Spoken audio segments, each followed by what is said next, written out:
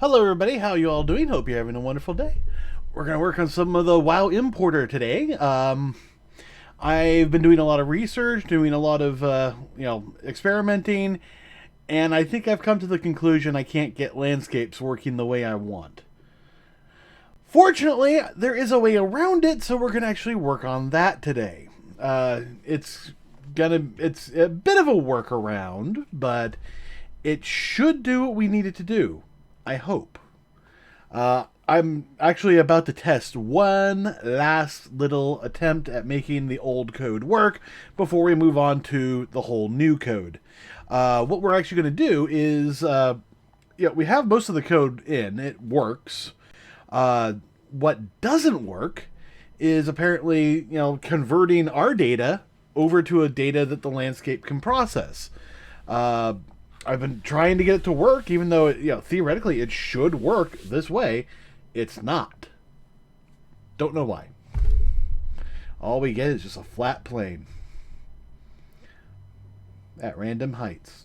It's crazy. I have no idea what's going on. It's almost like the first value is being used, and it's being used for all of the height values, and that makes no sense to me. So what we're going to do instead is we're going to generate a 16-bit height map as a texture, and then apply that to landscapes, because apparently that's a lot easier. That's my plan, at least. Hopefully it works. I don't know. I've never made a 16-bit texture inside Unreal Engine yet, so fortunately, we've done some of that work already by getting some of that. Doing a lot of our texture importing work. So, and this is actually going to be very useful and helpful in the near future too, as we're going to probably need something that some code for that imported and ready to go for when we do our generated landscapes textures. So that'll be something. All right, here we go. Let's get to this. So this is my last attempt at getting this the old code to work. I did some tweaks. We're going to see if this works. Probably not. It's probably just going to be the same disappointment. If it doesn't crash. Although it shouldn't. Flat plane or height of any kind. Could really use some height. Nope, just a flat plane. Wait, what? Okay, we're definitely getting some zero raw values, some big heights, some little heights.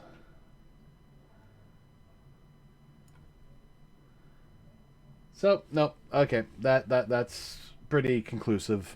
It did not work. Alrighty, so the things that we know work basically is we know we're going to need some of this landscape setup. We know we're going to need all of this code, which is going to basically interpolate the old height map into our new texture image. What we need to do though is we need to change this interpolated height, or maybe we should keep interpolated height, but then we then, rather than try to convert that over to using all this code to something that's a little bit more landscape friendly, is create a 16-bit height map. And actually, I need music. I forgot to get music ready. There we go. So yeah. Alright, the resampling of the data should work.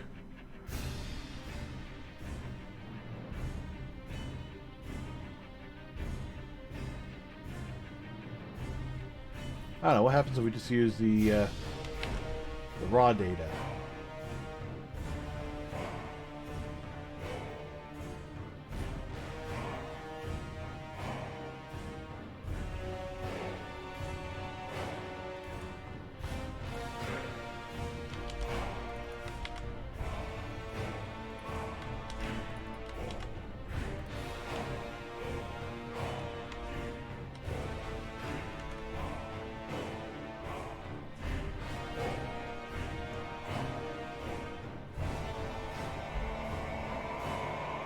I mean, you know, could be that, could be that, could be a number of different things. But, I don't know, maybe this will work, maybe it won't.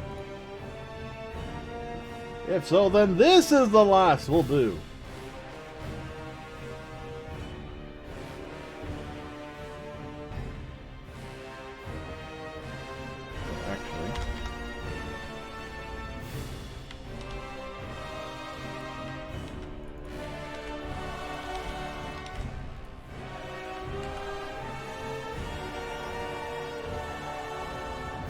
Now build.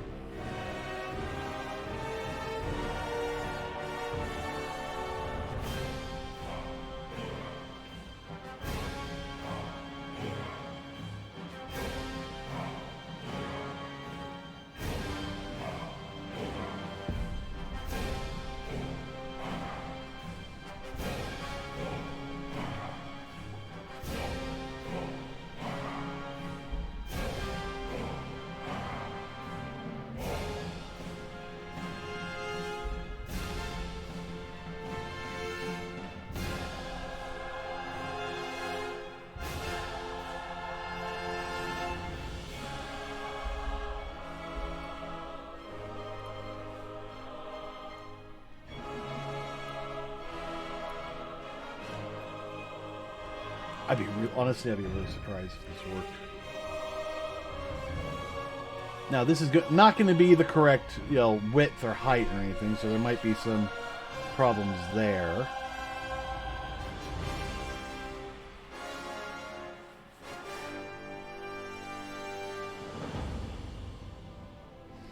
This could crash because it's, you know, some of the values aren't the right size.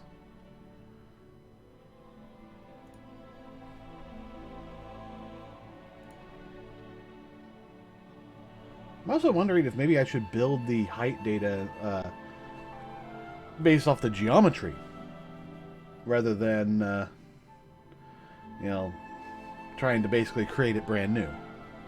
No, I had a feeling it would crash. Where did it crash? 353, huh? Okay, that means it crashed actually right here. So all this data was incorrect. So, alright. That's too bad.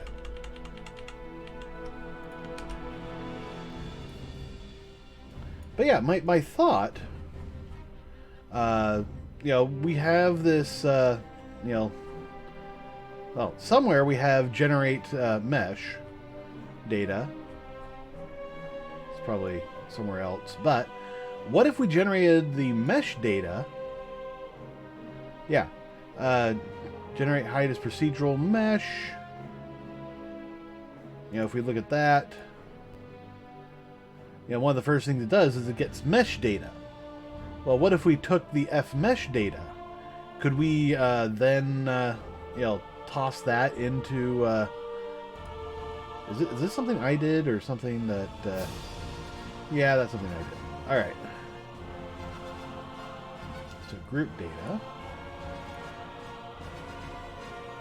Oh.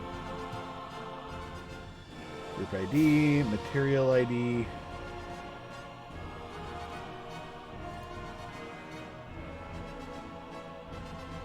has the vertices, the triangles, the UVs.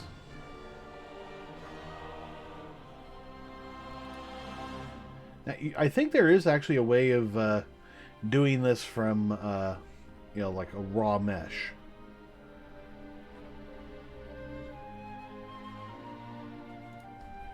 So, landscape. Give it a moment to actually figure out what I'm trying to do.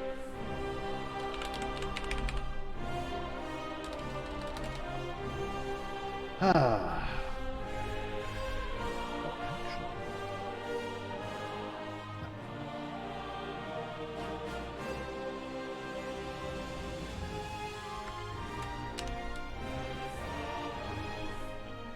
All right. Import. Import the height width data into this landscape. That's what I'm trying to do.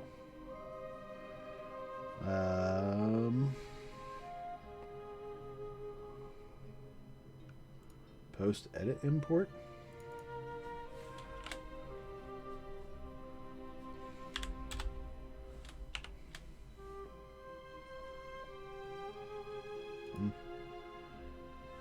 Post edit change. Oh, you know what? What if we did a post edit import right here?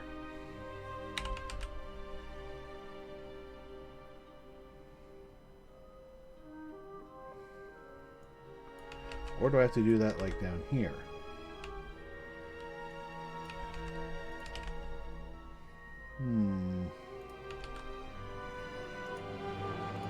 Let's do a peek.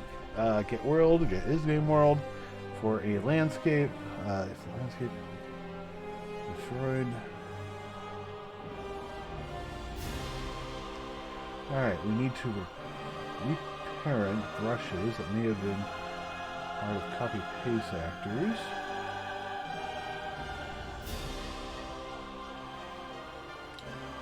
Some edit liners. Okay. You know, we should probably take a look at some of this stuff. Post actor, you know, include grid. Post register all components.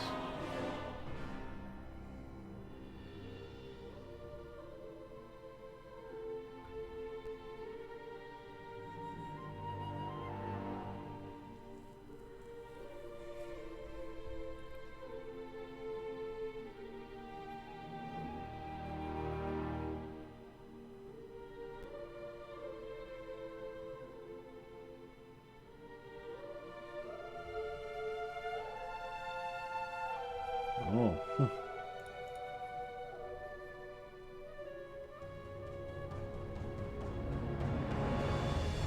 Post edit import.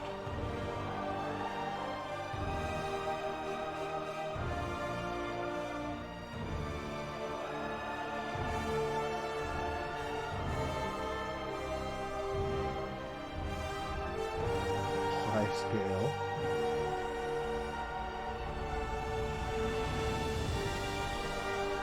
Okay, these are proxies.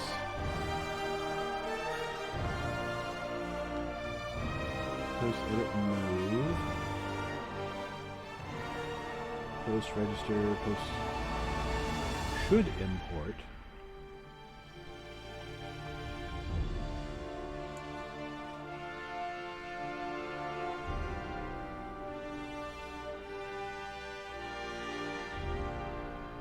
I think I actually do need that. Question is...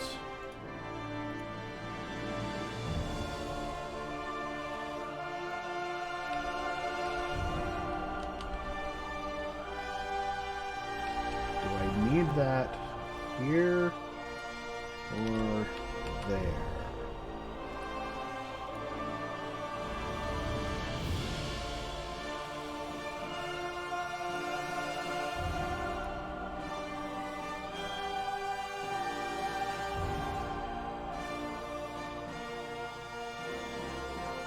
Or do I put this up here?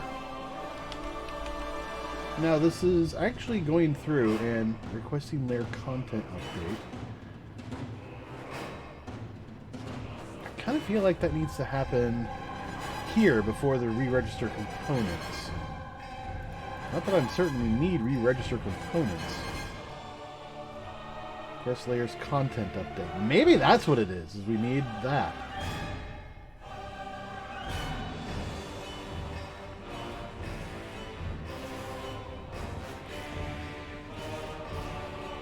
Post edit change.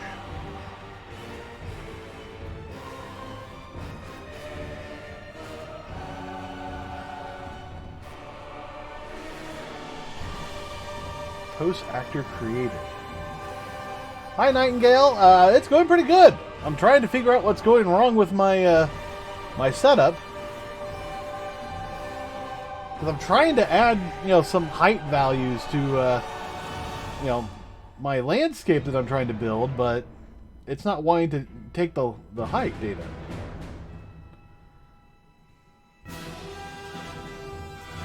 Alright, what about this?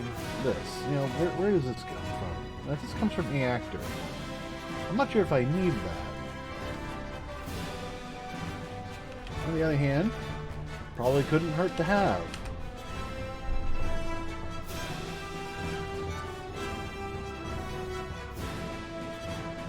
Let's see if this works. I doubt it, but you never know.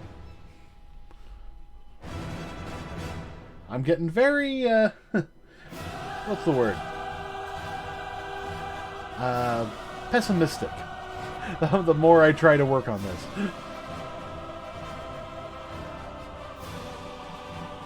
Oh, it's actually coming along pretty well. What I'm trying to do right now is I'm trying to take the raw height map data from an ADT file, which does all the landscape work, and I'm trying to transform it into an actual Unreal Engine landscape. I'm having some problems with it because, for some reason, it won't take the height data. But if I'm doing it as a procedural mesh, it works perfectly, which I can then turn into a static mesh. WMOs are basically done. I think there's like a couple of things I need to do with that, but...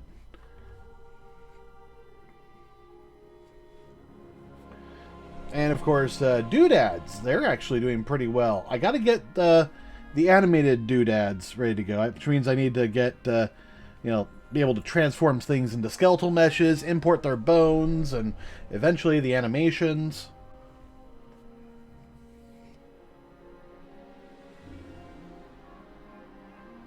Basically, yeah. I mean, here, you know, this is Goldshire, basically. You know, I even have lights in here. But the nice part is I can actually... Oh, looks like I need to rotate things around, too. At least on one axis. But, you know, I can take this and I can say, well, okay, it's a doodad set of 2. What if I want it to be a doodad set of 1? Or, you know, no doodads. I think there's only... No, alright.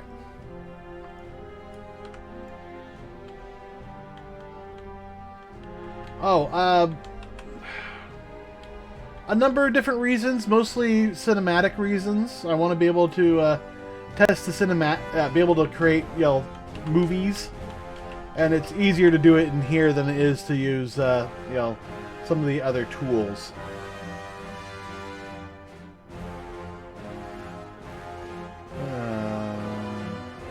Yeah, no, that didn't work. All right. This is the problem. The landscape's coming in flat. It should be coming in and looking like that. So, all that should have this kind of look to it. Maybe without the water.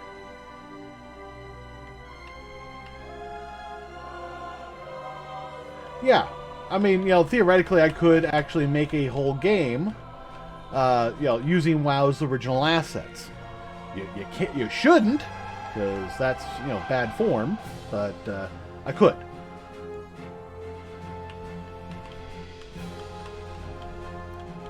It's bad form, it's against the terms of service, you know, a number of different reasons.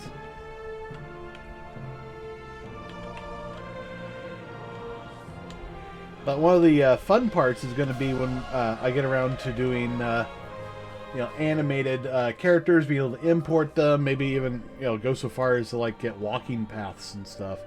I'd love to be able to just say, okay, I click on one file, or one little thing in here, and change the season to Halloween or Christmas or something, and just everything gets updated.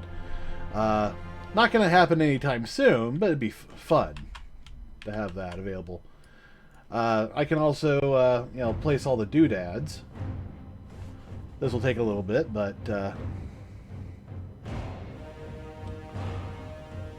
yeah, I'm working on trying to get the landscape stuff to look like this. I've got the original data for this, as you can obviously see. I'm trying to import the whole world. I mean, you know, using you know, procedural meshes, I could generate the entire landscape for an entire continent that doesn't mean, however, that I can, you know, I can make everything work, because how the landscape system does the materials is really tricky. Oh, yeah, I did have a lot more, but I'm trying to keep things minimal while I work on certain aspects, like, trying to make it done with a landscape. Uh, if I look at how ADTs work versus how, like, a landscape works, landscapes are actually a lot closer to that than it would be like with a static mesh or something.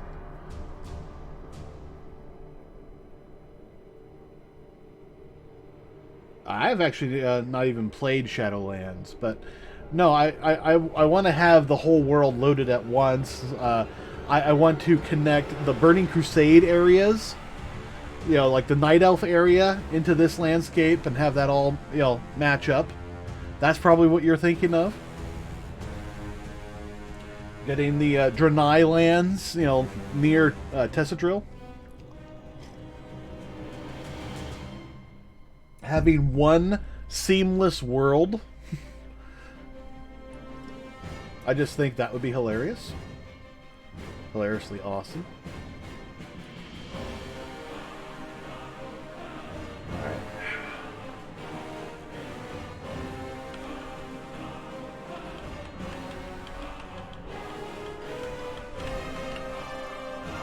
So it looks like one of the materials needs to be wheat. Oh, that's right. Let's see. Is that an actual material I need to do? I do know that I need to come into the day and night stuff. Yeah, they aren't. At least not the Burning Crusade stuff. That's actually on a separate, landscape continent kind of thing. Oh, did they actually fix that?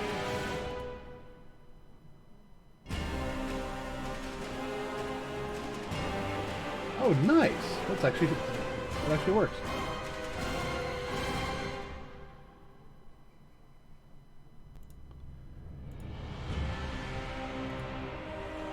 Translucent, day and night. Two-sided. Any mode needs to be set to translucent. Set mass, set back to translucent. Save. Got to work on that one.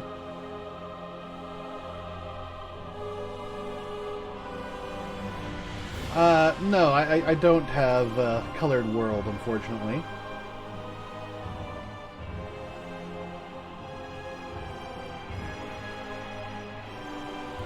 Okay, so that works.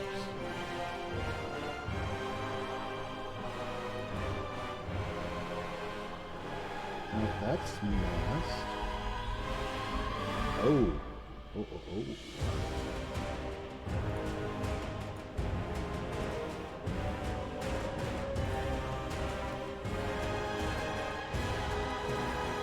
Okay, what's going on with this bush?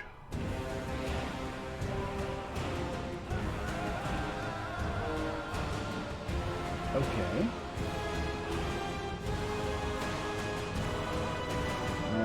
Standard mast.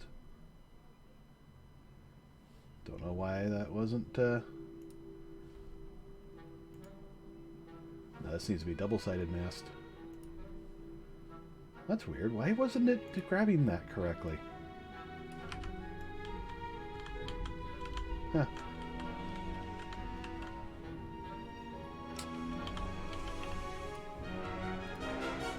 So let's see. Lighting only. That's not bad. Detailed lighting. Lumen overview. Oh, come on. I know Lumen's working. Are you being a jerk? No, that's that. I need to do the project. I think I may have not updated the project for 5.1. Alright, Windows. Oh, no. That's set to that. So...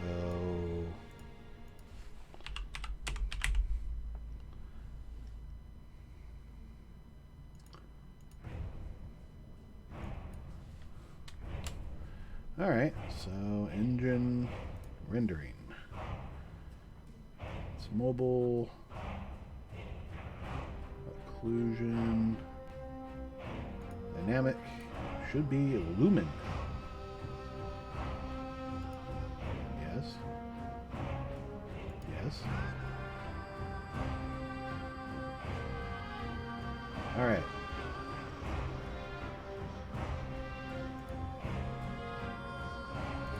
Details fine. Shadow maps.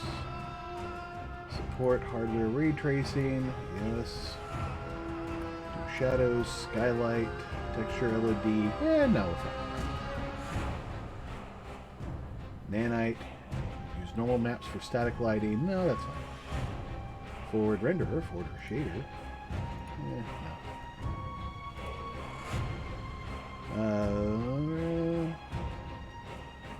Either configure. Okay. Oh, I guess I gotta restart. Don't save. Didn't want to save any of that either.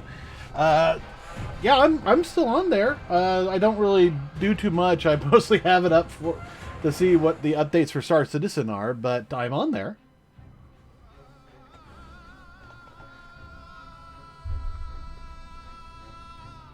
It's just, you know, it's kind of it's not as active. I think I have like 5 people on there. In fact, let me take a quick look. Yeah, there's like 6 people. Plus me. So.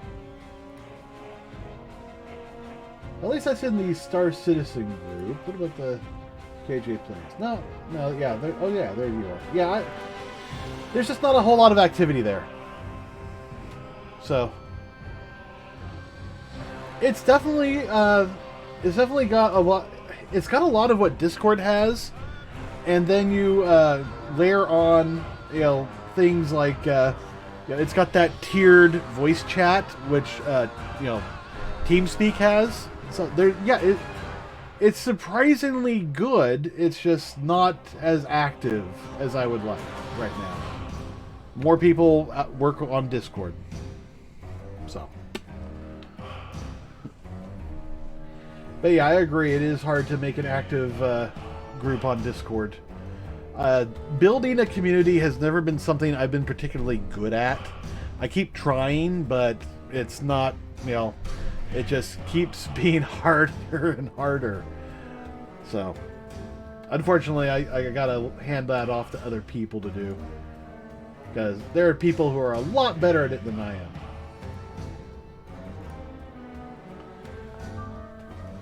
Yeah,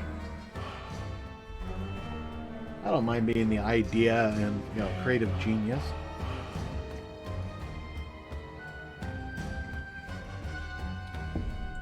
And if people come talk to me, I talk to them. It's not an issue there. It's just, you know.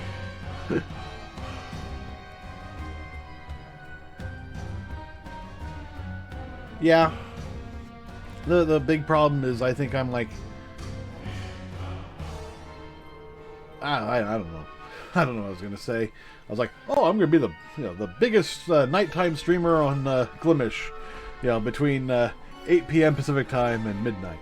And the more I think about it, it's actually true, and I have almost nobody here.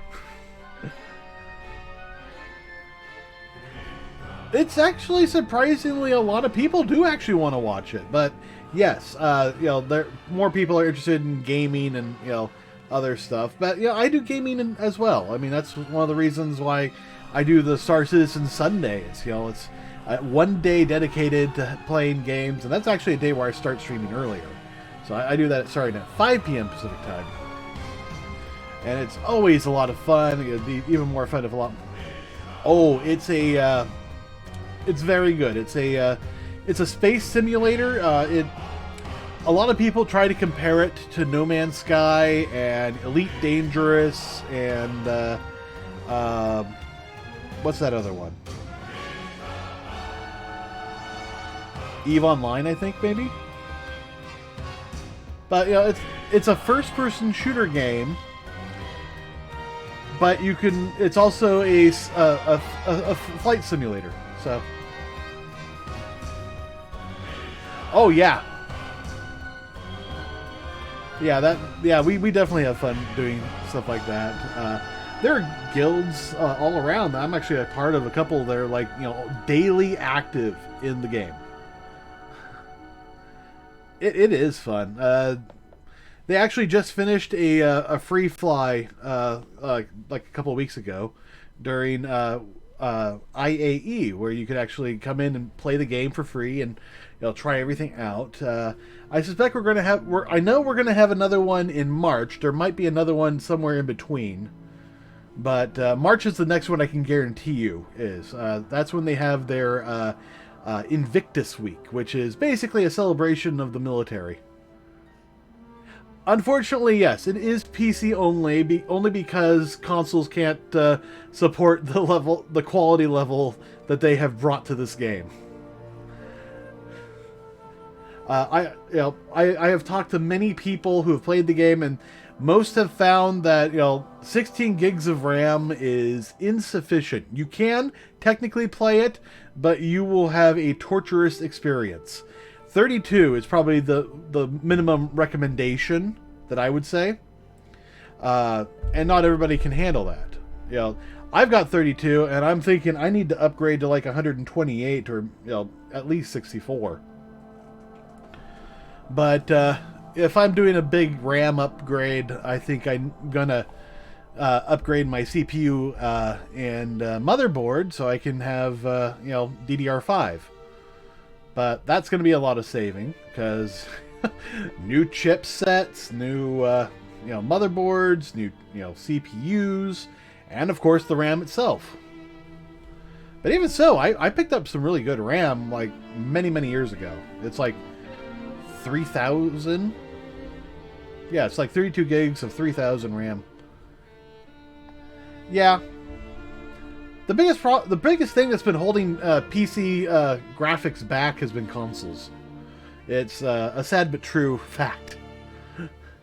Because consoles, only can do so much, and of course, developers only want to develop the game once, and unfortunately, consoles, they got to downgrade their graphics. That's why whenever you see the initial game trailer, it's always amazing and beautiful and everything. And then when they actually release, it looks way worse. It's because they had to downgrade the intended graphics level so it could actually run on consoles at like a constant frame rate. Yeah, there are concerns about that. Some people have problems with it, some people don't. I've been using PC since 96, 94 maybe? No, 94-ish. That's about when my dad got his first PC.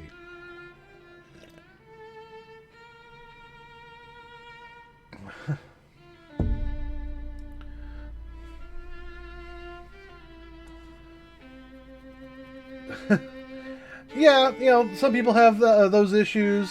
Some people just know what the settings are, and others just have a system so overly powered that they can just go. But, that's also one of the benefits of having a PC version of the game, because you can fiddle with it to get to do what you want to do. Do you want to look better, or do you want higher frame rates? That's all things that people need to figure out, and, then they can adjust their settings as needed.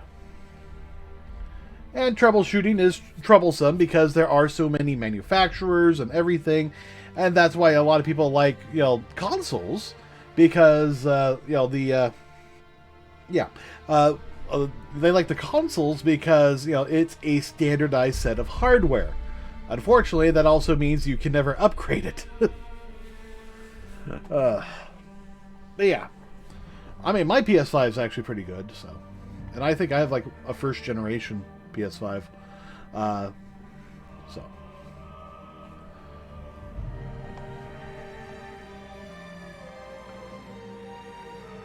Now, that's an interesting consideration. A lot of people, would be upset with that because, oh, I'm not going to pay that much. Well, then you can buy the lower tier one. That's about $500, $600. Or if you can't afford that, you can go for the even lower tiered one. That's about $300.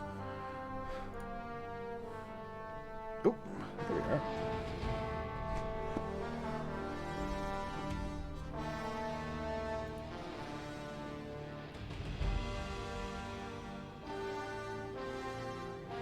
Alright, it's got to load up.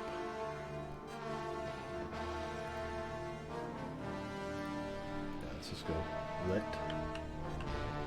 Oh man, this thing's lit!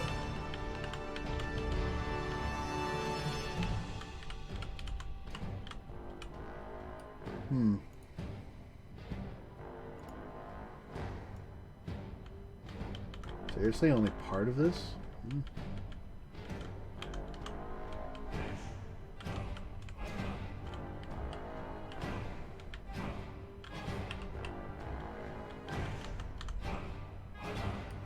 Okay, so clearly some of these settings need to be adjusted.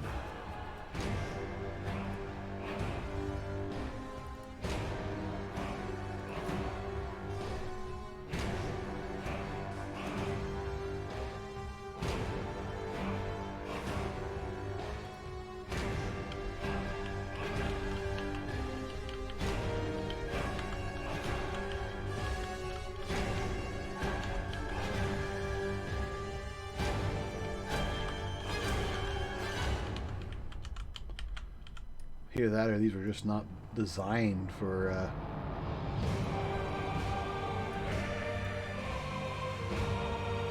alright,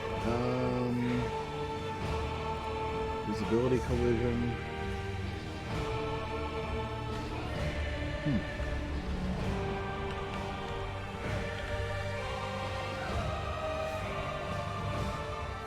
Yeah. Well, a lot of games actually need that because you know, when they were originally designed, you know, there was a big question on whether or not you could actually get things to you know, get to a high enough setup. Because you know. Yeah, I think it should be locked, you know, max to your what's it? Your monitor.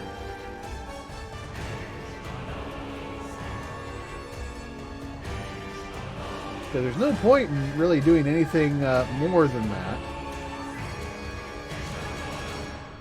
But, you know, especially with the older games, you know, there was a question on whether or not you know, the monitor could even display things that fast. So they just literally had the whole thing unlocked because it was just easier to deal with. Okay, so what's going on here? We got the exterior.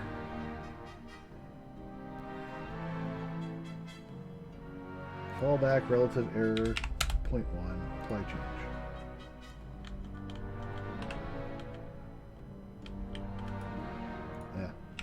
Just one.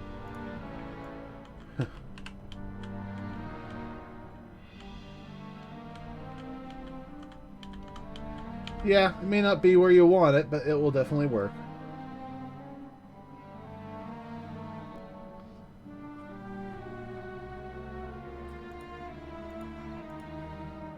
Okay.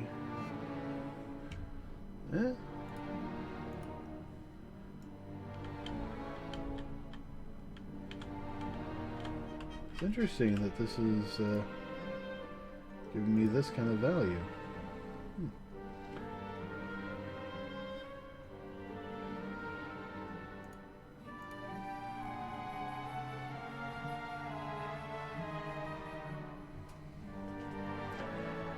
I'm kind of getting off my topic here of trying to get the landscapes working. I'm just curious on why it's giving me all this information. Alright. Viewport. Let's go in here. So, this. Duskwood bookshelf.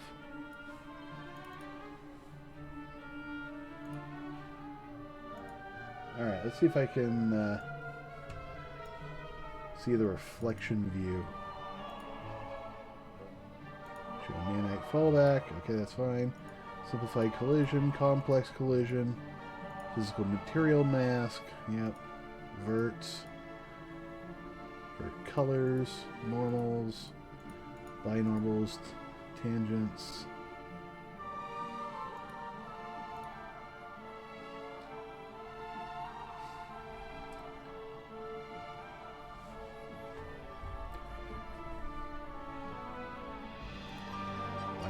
complexity.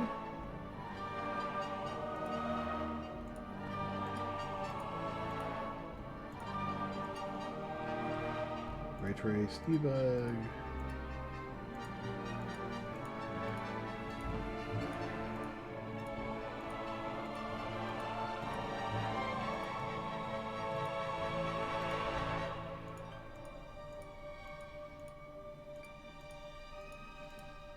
Interesting, okay.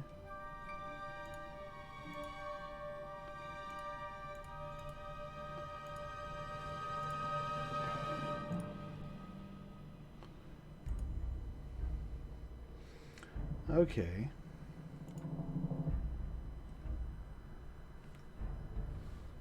So let's see. There is a setting, if I can remember what it is.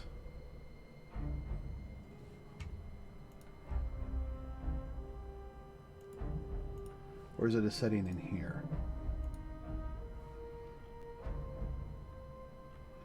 Physics, collision, lighting, light mass, advanced.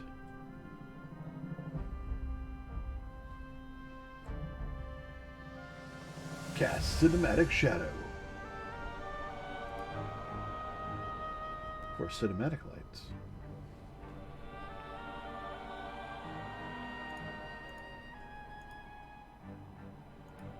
Let's see, we got instances.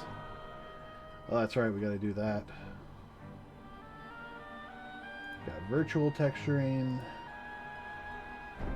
events, ray tracing.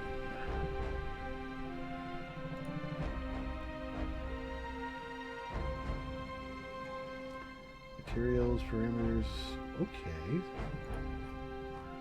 So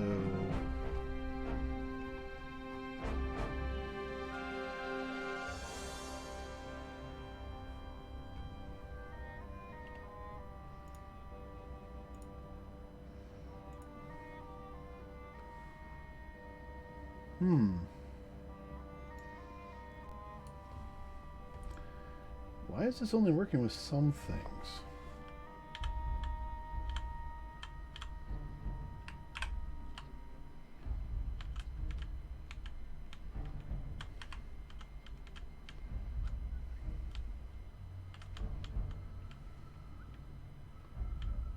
Yeah, it's only working with some things, and that's weird.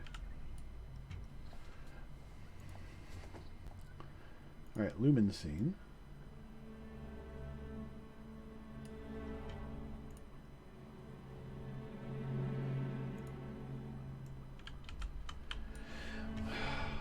Okay, this is actually something I want to look up now.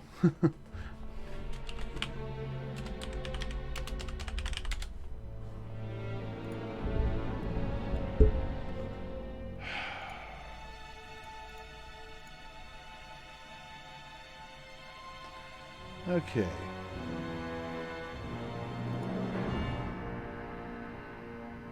Alright, cards can be visualized with the console command.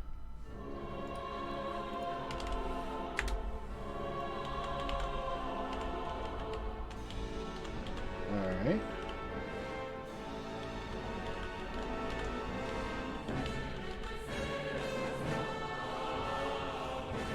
By default, Lumen only places 12 cards on a mesh, but you can increase that amount in the build settings. Ah. Okay, so if I come in here... Oh, everything else minimized. Okay, so... come in here. LOD 0.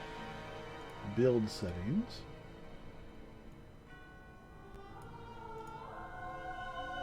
If I hit 32, what does it do?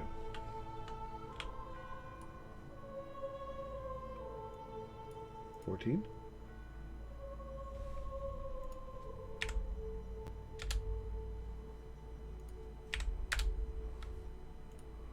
Let's do unlit.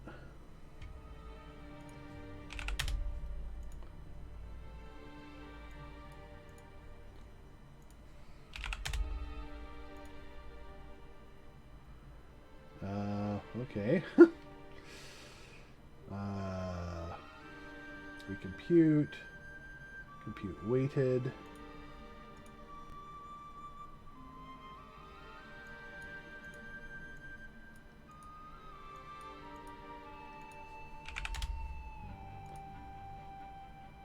Difference between render bounds and mesh. Significant. Yes. I recognize that.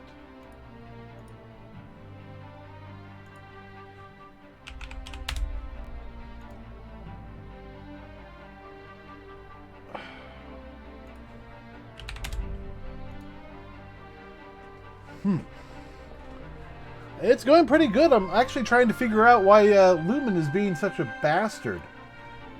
Oh, you know what? Might be it's this.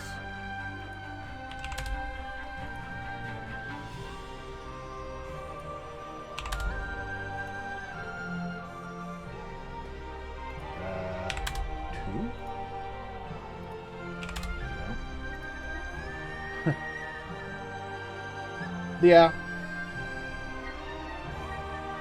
Areas that don't have coverage are pink, the surface cache.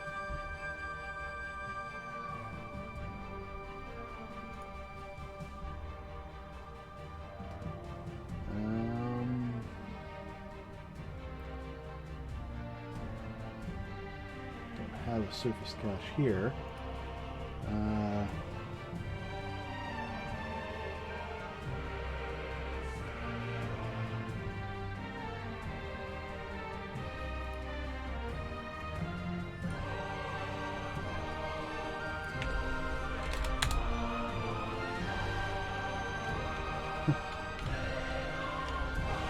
Yeah, for some reason my scene doesn't have enough lumen settings.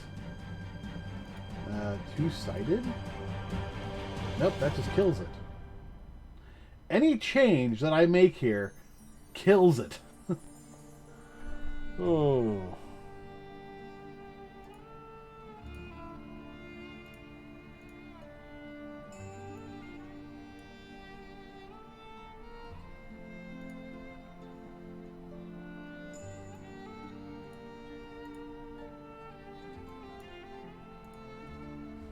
Yeah, literally any change. Reverse index buffer. 32 cards. Replaced with an Abbey shelf.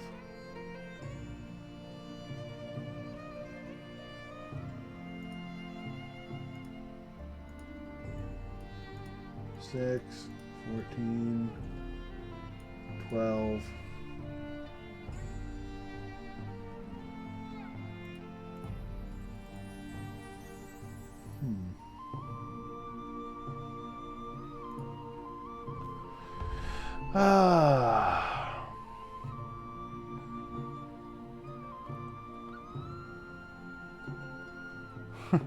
Materials art view. Okay. Screen tracing.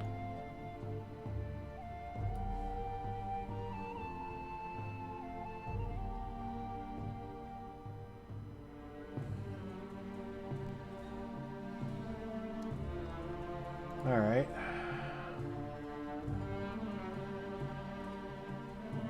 Show all.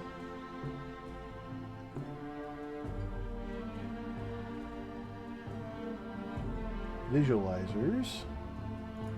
LED. Nope, just normal.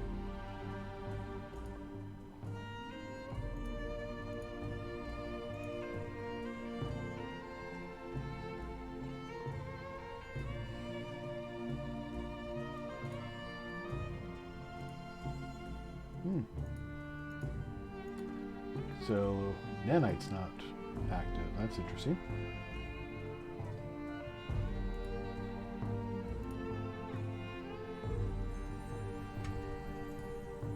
I mean, this is how it's supposed to be looking anyways. Yeah, this is, you know.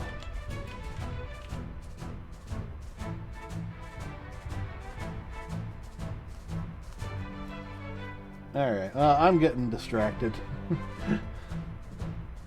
Do I want to fix that? Yeah, I kind of do, but at the same time, it's not something that I absolutely need to have fixed. What I need to have fixed is this gosh darn landscape.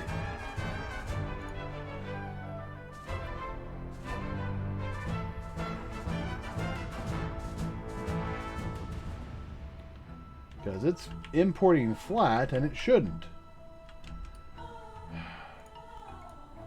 When I import it, it should look like that.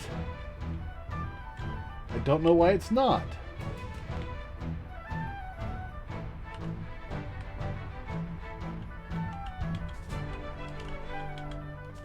Yeah, at that point, should literally be right there.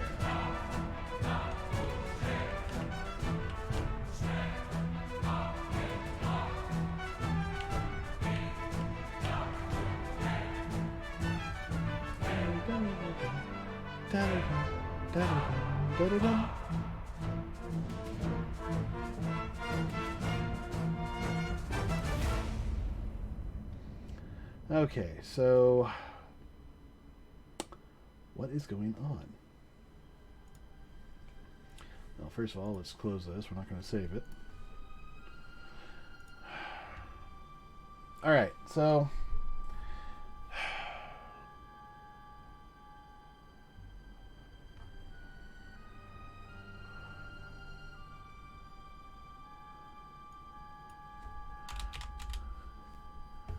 all right, let's just do this.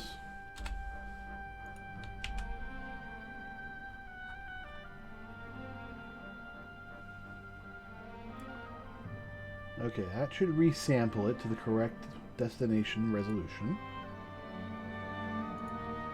And we have the source resolution. So this resampled data should be correct. It'd be nice if I could save it out to something. And, you know, maybe make it an image. I probably could.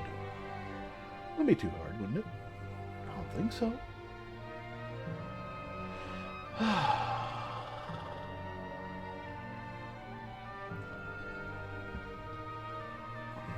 For the most part, I know that the state is right. Why it's not getting into the correct offsets, I don't know. Maybe I've just got some of this offset math right, and that's perfectly acceptable and likely, but I don't know. I've been double checking this, and it looks right to me.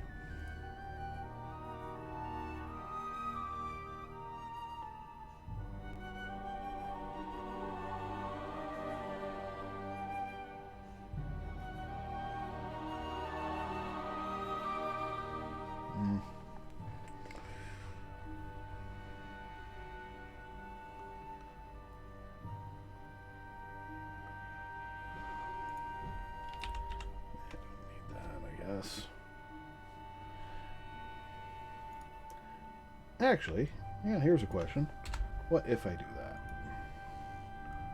And then, at least for a moment,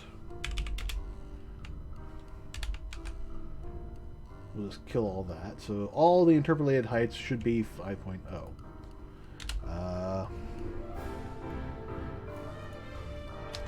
Double rand val rand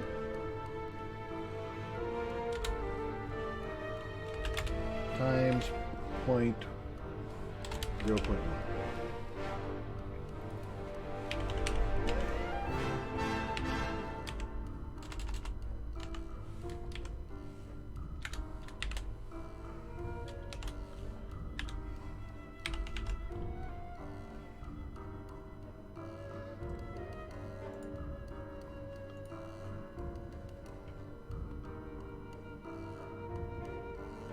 Okay, yeah. Random value f random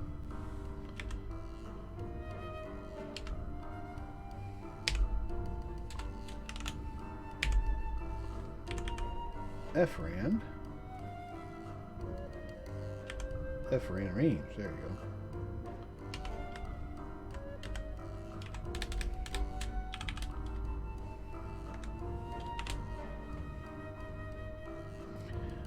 let's say negative 0.2, 0.2.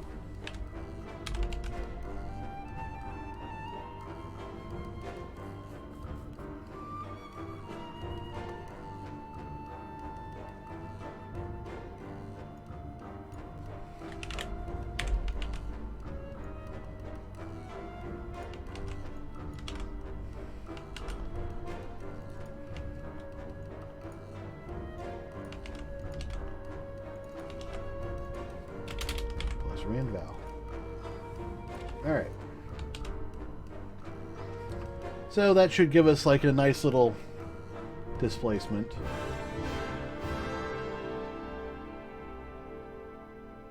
And that should get resized and resampled. And then it'll rescale to the max height. Set the Z value so it should, theoretically at least, work correctly.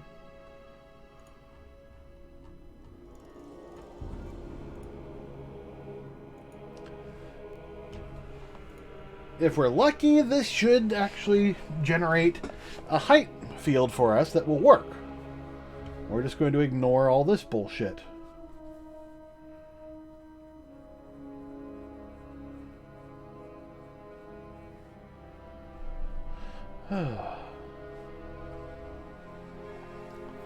At the very least, we can test to see if this height data works at all.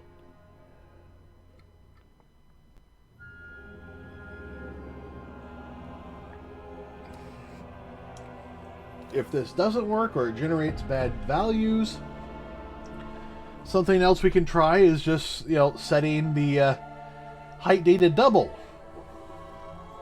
Basically just move this down to, run through height data double instead.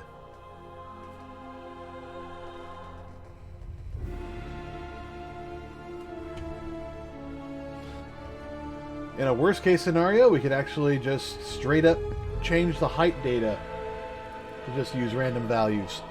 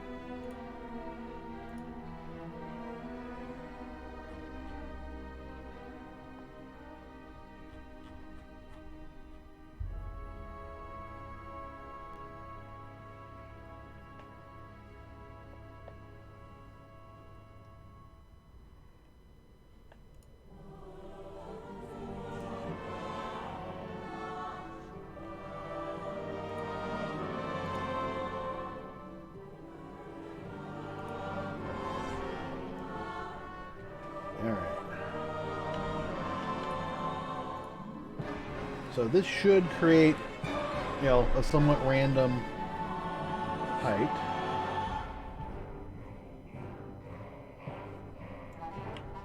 Oh, is this?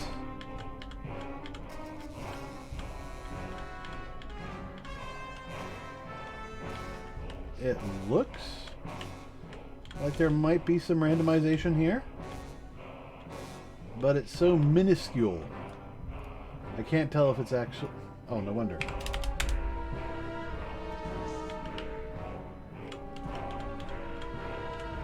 No. And let's see. Okay.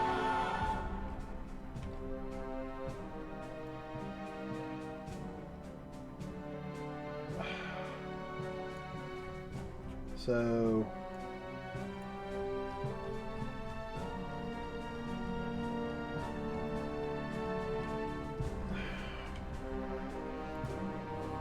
for some reason, this is outputting all the same value.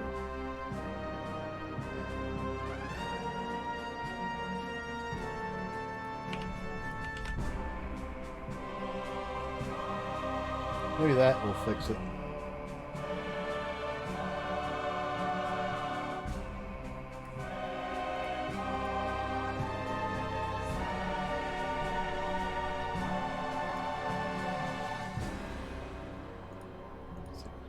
that's disabled.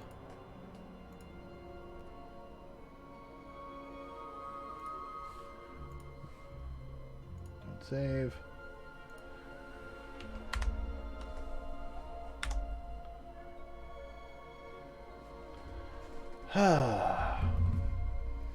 Okay, let's see. Thin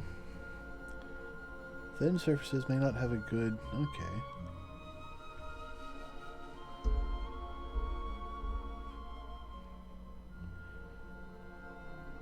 Oh, okay.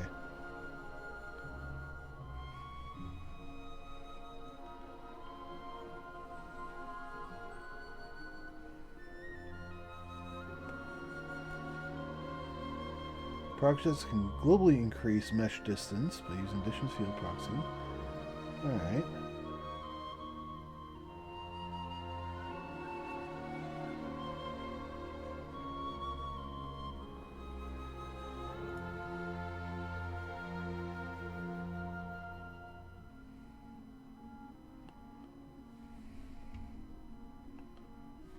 Alright.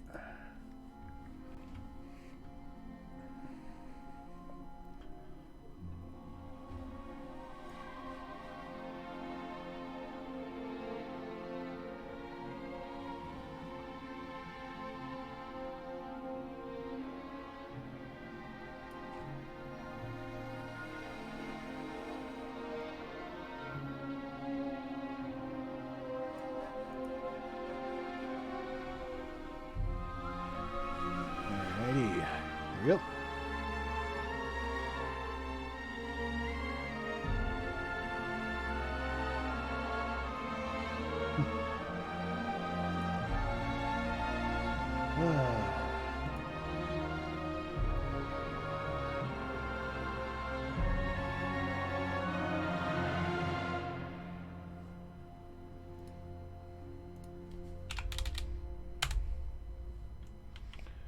Nope.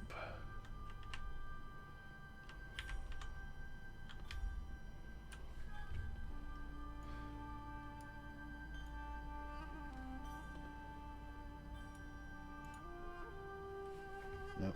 Wrong button. Didn't mean nope. Close that. Alright. So probably what I need to do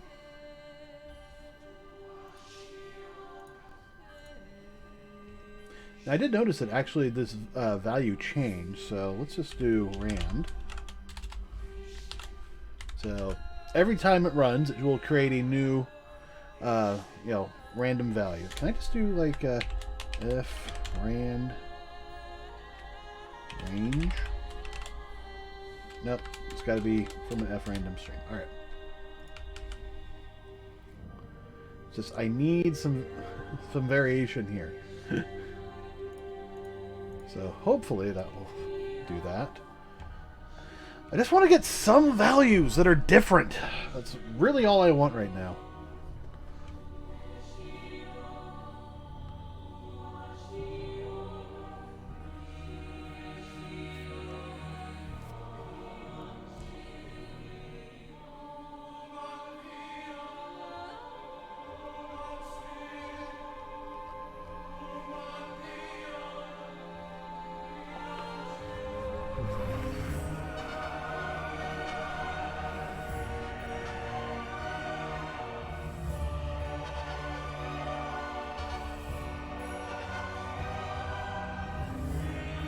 Come on.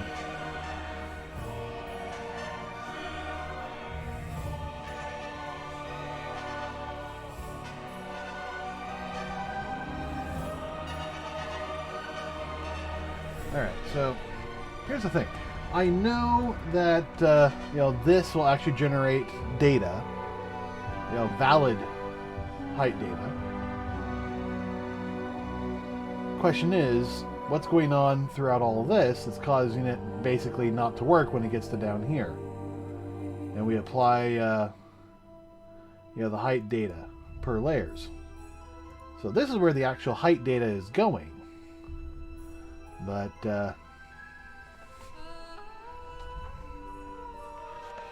why does that look awfully bright? I don't know.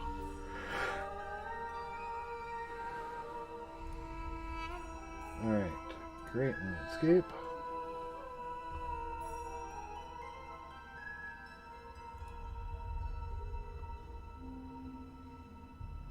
Hey, it actually does have value.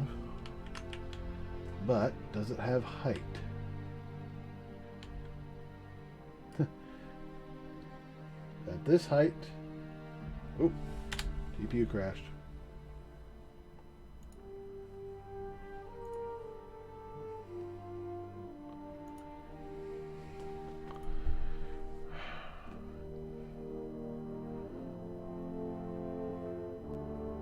Alright, so... height data per layers. There's the height data.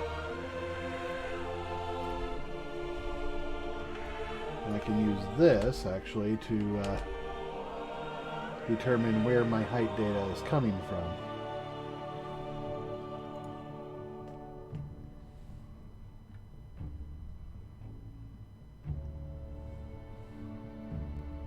Or what the output value will be. It's not going to happen with this next round, but with this round, but at least it will should work.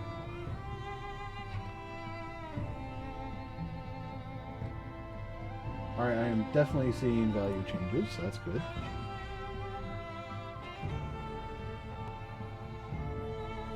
Oh, wow. It's just getting a GPU crash, like every time I build this.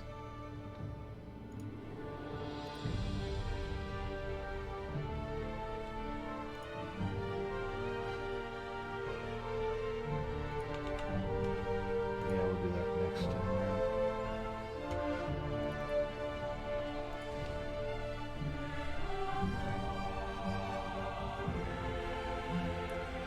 So here it's getting the range clamp.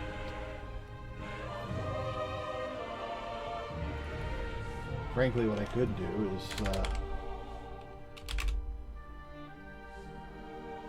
equals what is it?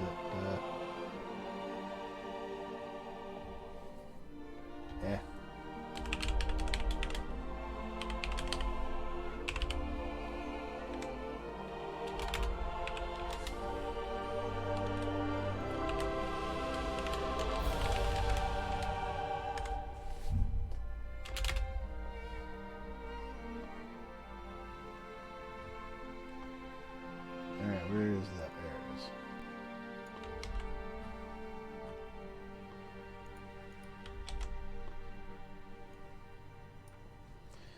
16,384 minus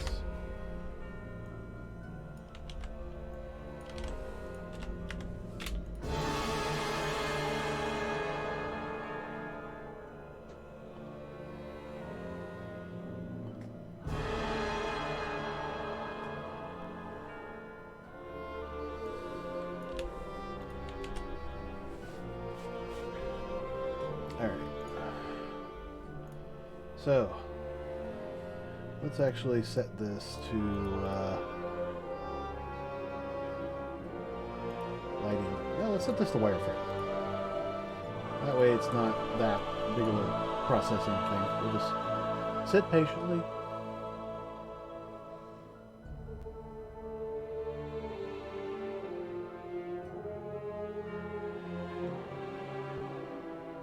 Crashed again.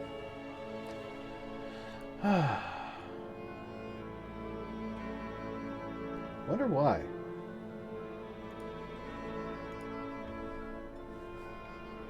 Alright. Actually, no, I don't want all that spam.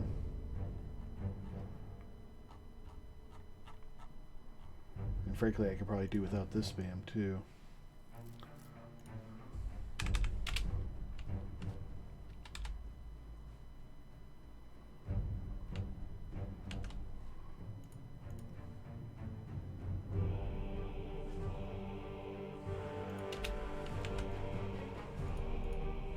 Alright, so where before we were doing some, interesting, bullshit here.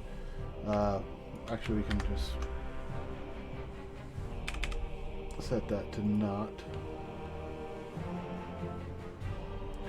So now we're basically doing the same thing down here, but we're doing it with the values directly.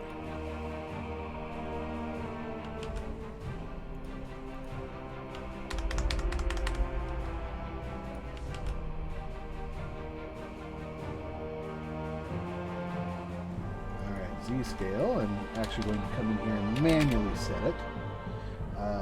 Let's just say 100%.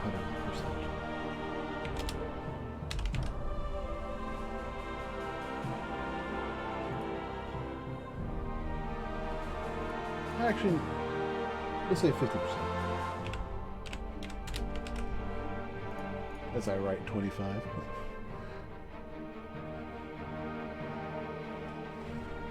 That's still going to be really good.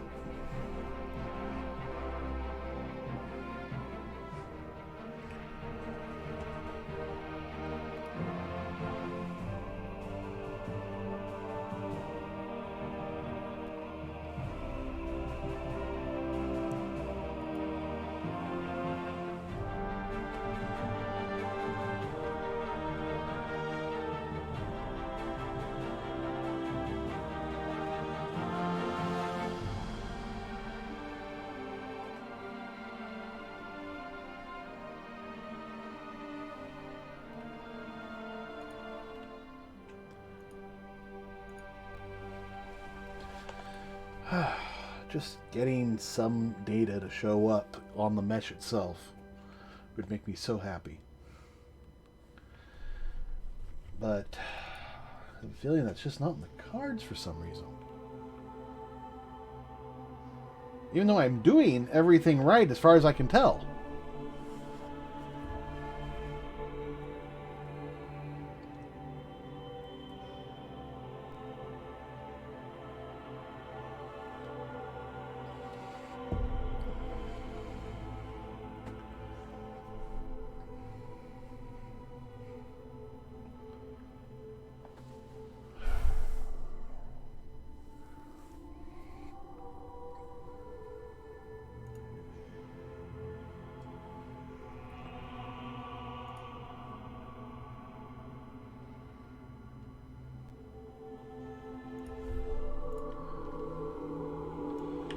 That's at 25, but still getting that height map value. That no height map value.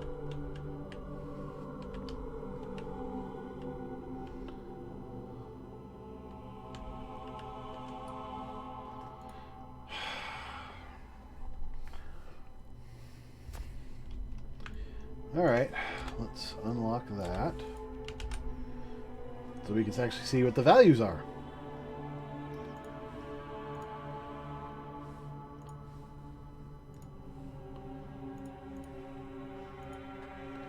Because clearly something's not working.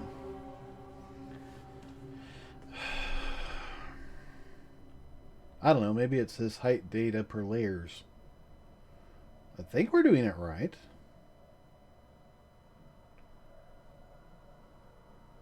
T-array of unit, yeah.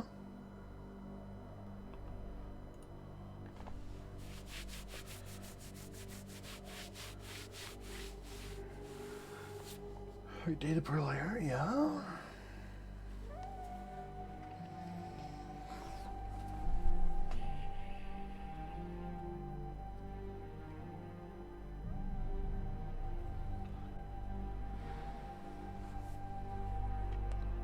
What's this?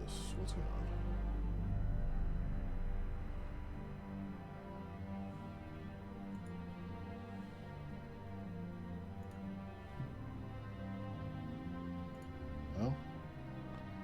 That launched.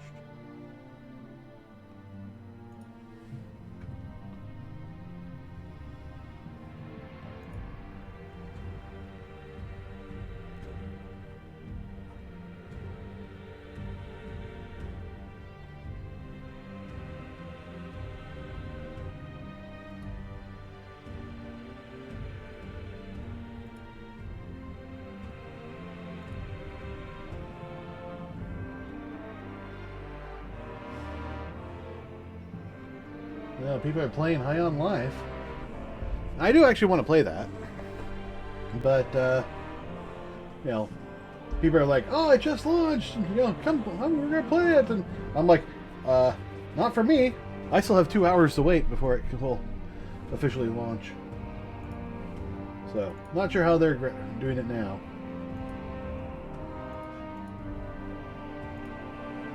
Besides, I kind of want to work on this. Although a game like that actually sounds like exactly what I want to play right now.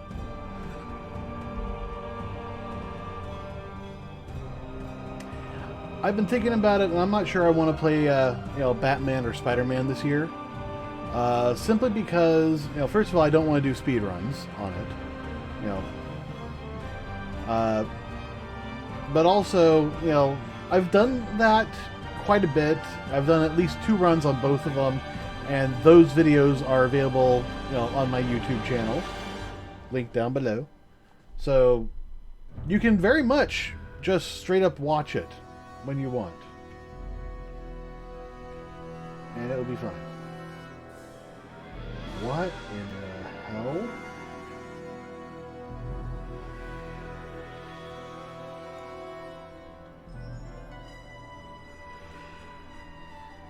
Okay, there's definitely something wrong here. It is. Yeah, I've done that a lot, and no, not anymore. Too much trouble for me. Alright, let's comment this out. Now, height data.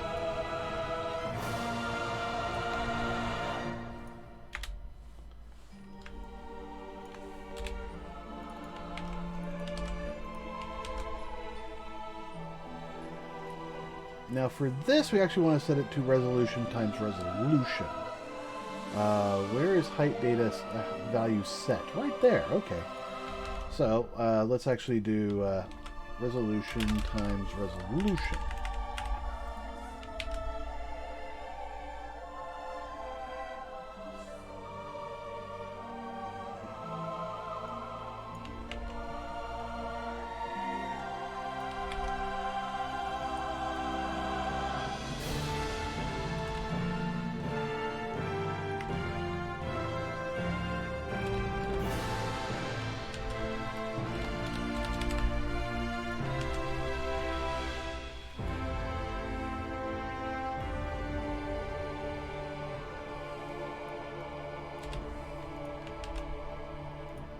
All right.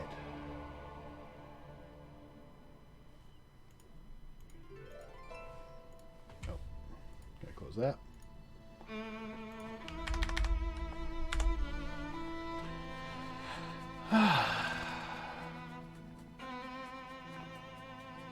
I don't know. Maybe we'll do a grab the height data from this height data.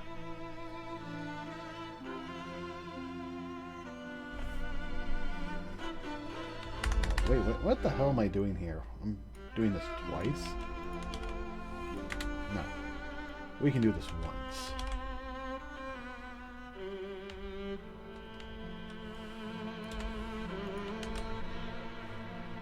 Alright.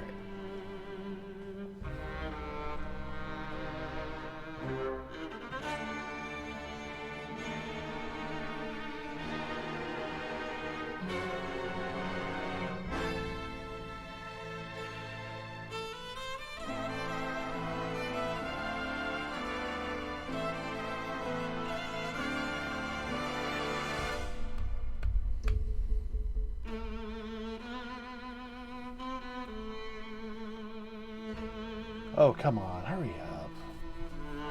Maybe I need to get a better CPU, but, my processor's already basically end of life. So any upgrade I get, I'd basically be taking the 5800X straight to the 5800XD, or X3D. Helps with gaming, but I'm not sure if that would help so much with processing like this, but you never know. Also feels like, why would I waste my money and time on that when the new chips are about to come out? Probably because you don't have the money for the rest of it. Shut up. I was saying I need a new RAM anyways. Apparently they're making a what was it, a 7950 XD X3D for AMD, and that sounds interesting. I mean, it's supposed to basically be 16 cores, 32 threads, massive improvement over the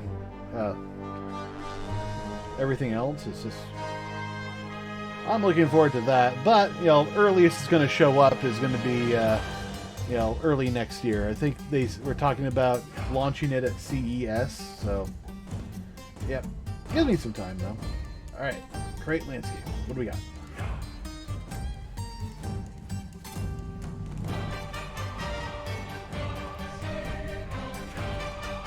Not a crash. I'm hoping that's not happening.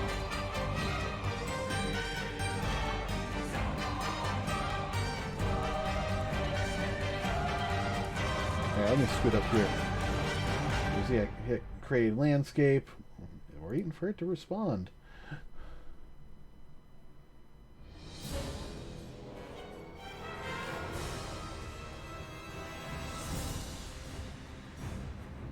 I mean, in theory at least, this should work. I mean, we add to the height value, and then we grab that height value.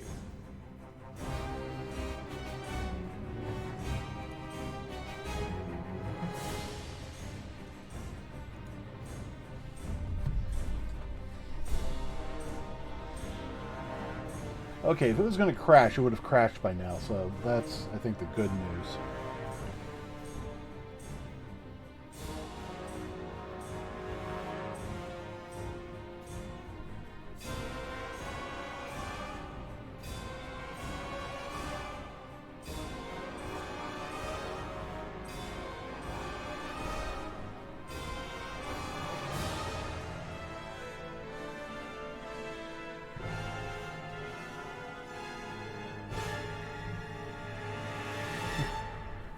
Render errors in my log file over here.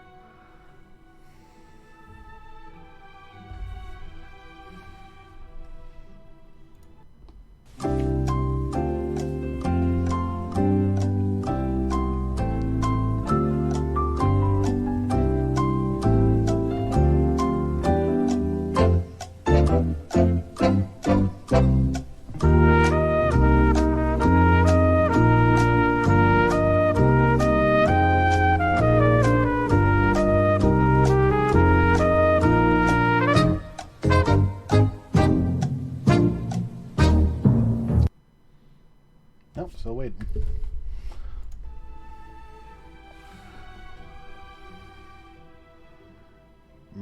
Wondering if I should just kill this and try again.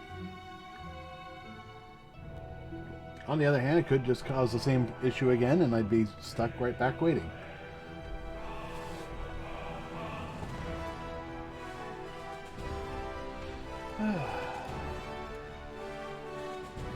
Alright, Task Manager, what do you have to say for this?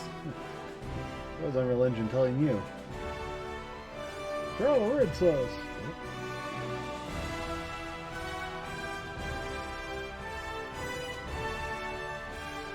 It's telling me that I'm almost out of RAM. That's what it's telling me.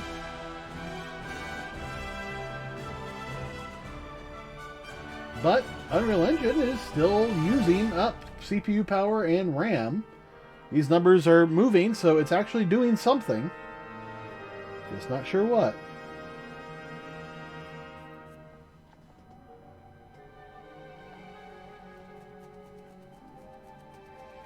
It also says it's not responding, so...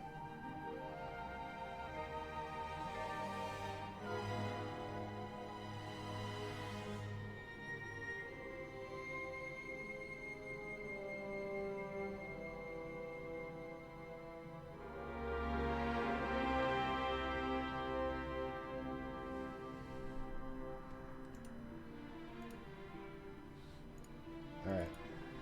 Killed it. Start it back up again.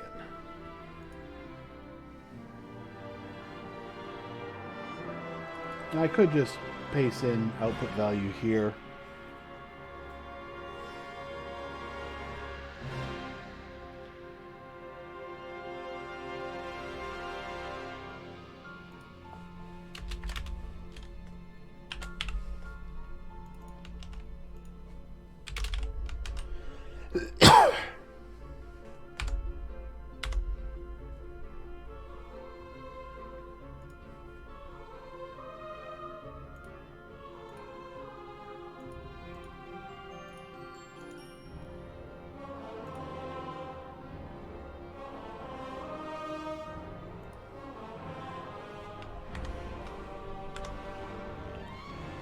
Come on. I don't need a break in there. That's not going to help anything.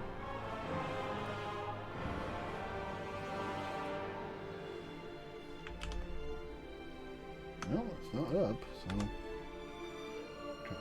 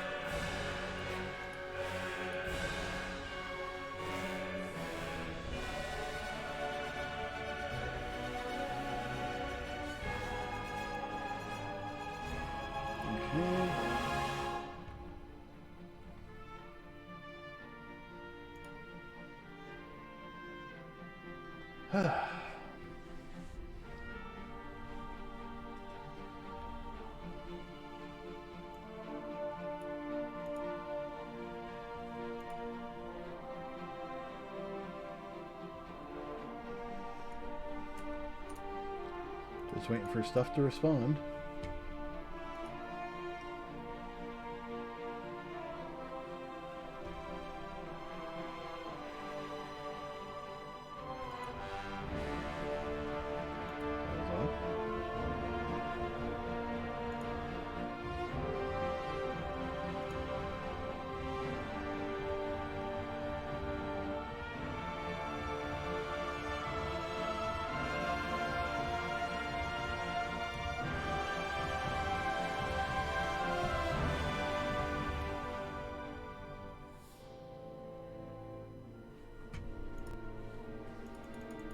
Come on. I have to kill you too. Alright, I guess I'm killing that too.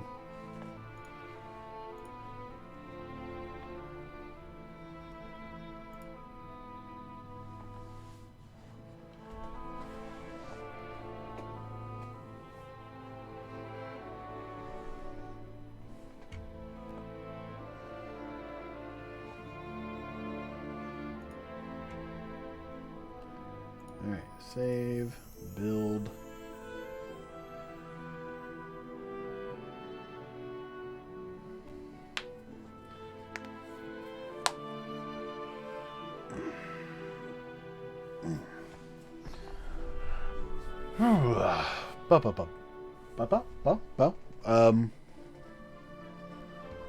Okay, my local mic is not working. What the hell?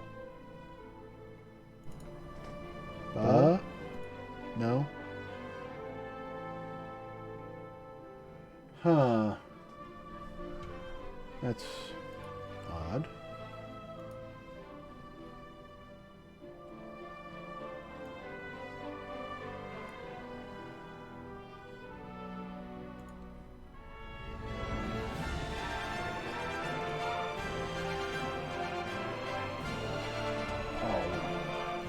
There.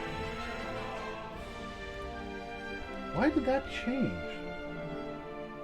I don't think I changed anything there. That's really weird.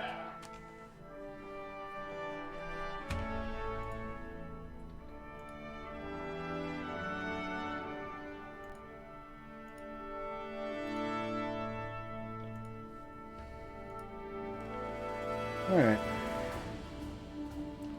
Hopefully that won't be an issue anymore.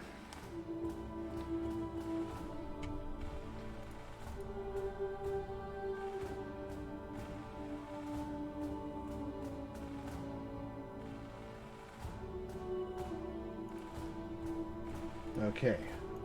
That's built.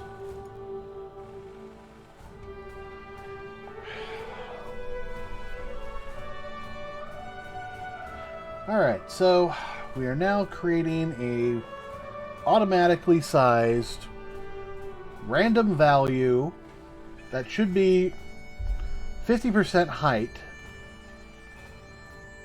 plus or minus a quarter of that height.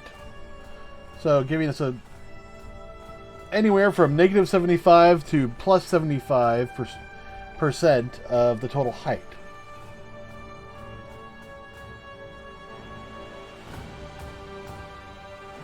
If I have my math right.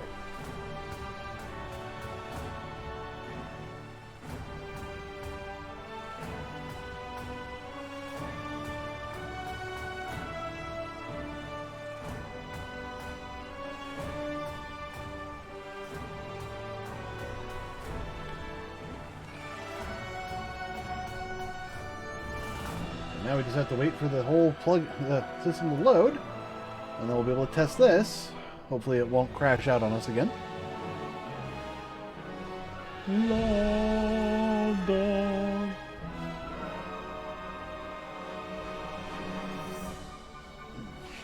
Yeah, for the people who have been wondering what my end goal for this plugin is to create a 100% accurate nanited version of World of Warcraft. That means, if I can build this basically with the same setup as World of Warcraft, I can go in there and slowly change every single model piece, like the overhead lighting setup that you have in the middle of every tavern. If I create one high-res, super high-res model for that, and then replace it every time that instance shows up in the world, it should update. At least that's the goal.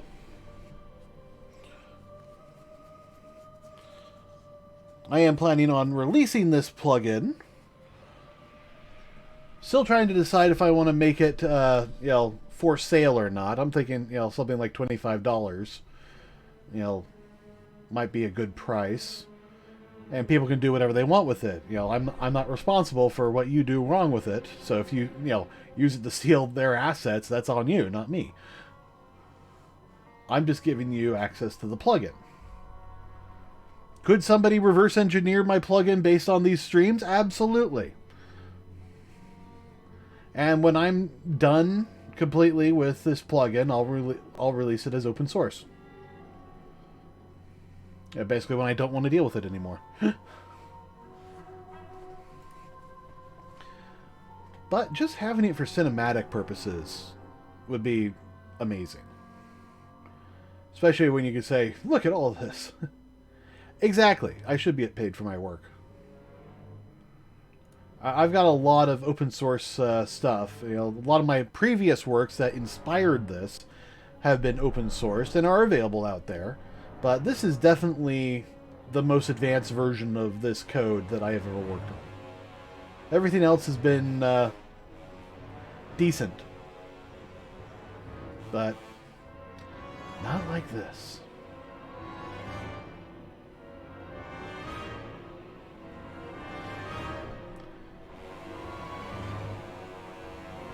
Eventually, every single model, every single mesh is going to have its own blueprint. So, people can make all sorts of changes. Being able to change stuff is the end goal. It's, get this imported and get it so you can change it how you want. While still, being able to maintain how it looked originally. So that's one of the reasons why I really, really, really want to get this to work as a landscape. Because if I can get this landscape to actually work as a landscape, you can go in and paint up new versions. I want to create a complete version of the original landscape, pre-Cataclysm. But, a lot of that data never existed originally. So, it comes in as flat or, not. I mean, in many ways, I'm going to have to import the new Stormwind into the old landscape, but that's also built in with landscape and stuff. I gotta somehow merge all that, and then I have to create essentially from scratch the Park District, because in every version post Cataclysm, the Park District was destroyed. So, yeah. Yeah, it does sound complicated, but that's kind of my end goal. This is where I want to do it with it. And what I'm doing right now is writing the tools that will let me do it.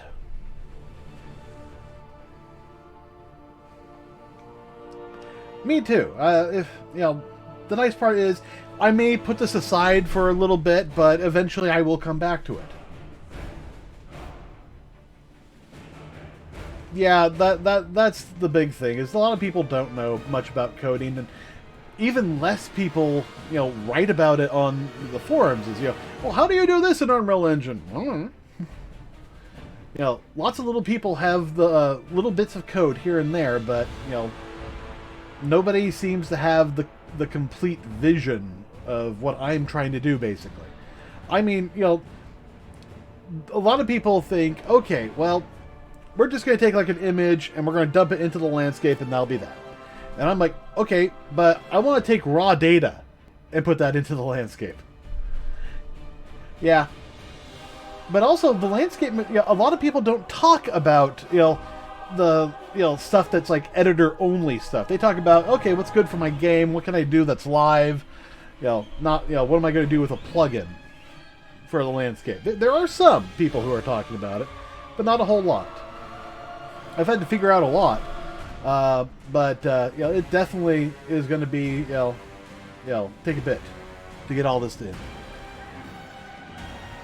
But the fact that I'm already here is fantastic. I mean, it's also trying to convert this information from the World of Warcraft setup into a more standardized form. I mean, here's something to keep in mind: the landscape for World of Warcraft uses 5 points, one on each corner and then one in the middle. No other landscape system uses that.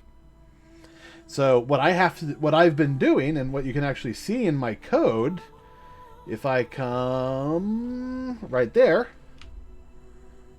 we are taking the 5 points and we are dropping them into basically a 9x9 grid. And I know, there. Yeah, this is, these are the, you got your top left, your top right, your center point, your bottom left, and your bottom right. So what I'm trying to do is I'm trying to drop those into I'm trying to drop them into a square, and then have the middle point. Now you can't exactly do middle points outside of like doing a triangle when you're trying to do a landscape, which expects you to just have a square. What I have to do is actually build a 9-point version. So I'm taking the I'm building a middle point for the here, here, here, and here, based on all the other data I have. Now, this is the absolute minimum data that I need in order to get this to scale up correctly. And as much as I want to consider, okay, how do I, get that center point to influence the points around it? I don't have to. Because what I can actually do is just, take the top and the bottom and figure out the middle point. At the far edge, it's not going to be influenced at all by the center point. Same with the top, the side, and the other sides, and the bottom. I don't have to worry about the middle point at all. Once I start scaling it up, however, if I'm trying to think of, okay, instead of doing, 3 points across, I'm doing 5 points across, that's also going to mean 5 points down, which means there's going to be, 8 new points that are right around the center. Then I have to worry about that. But the way I was trying to get it done is, I build up that 9-point grid, and then I use some resampling to resize it, so that it would basically interpolate that data out and actually make it work like a standard image. The problem is, for some reason, it's not working. I'm not even getting raw data to work. I'm still waiting on all this to load up. Let's see, how's alright, yeah, it's gone to non-responsive. It's still using up a ton of RAM. I'm just going to let this go. And I'm actually going to go take a quick bathroom break, and I'll be back, and hopefully we'll have a landscape here soon. So please stand by. Let's see, where's my button? There it is.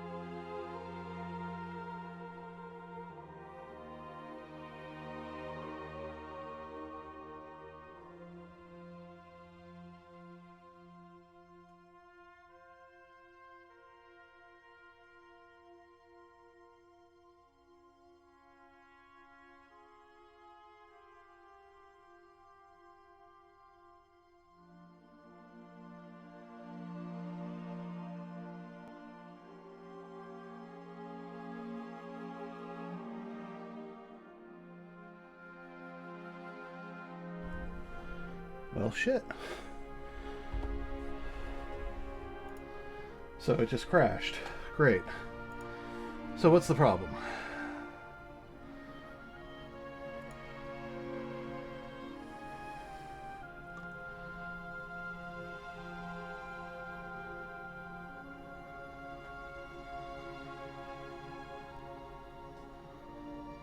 Huh.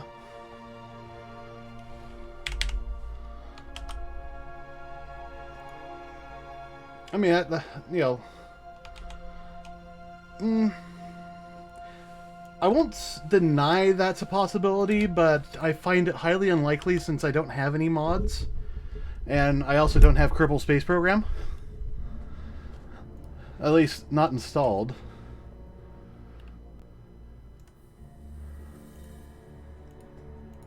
All right, let's see if it was just the height data and it just couldn't access it for some reason. So our log will just output the output value. That's the only thing I can think of. Either that or, you know, I've got some sort of value here that's like really bad.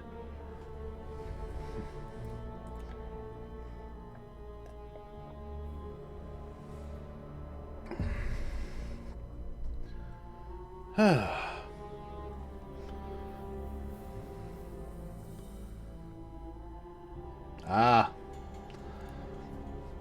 Yeah, I've been hearing about KPS too. I'm not certain if I want to get that or not. And why has my video not updated on my... Oh, okay, that's just my local screen. Oh, wow, my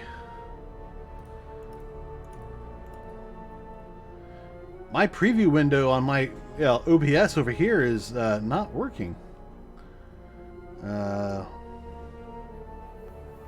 Okay.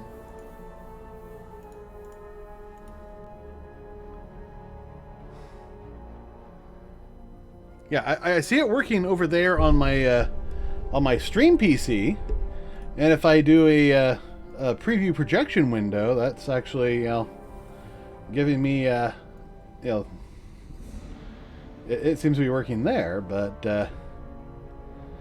yeah, that's odd.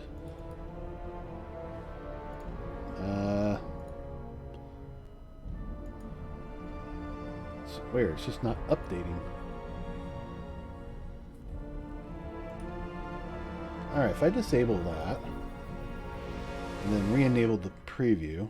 Alright, what if I minimize the program? Nope. I'd probably have to close it and start it back up again. Let me try that real quick.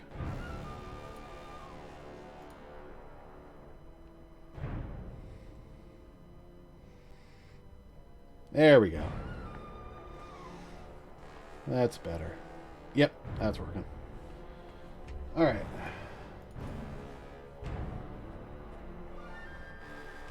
Where did I leave off? Right there. Alright, so now we're not trying to access height data immediately after setting it. Yeah, sometimes. I mean, you know, that was interesting, though. It was, yeah, the preview window was the only thing that was kind of borked about that. Because it was still sending the data correctly, but...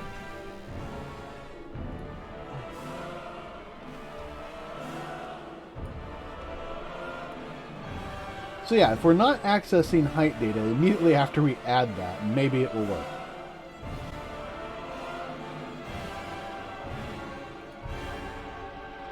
So now all it's going to do is print out the height map value. I don't know, maybe the height map, you know, setting it to resolution times resolution is the issue. I find that unlikely, but it's possible.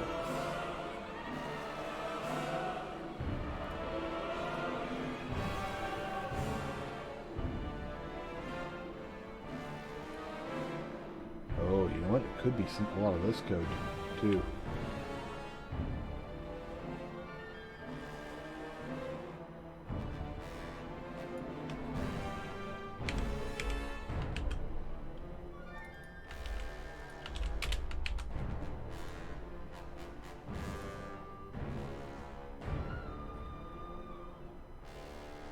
ADT scale, okay.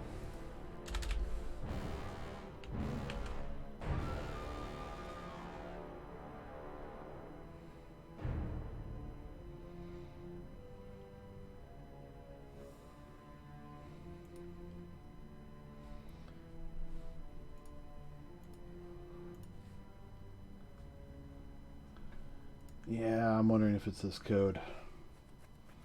Probably trying to do stuff and we don't have any data in here anymore. At least nothing good.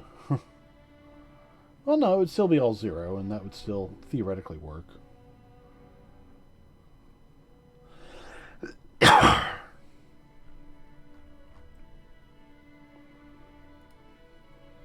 think I'll let this finish initializing and then I'll rebuild.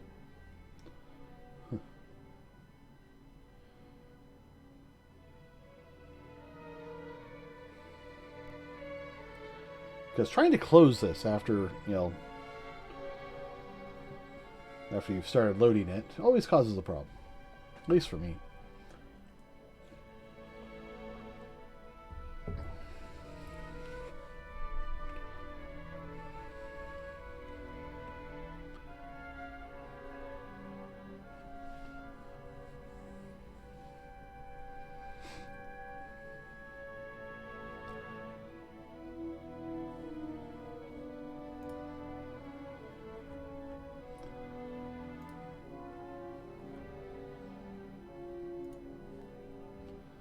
Maybe I should have an option here where I could auto-save imported assets.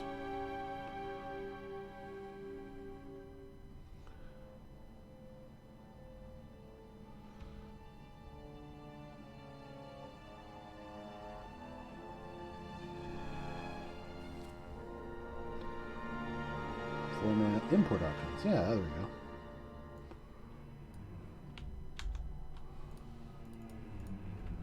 B, auto-save imported assets.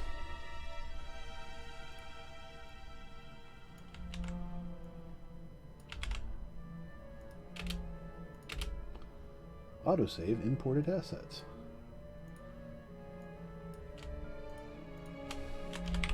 automatically save assets as they are imported.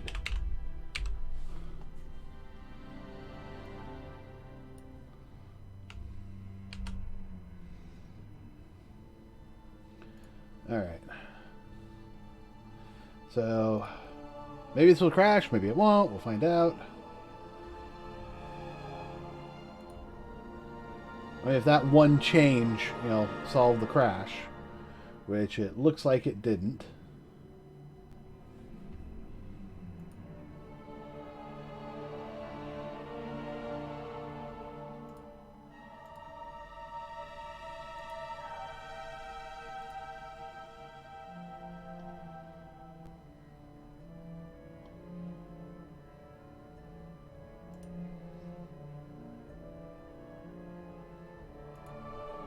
We're going to manually kill that.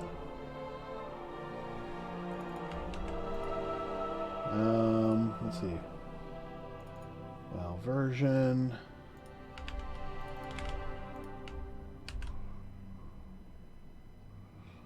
I think I'm going to go through here and reorganize some of these import options.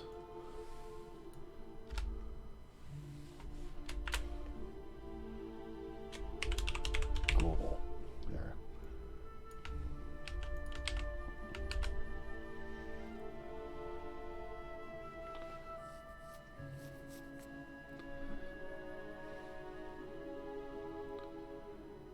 Alright, doodad setup, landscapes. Yep, that's all good.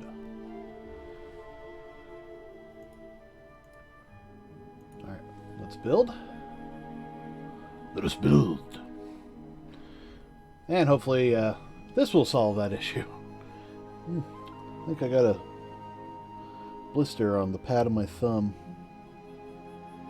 Either that or it's a bug bite that hasn't yet shown itself. Feels more like a blister though. Fortunately, I can type without it, so it's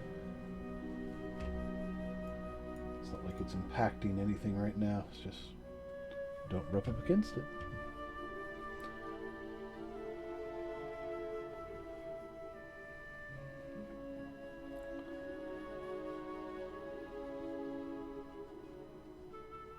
Would content directory be import option global? I kind of feel that, but it also is good to have that in source info. Okay, nanite. Yep. Doodad setup. We got to work on the other doodad setup set. Landscape interpolation. I have linear and cubic.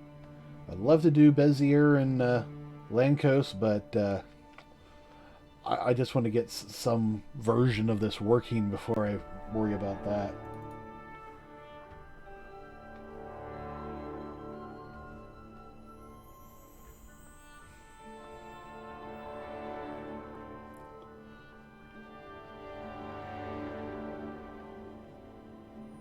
So is the landscape having the issue where it overwrites things and doesn't, I think that's what's going on.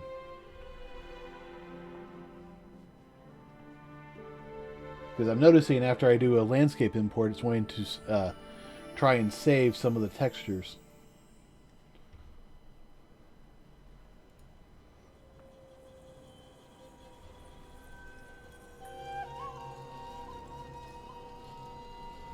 Alright, versions. Let's come here. Global options, autosave, yep. That's correct. Static meshes, yes, use doodad. Complexes, simple, correct. Wrath of the Lich King.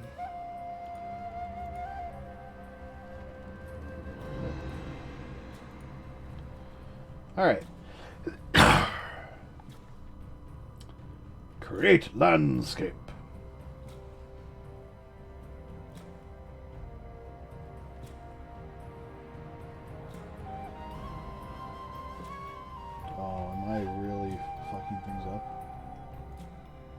Could be fucking things up. Immediately goes in the non-responsive.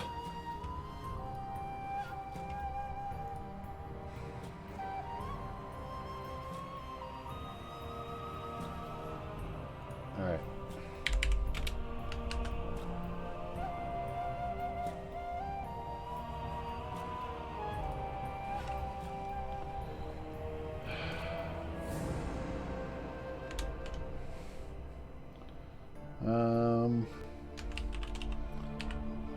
Double value equals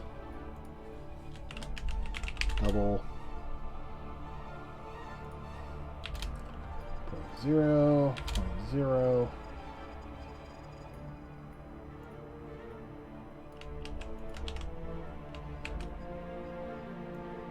The interpret cast.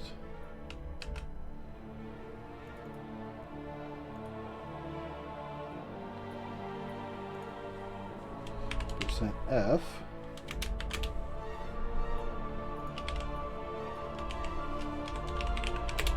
value, output value. All right.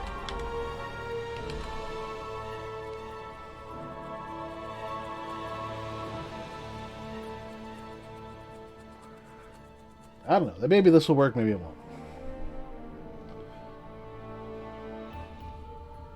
One thing's for certain. That other code was definitely not working. And it wasn't all this shut too either. Yes. It was just, well, maybe this.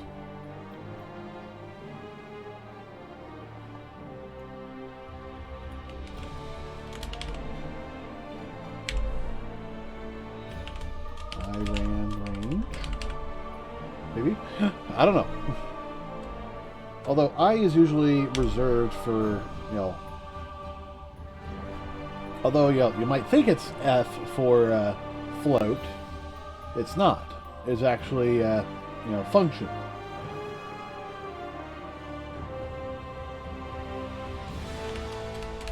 So there's a good chance that this is, what it's going to need. It's just that.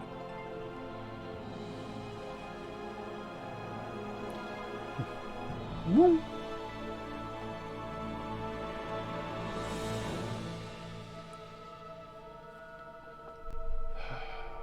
I'm still not certain if reinterpret cast is correct. We'll find out. I mean, we'll have value and output value. So, in this particular case, though, it might be closer to use static cast or dynamic cast.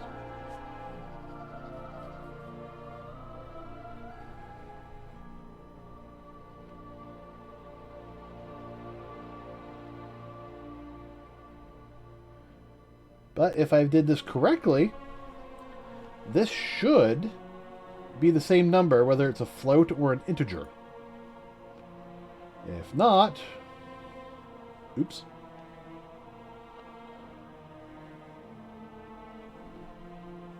All right.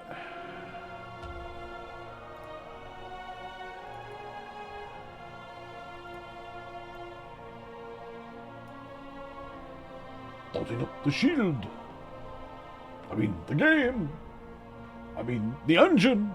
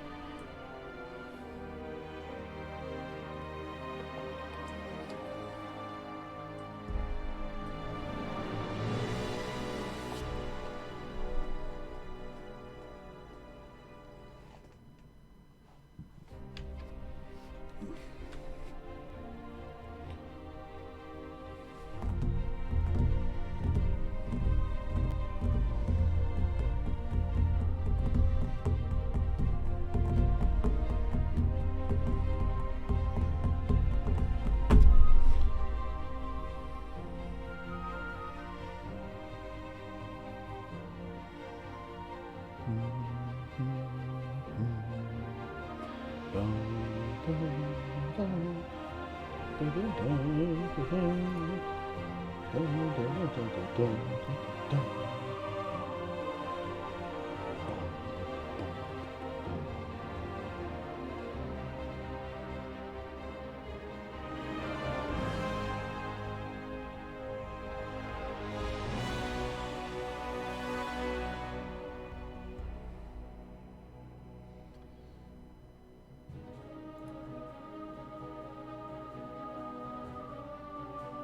bum, bum.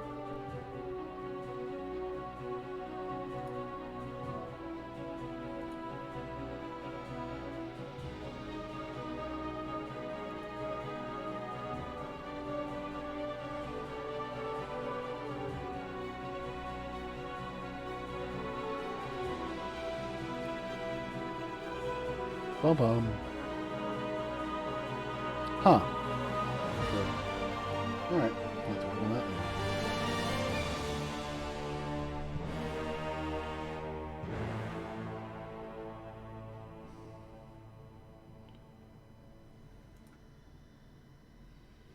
Alrighty.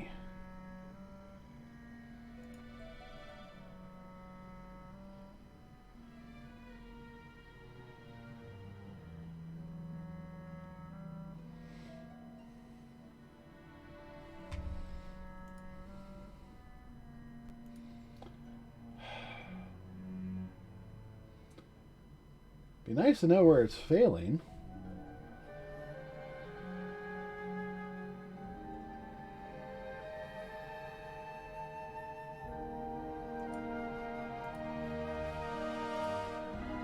You know what? I can probably figure it out.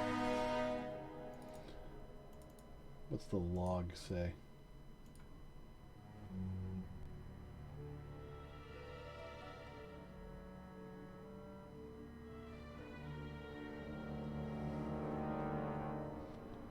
Alright, the log says that I don't know how to, transfer floats into integers. Because I am getting the correct floats. I'm seeing it happen. Scroll. Yep. Gotta get a lot of those initial values in there. Error stacks. Yep. Okay, here we go. So I'm getting an initial float of 4,000 and an output value of 0. I'm getting an initial float of negative of 13,000 and 0. So this is not working at all. So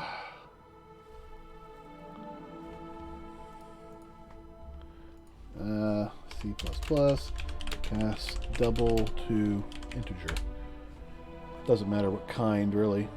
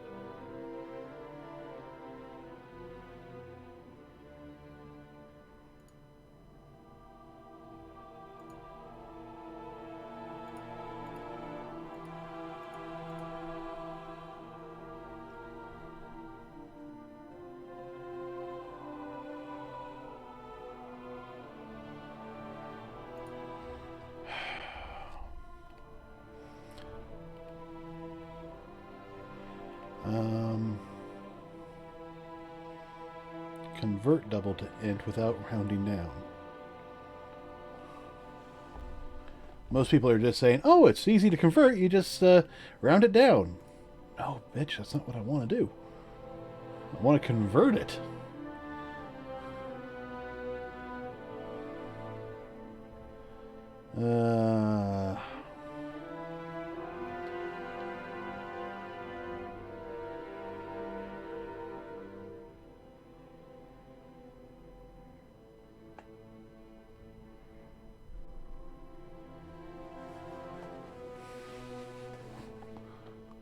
Okay.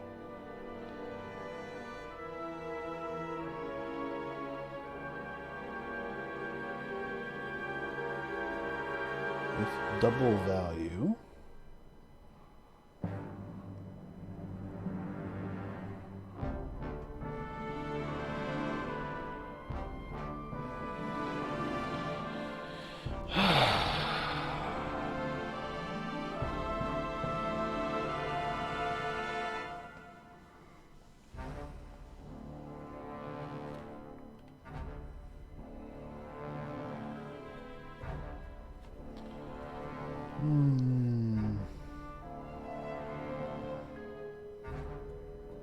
Okay. So using a static cast is still basically the same as, you know, putting an int in front of this. So it's taking whatever this literal value is and then converting it over. For this particular use, that's actually okay.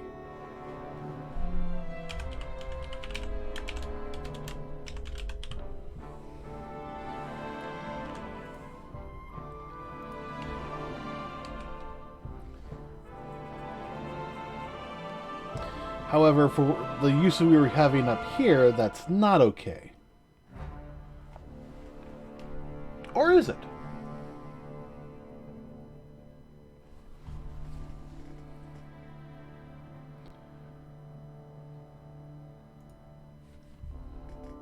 Alright, so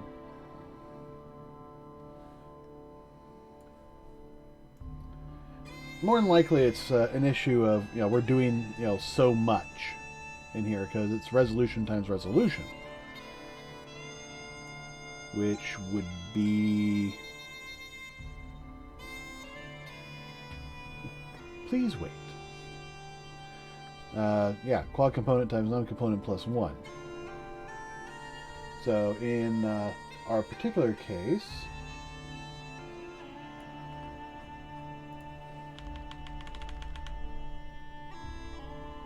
oh geez,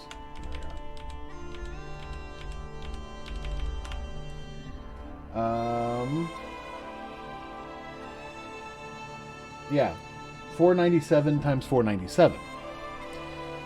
So that's a lot.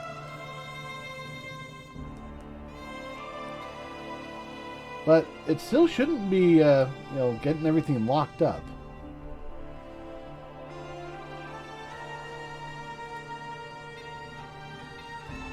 But let's do this. Let's give this a shot. Maybe what we do need to do is do a static cast.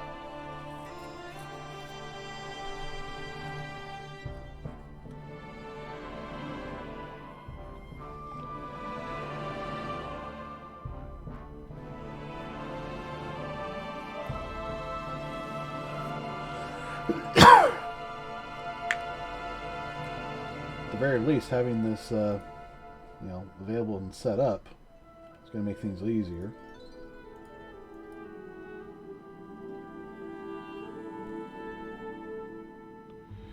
Now I just have to wait for this to do shit.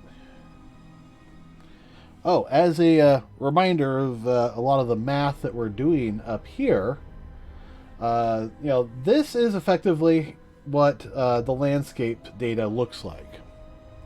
You know, it's a bunch of numbers that then continue on here and then continue on here.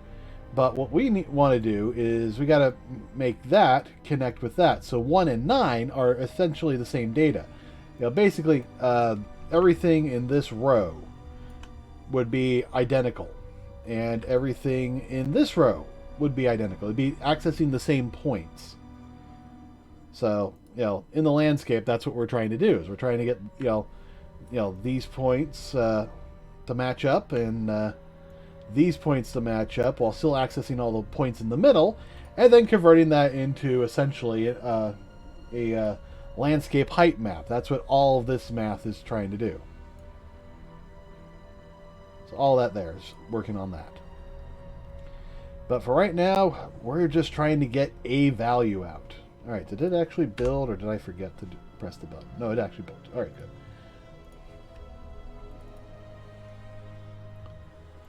So hopefully this works, and if so, maybe that's what we need to do here, is we get it to the right values in a double, and then we just cast it to a static uint 16. And then maybe that works.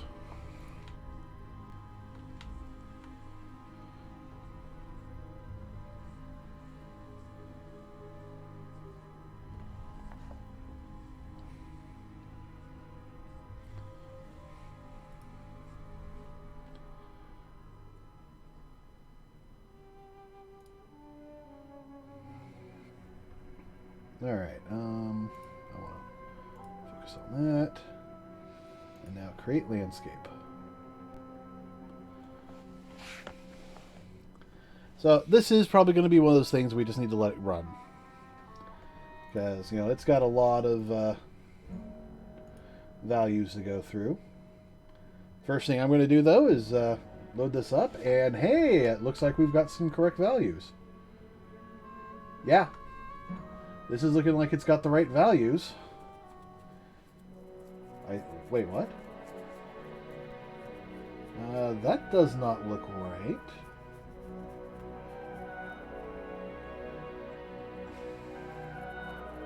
A negative value to a uint wraps it around. So yeah, that's going to have bad values. So what we would want to do is take our double and essentially offset that by the negative amount, the largest negative amount, which is basically what we're doing here. We're we scan the min and max height, and then we dump that in. So maybe just what we need to do here is just do a static cast, and maybe that will fix that.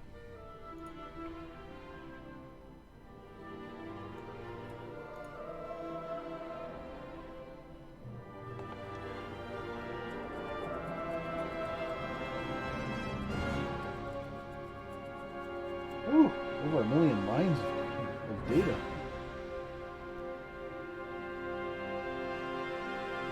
Now it's 8 million lines. And it's still going! Because I think it's like 497 times 497, so...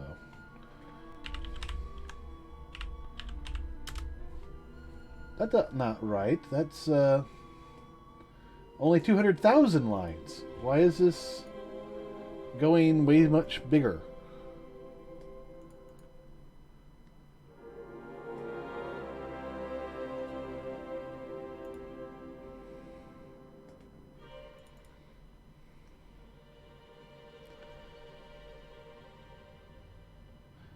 Oh, it should be -1?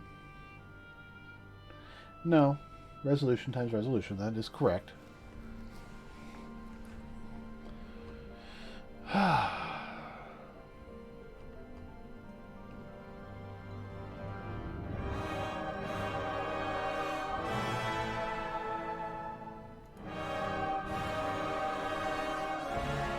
But still, the fact is already up to 13 million lines. Even though it's only supposed to have 200,000, points, something is wrong. Set number, resolution, times resolution. Do I need to put this in quotes? Allow shrinking true? No, that's already true. Alright.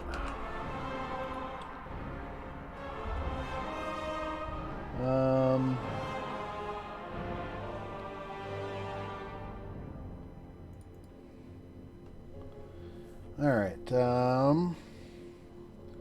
destination resolution. Alright, that will set that. Let's, at least temporarily, uncomment that. Peek the sample. Make sure that we're doing this correctly.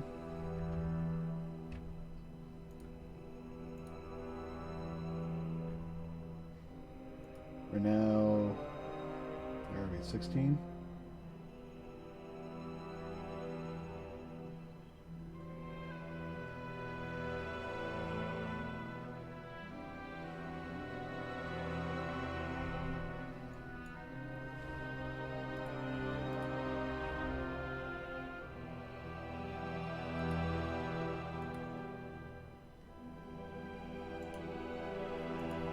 It's clearly wrong. I'm going to cancel that.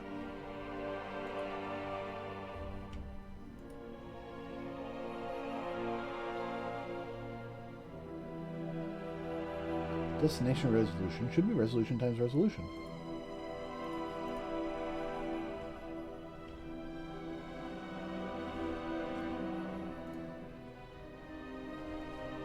Yeah, 21 million lines. That is clearly wrong. Alright, destination width and height. +1.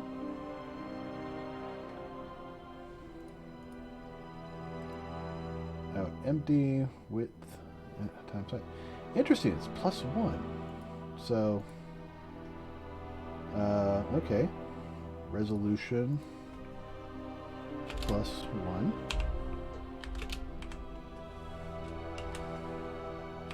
times resolution +1.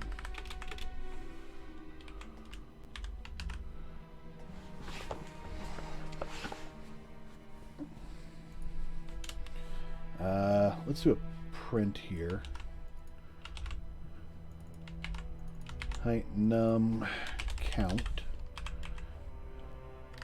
Well, num. Height data num equals %I.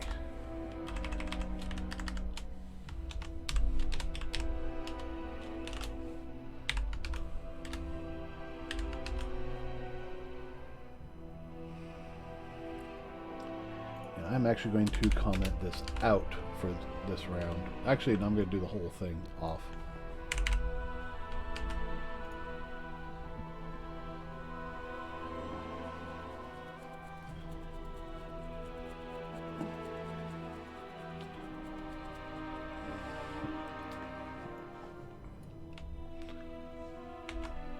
So I'm actually going to add that at the very end. So the whole thing's just offset, because I know that this is going to be the maximum. Or I could just bypass that completely, just do that, and then, let's see.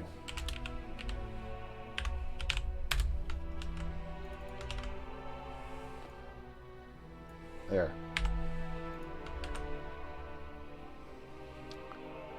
Which should set it to how? Wait, what? How is that?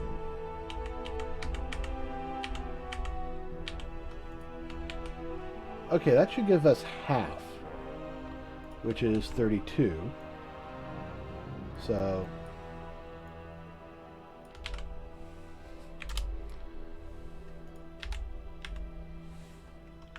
this should all work.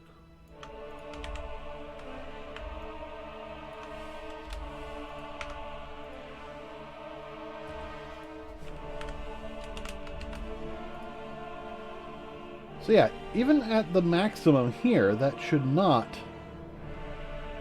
you know, interfere. That should still have us on the positive scale. Why were we getting negatives?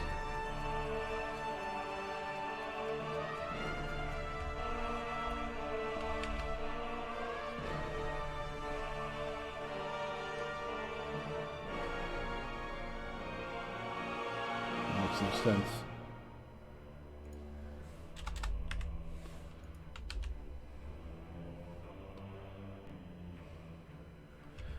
Okay, so 498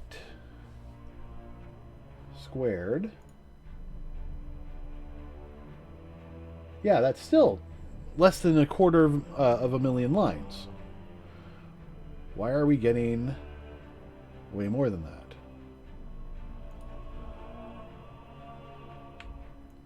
Alright, let's go back to just logging that out.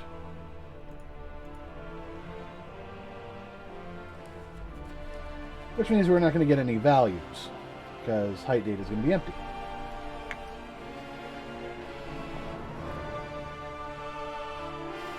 But let's see if this is actually giving us the number, 2,480,004.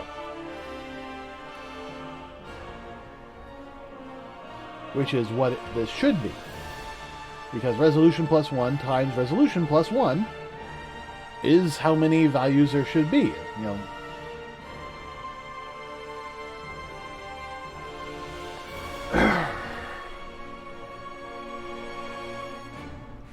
I mean, unless this is somehow giving us the wrong number. Why would that be in the millions?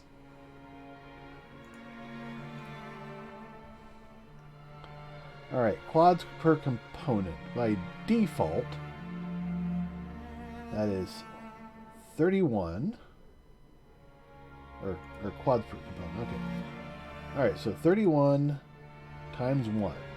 So that's 31. Times number of components, 16. So 31 times 16, 497, or 496, plus 1, 497. Now, let's see. In here, we're looking at resolution. Well, resolution is that times that plus 1. And as we saw in the inside, they actually add plus 1 to that for the resampling. They take the resolution and they increase it by plus 1. Oh, is that the problem? Should this have been plus 1 or minus 1?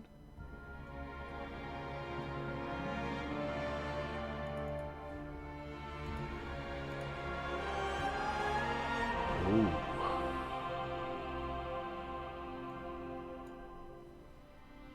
Yeah, it'd be 496 by 496, wouldn't it?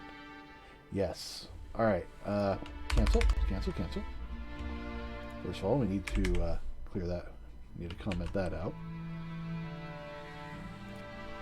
So minus 1 and minus 1.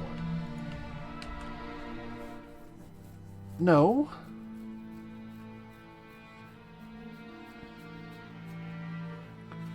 No, this should just be straight up resolution times resolution. Because we need that number of points.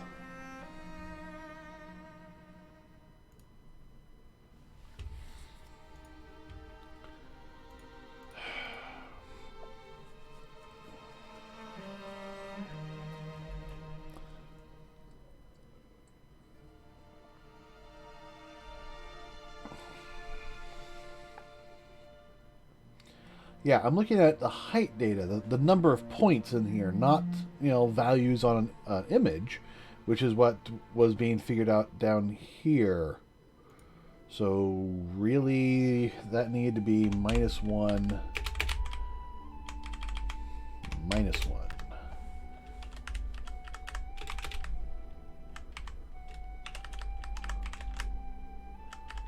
And that would probably... Well, I won't say that will make that work, but that's probably one of the issues we were facing.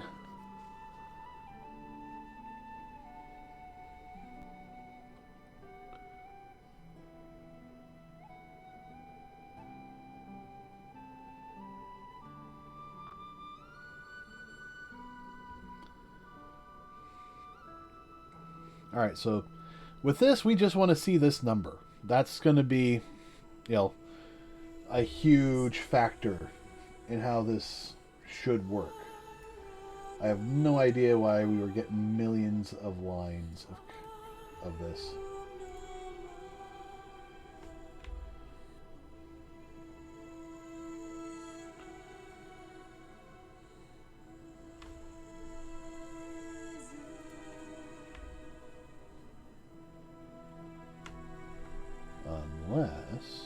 No, no.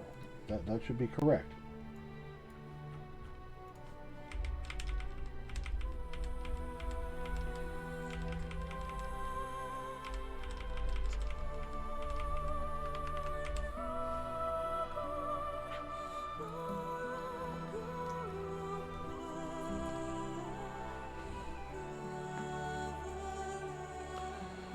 And Terp Heights num.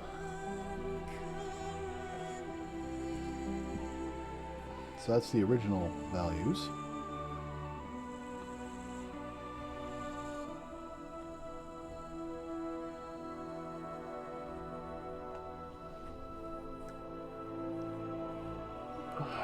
Scale, height data num.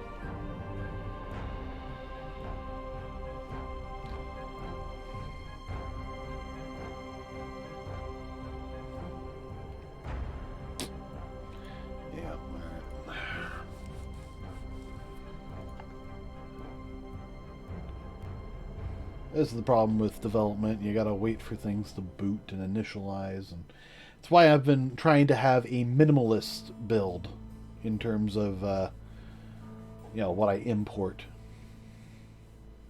Yeah, I'll still do a big import for testing and stuff. That's definitely something we need to do. I also have to figure out why a mass material isn't being applied to certain materials.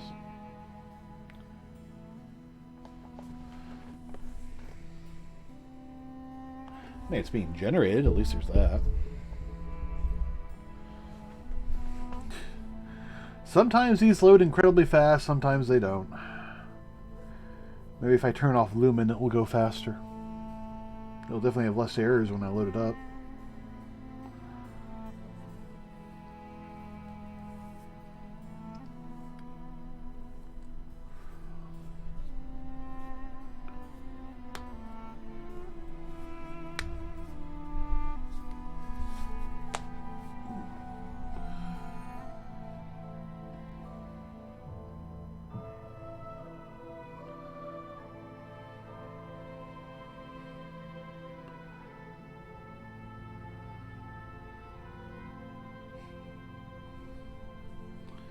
It's also why I want to get away from procedural landscapes. It's while it works and it generates very quickly, saving takes forever.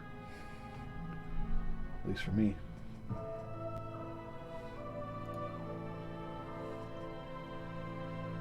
But I'll leave that option in there in case people want it.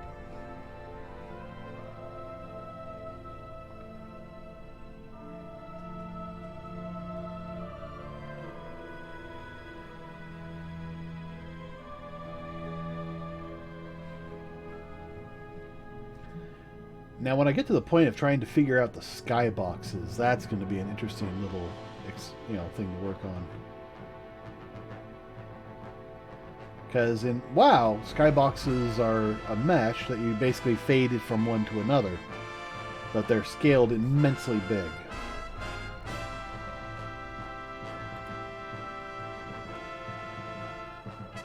All right, create the landscape.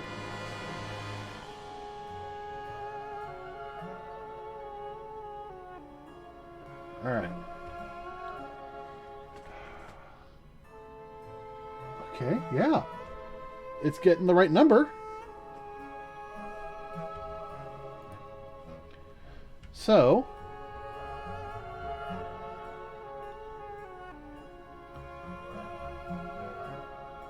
that number is actually outputting the correct value.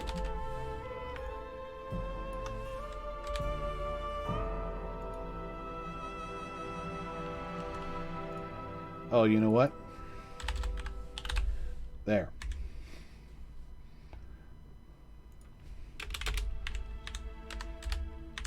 That's what was wrong. I was going forth all the numbers, but then I was adding more. That's why it was continuing to build up. That was me being stupid.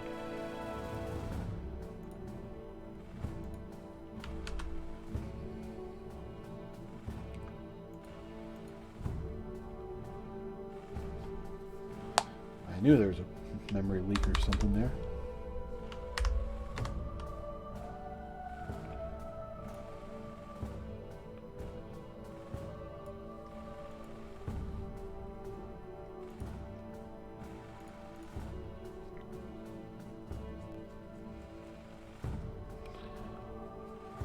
I do like this piece of music.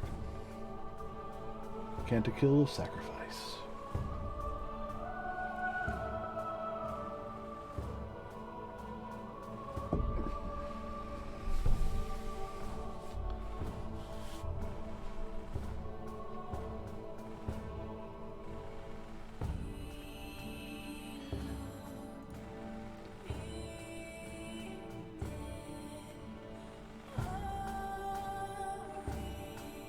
I mean, the other way around that is I could have just, no, that wouldn't have worked.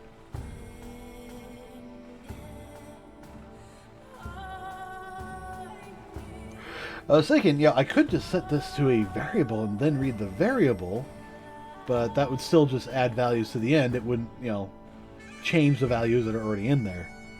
We just need to change the values.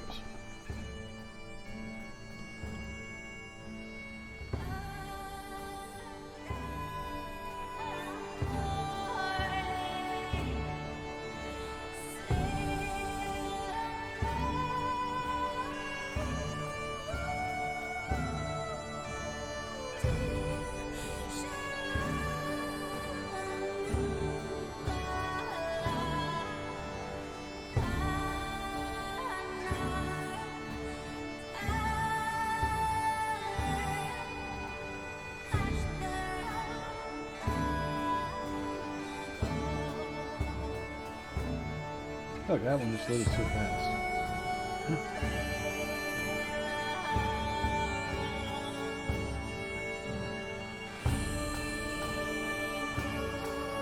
Granted, still got to do this processing.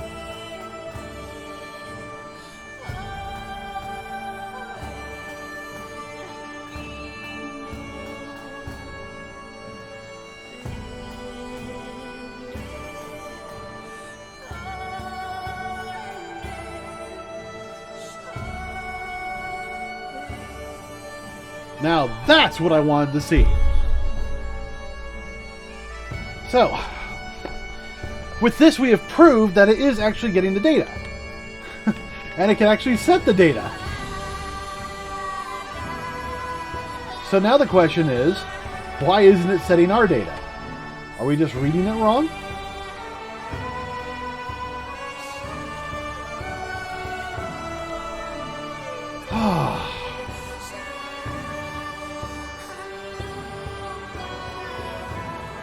This is just wonderful. I'm sorry, this is an OG moment. It was just that moment. Of course, you can't be too happy. You never know. It's a trap! I mean, it could be. Alright, but the fact that this works, I am so happy about this.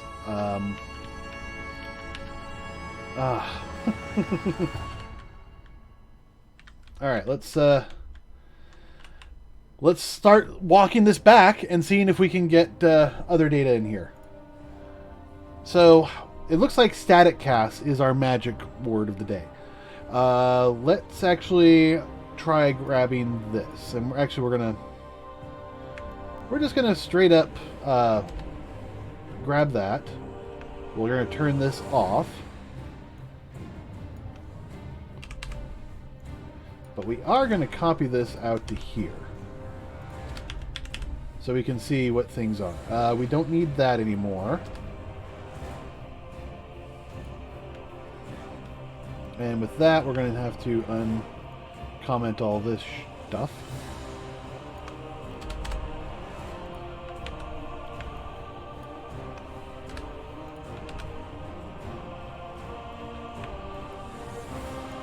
So it could just be this one little bit of code that we needed to change.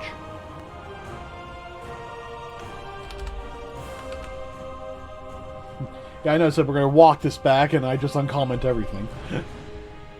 But, alright, so we're going to go through the height double, which should be the correct values. On the other hand, we could just walk through the height values and then grab the height double.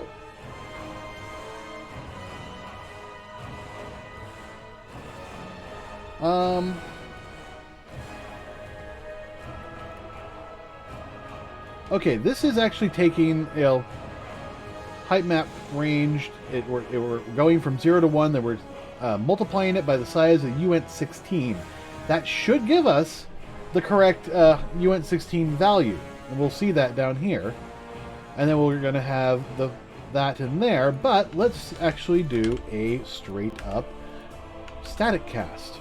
That's going to basically kill, it's going to kill everything, basically. Alright. Maybe this will work, maybe it won't. I don't know. That's just... This has given me good results. I don't have to go into the texture method.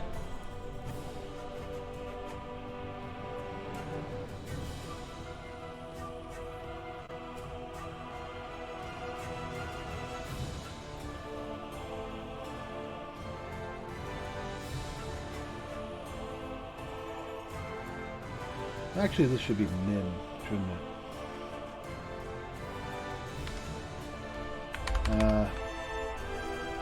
Yeah, you know what? We'll just let it go.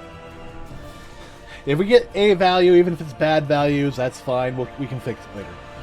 And the only real reason we're doing this range clamped is to make sure that we're getting the the maximum height that we can out of our source data.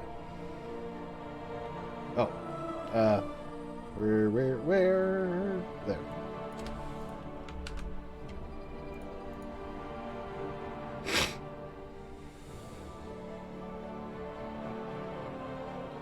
Now, I think I have these values incorrect, but, let's do a peek. Let's see. Get clamped range. In range A, in range B.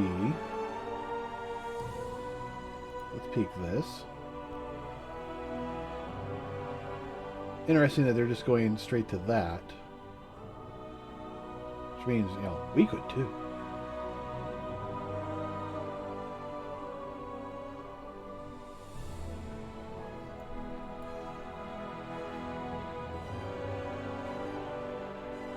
This is a nice little bit. All right. There we go. Input range. All right, so T plus T2.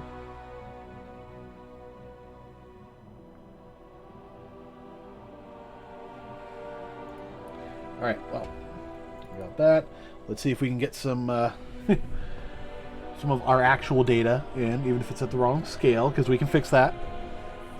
But just getting the data, that's the important part.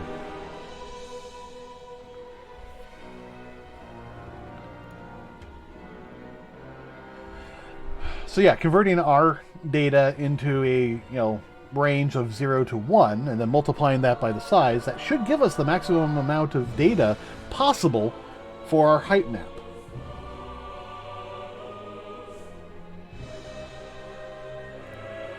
At least that's the ideal.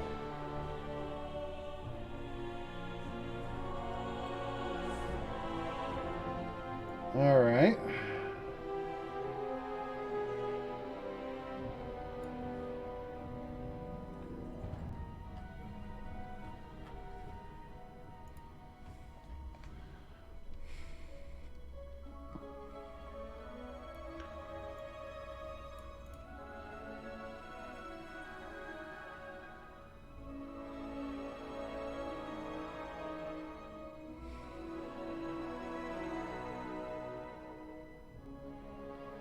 Size of 2?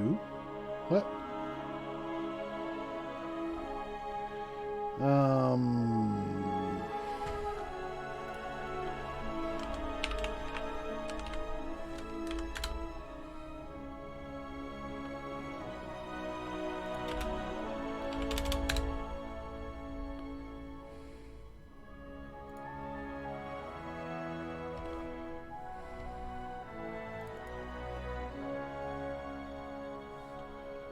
Maybe I have to do UNT 16. T. Yeah. Although that's still giving me, I don't think it's updated yet, so.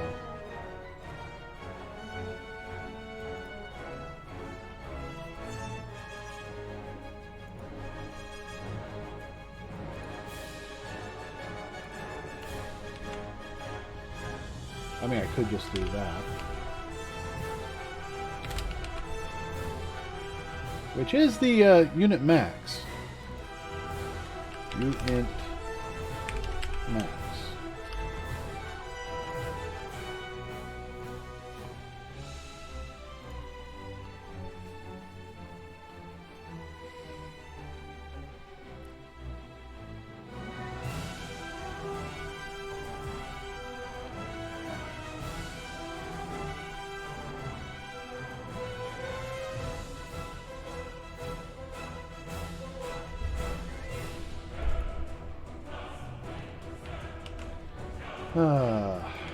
I'm just going to do this.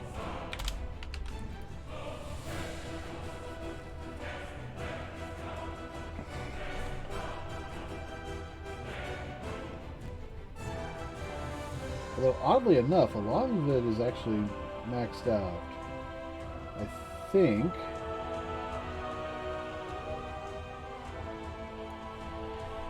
I got something wrong with the clamp, so let's do min height. Max height, and hopefully that should work.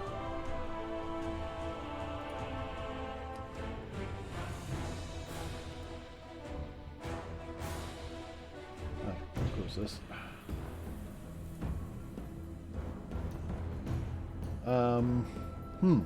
Should I offset this by the y-axis?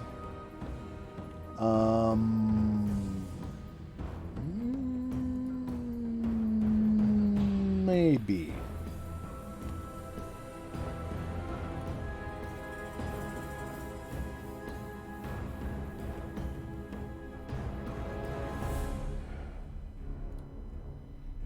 Now this is going to give us the best volume, or best height values we can.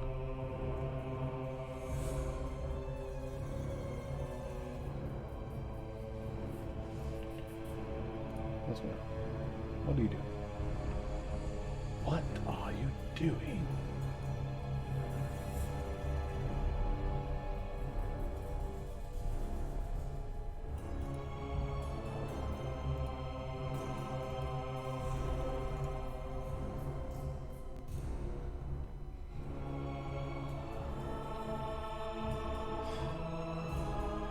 Yeah, there was definitely something wrong with this. Going negative max to, max. Scaling from 1 to 0. For some reason, it was giving me values over 0. So that will do min height to max height. Which should be correct.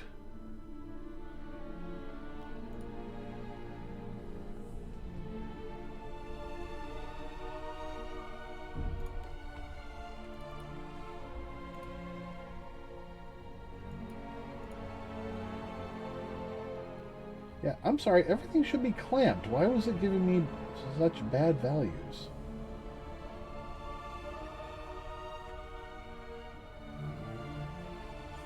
Yeah, here's 1.6, 1.69, 1.7. I think I see a 1.8. Alright.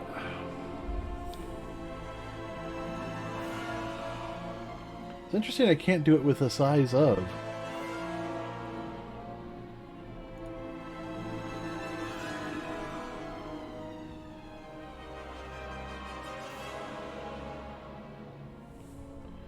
Okay, that's actually giving me some good values. At least they're more reasonable values. Although the first one should be still 0. Why is this?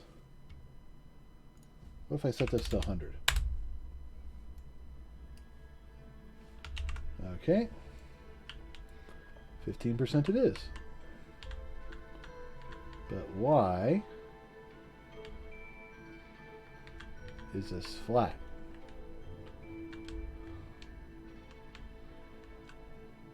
Most of these values are pretty high.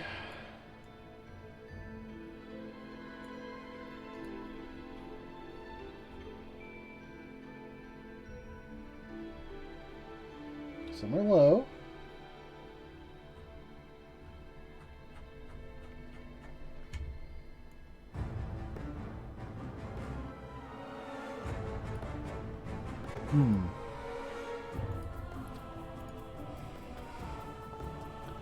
I'm willing to accept some of this isn't working, but I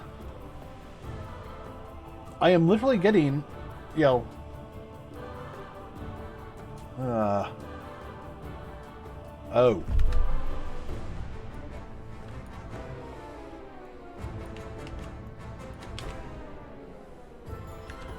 Let's do that.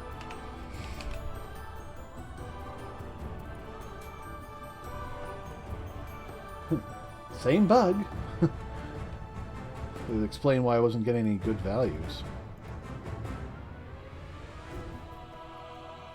It was adding it all later.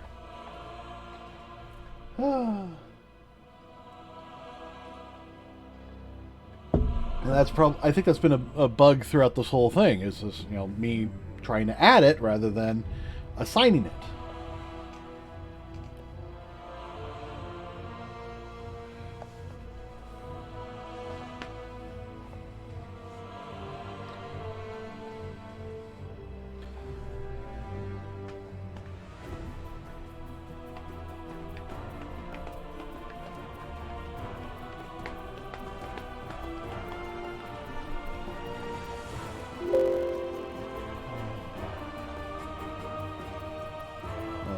What's going on now?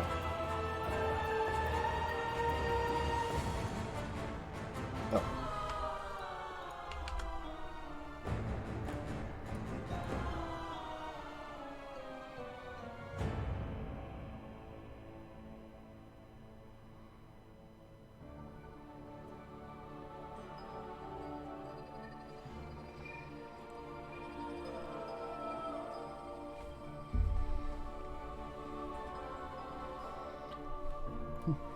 Really, I just want this to work.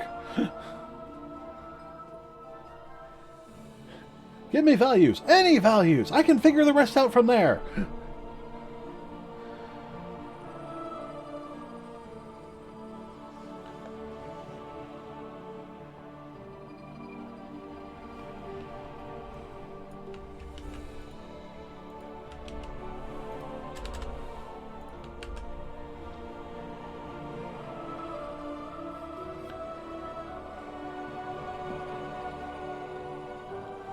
All right.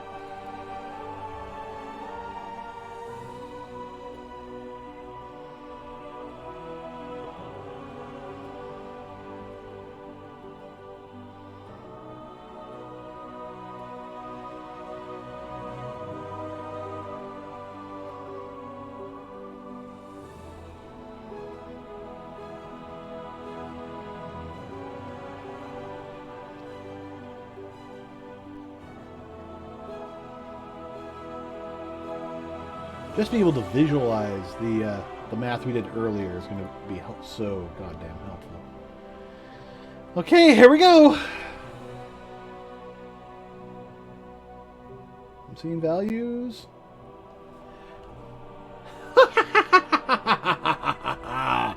We have height. It's shitty, but we've got it. All right, so with this, I can see there's definitely some more work to do.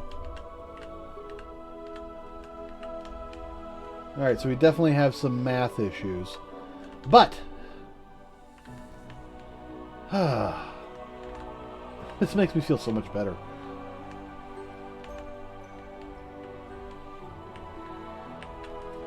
Alright. Oh.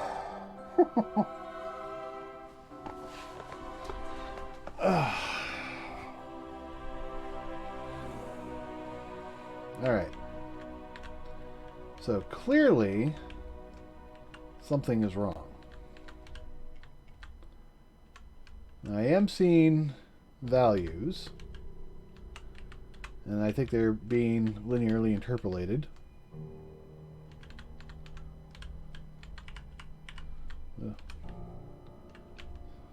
Some of them quite poorly, some of them quite well. Okay, so I don't think I need... well, actually, you know what? Let's come here, and we will set...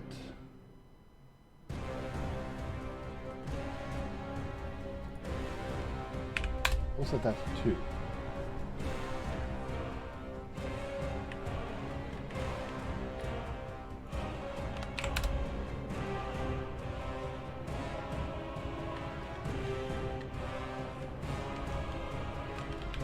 Okay, so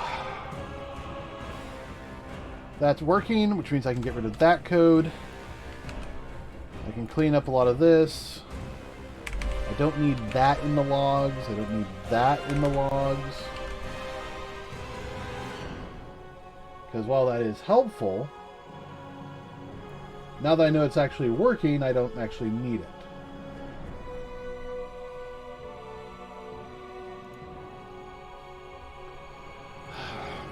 I also don't need that in the logs, because I know that works. We'll keep that, just in case.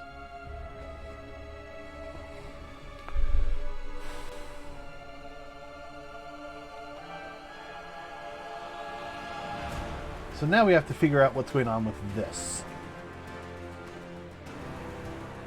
So clearly, there's something wrong here. It looks like our X values are working for the most part, maybe? I'm not certain.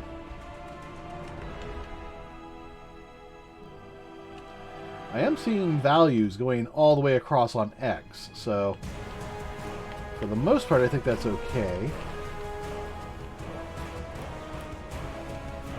Although there is a good possibility that what we're also seeing in some of these divots should be linked downwards as opposed to straight up. Also, why are those diving straight down? Yeah, it's this math I think is where the issue is.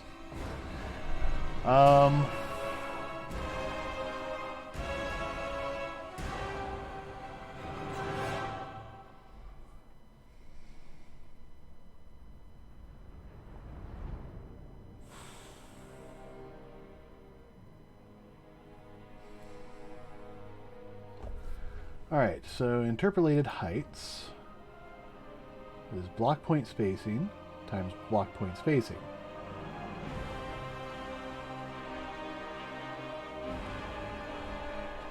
So we know that works now. We don't want random values. We want the actual values.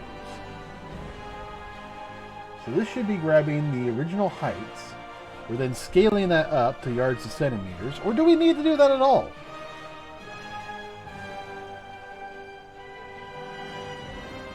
No, I think we need to do that.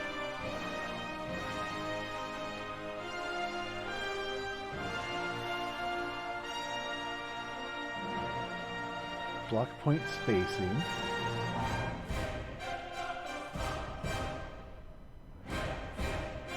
Okay, y minus 1 times 34.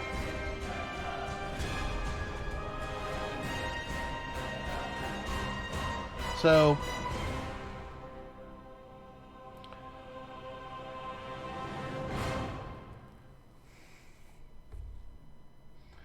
let's look at y equals 3.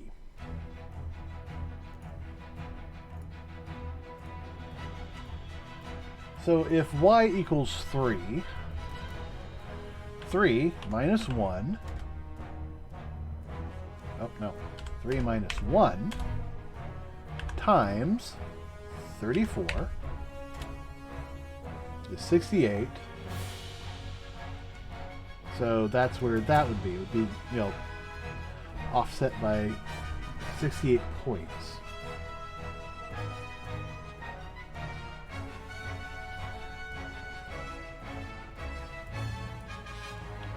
How do we figure out this? Point line count times point line count.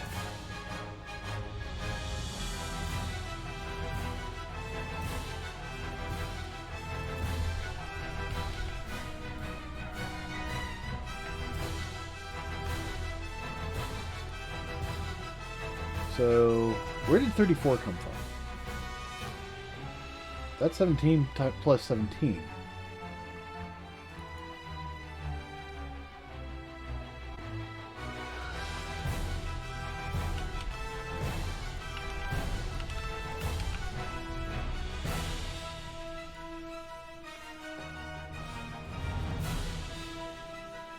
Okay, so the y middle offset would be y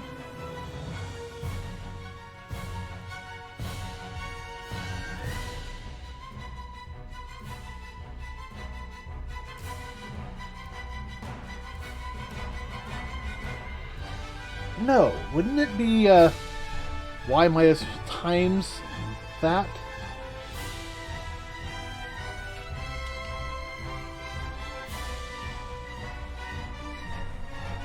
No.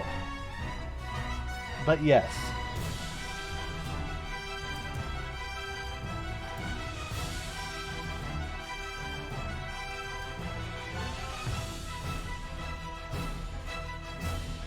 I don't know, maybe it was just this.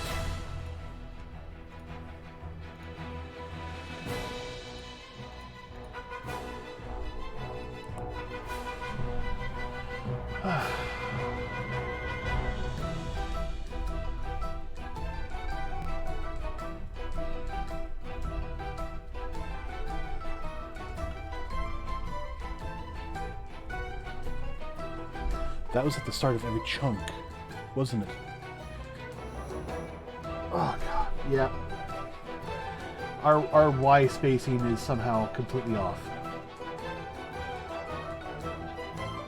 Now maybe it was the 32, 34. I don't know why I needed 34 for every Y.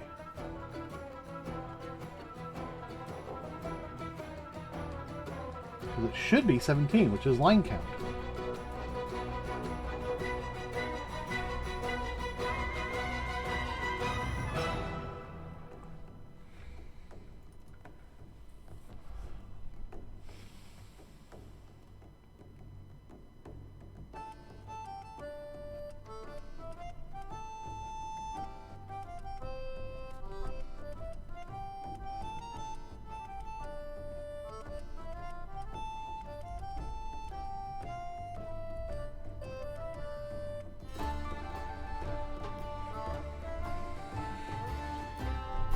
Alright, since we know that this is working, I'm thinking I might kill the WMOs a little bit.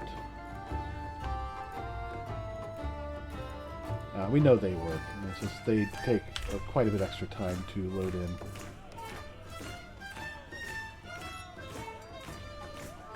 Alright. I don't have any bookmarks in here. Okay.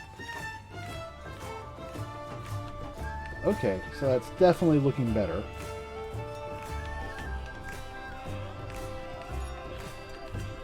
But, yeah, if you look at it... Oh, yeah. Each one of these is a chunk. So there would be 16 if I counted each one of these up here. So 1, 2, 3, 4, 5, 6, 7, 8, 9, 10, 11, 12, 13, 14, 15, 16, 17. What? 1, 2, 3, 4, 5, 6, 7, 9, 10, 11, 12, 13, 14, 15, 16, 17. That's not right.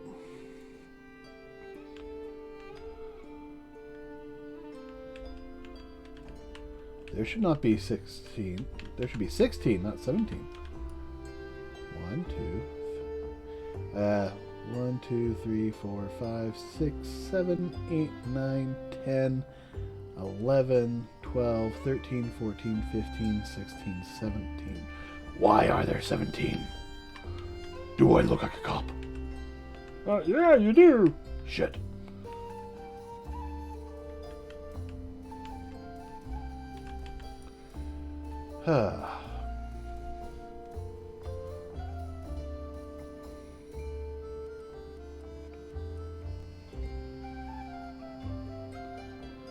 Alright, so chunk ID.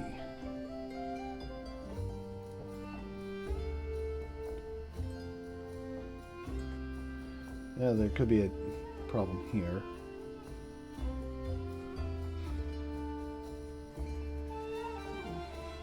Although,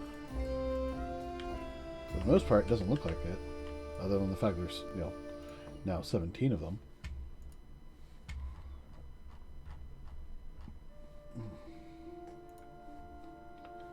Let's close that. Why is there 17 all of a sudden? There should only be 16 across. Could it be this?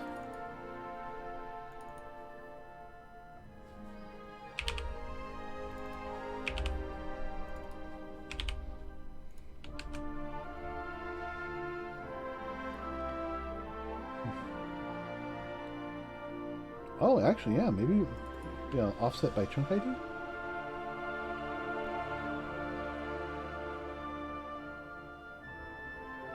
So chunk ID divided by 16 for that, multiplied by 17 times point block space.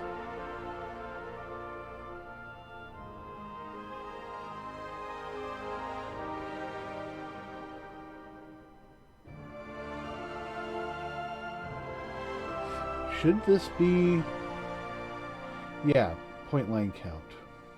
Yeah.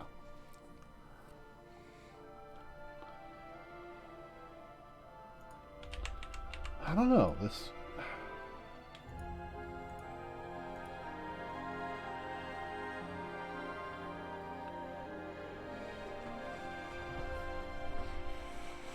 Let's bring this back in, I guess.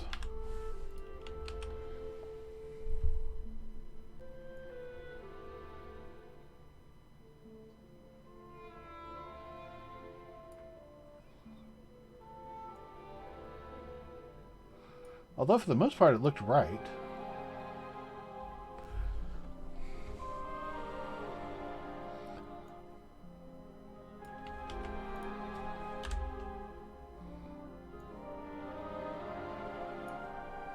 Actually, you know what? Plus that, plus that, plus that.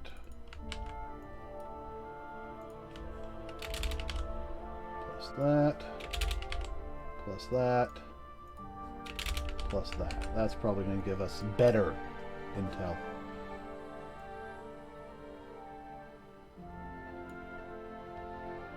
Because that's basically going to give us, you know, all this data. Or at least enough to figure it out. Alright, let's... Oh, kill. Kill.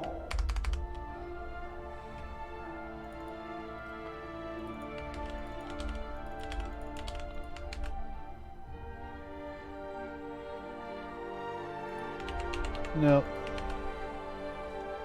We're trying to get the points, not the...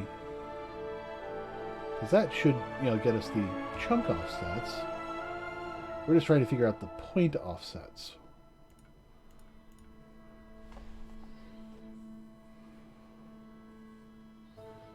So, offset Y should match an offset top in, you know, literally every setup. With offset Y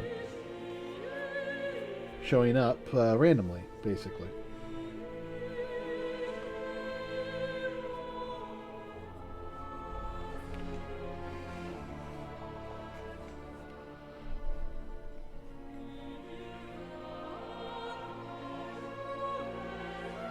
X looks like it's working. I'm wondering if maybe I should just take offset top and then add block point spacing. It might be a bit easier to do some of the math.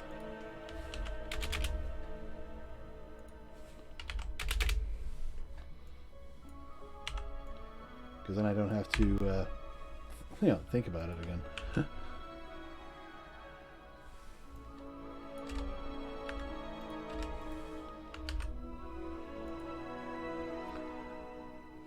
Now I'm just going to recompile it just because I don't want to duplicate that again.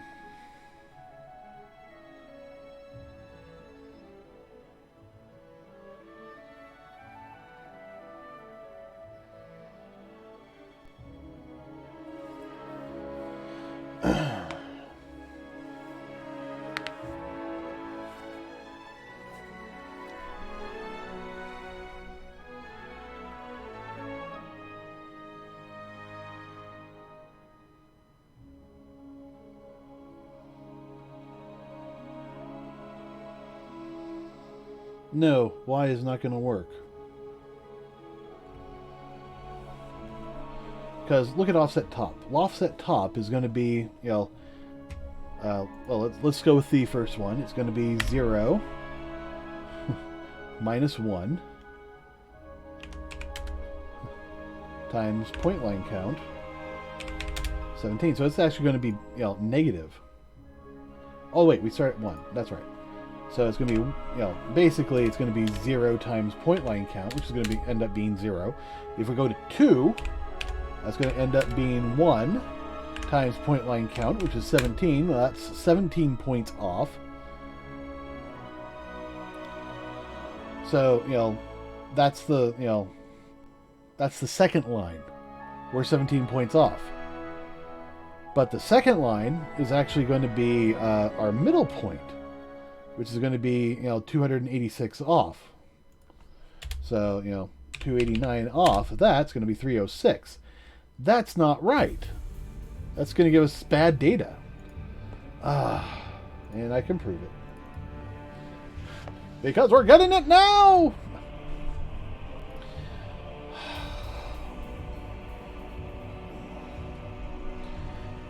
But here's the problem. We're trying to develop a system where we can take these original 8, you know, polygons, for lack of a better word, grab the original height data from them, and then expand them out.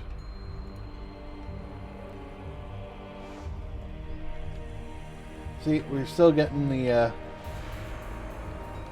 problems. Let's actually go into wireframe mode. Oh yeah, look at that. So we're actually getting 3 points down here. So the first point gets set. Second point is getting set, but with the wrong data. I'm wondering...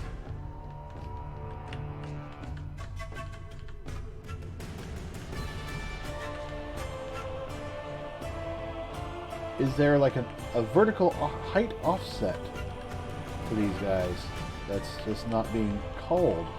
Or is it just being... oh, look at this. These guys are 3 high. So some of this data looks right, but some of it doesn't. What the hell?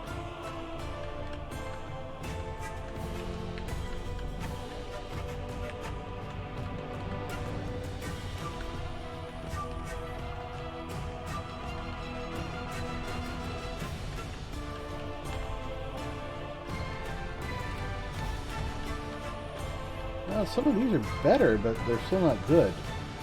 Mostly I think they're just, you know, the center line of 3, and everything else is kind of just supporting it. And this first line, oh dear God.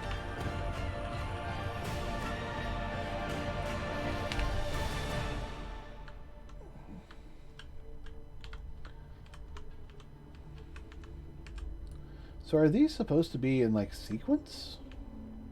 And we're just somehow grabbing them out of order?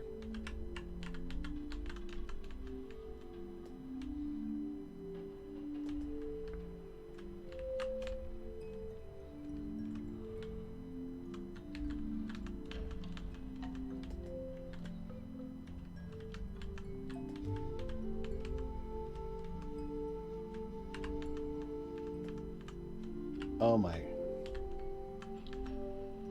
Yeah, we're definitely grabbing something out of order.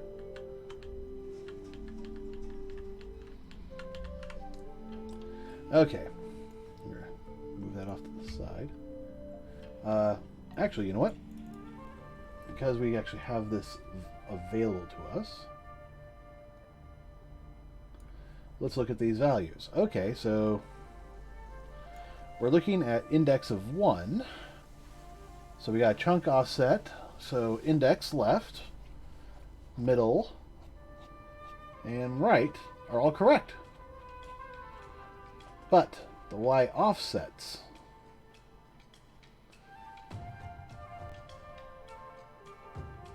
Alright, what about Y2? So that's 17 off. Plus that, plus that.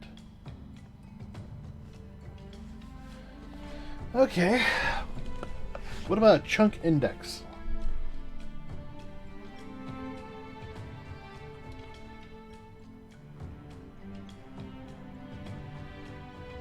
Oh, look at that.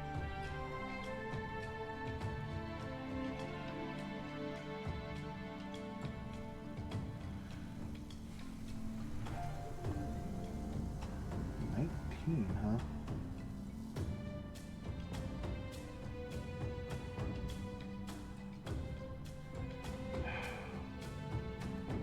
Unfortunately, with this one,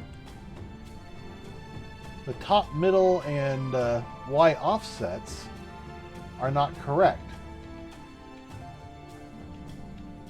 Or are they?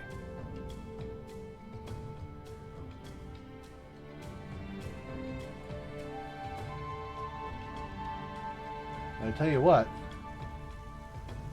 if I come down here and look at the first, chunk offset on the Y,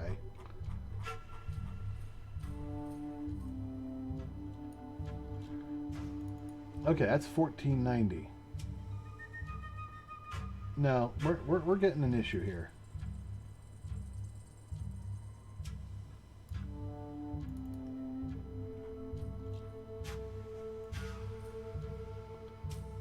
Okay, that's X1, Y1.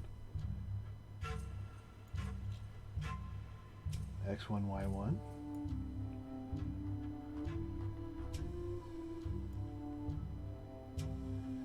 Yeah, there's definitely some issues here.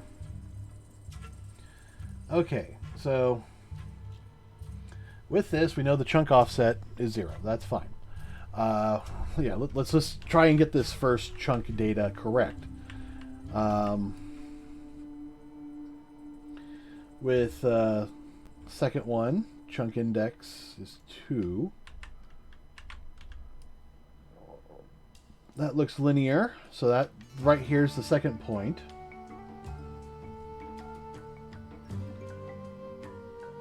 So offset. The X's look fine. Even being interpolated, as crappy as they are, they still look fine. Until about here. Then they just go crazy. So how does this compare to a procedural mesh?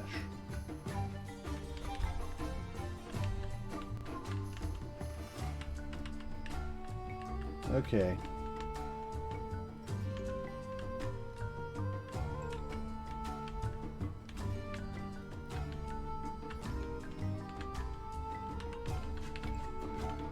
Oh, we got some extra polys there. Oh, that's the water.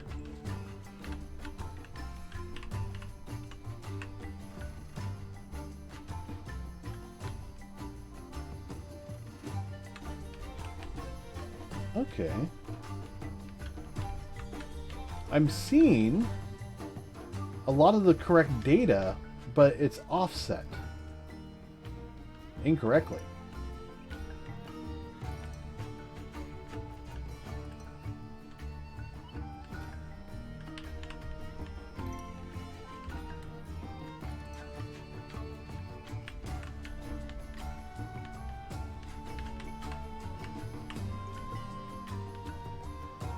All right.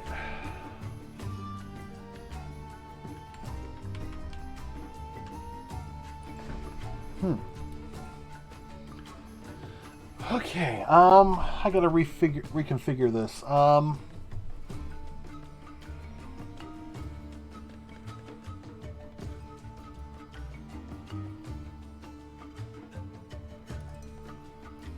What if I didn't? What if I didn't reconfigure this?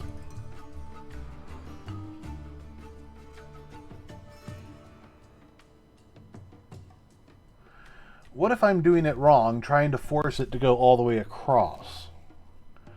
Instead, no. What I'm trying to do is I'm trying to do a single block.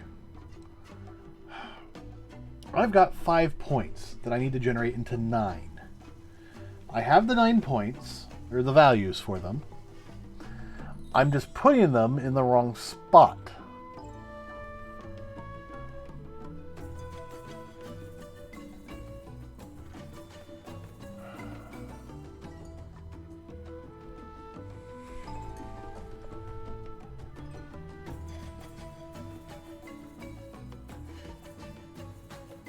Okay, each chunk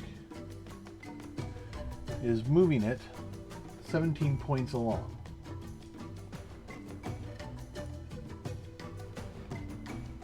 On the x-axis. I don't think that's correct. It should be, but I'm not sure it is.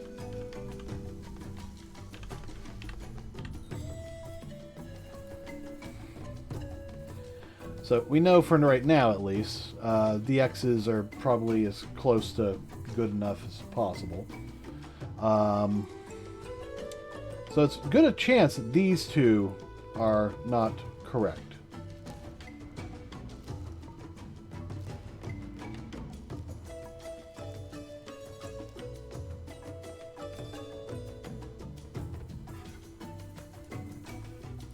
What does fractional do?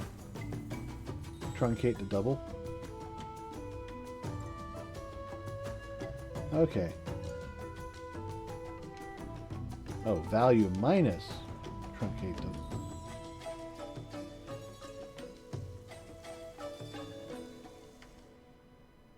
Okay. Yep, that does what I needed to do. So we divide that by 16. We convert that to a fractional. We then just floor that as best we can, multiply it by the number by 16 to get us our chunk count. Oh, and then we floor it. Okay, so yeah, we do that divide, then we multiply by 16 to get us our chunk count, and then we multiply by our line count. And that gets us our x-axis for a chunk.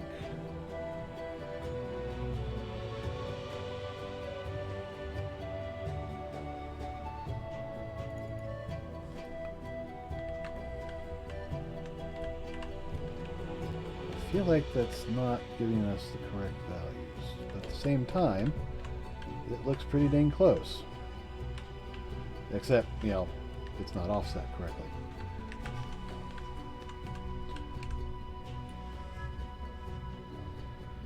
So, the original height data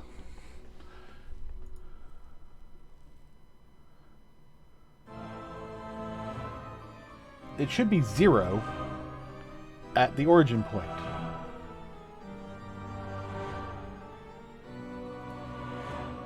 So no matter what, point 1 should always be 0. And yet it's not. Even when all of these put together equals 0.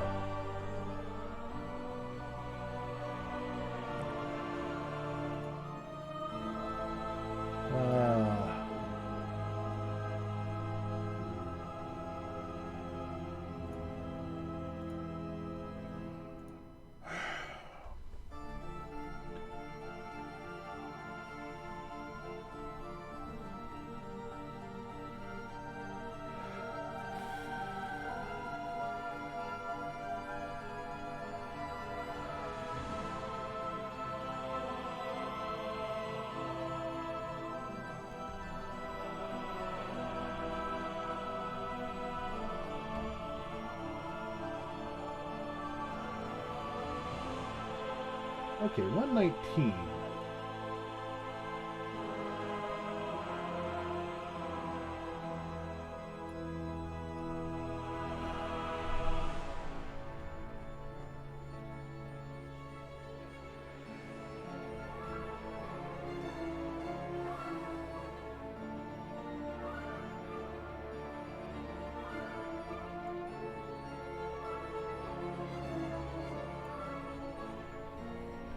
Alright, so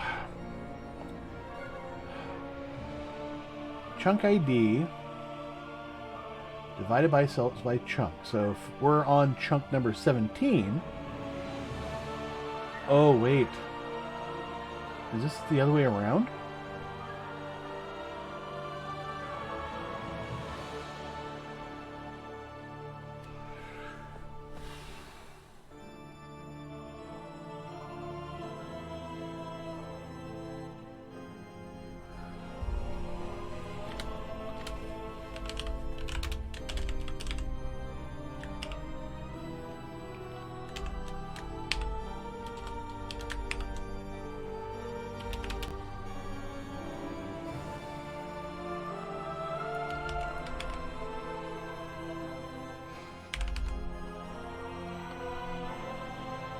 Alright, there's that. Chunk ID X. It's going to be chunk ID minus chunk ID Y.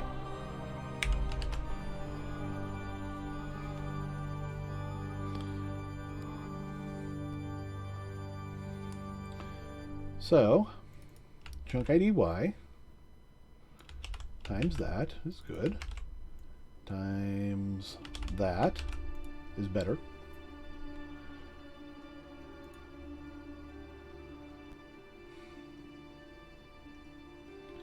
That just makes things, the math there is a lot easier.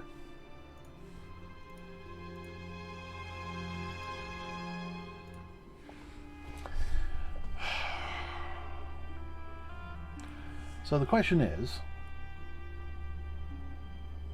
the index chunk offset for Y or X should be point line times that, while this needs to be no.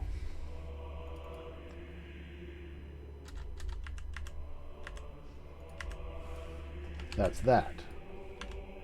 And that is that. Because this already contains all of that data. So, no point in doing that. Let's see how this works out. There we go. This is probably simpler, easier, and probably more correct. We'll find out.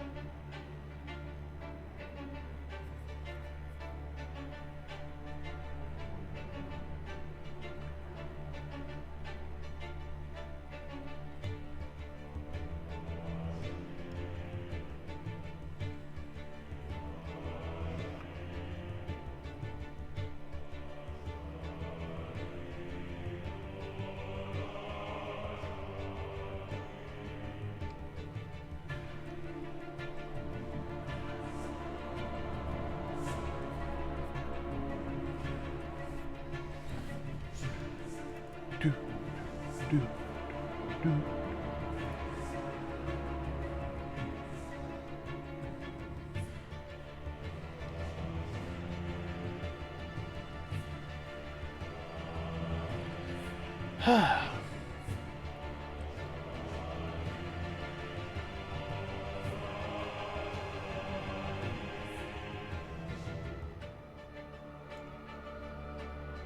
Oh, we're still in wireframe mode. It's like, wait, where did the sky go?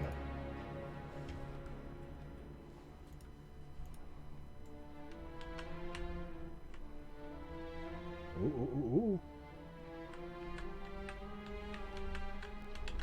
Well, it's all scrunched up here now. Still doesn't fix things, but at least it's not spread out over the whole thing, which is actually not necessarily a good thing.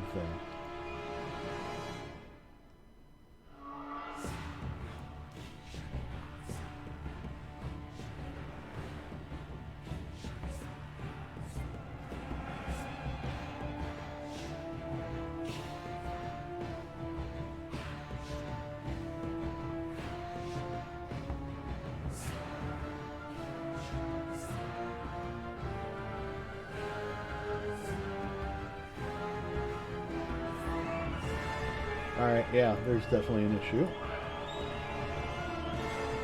And I think it's this. It needs to be point block spacing. So we multiply that by point block spacing.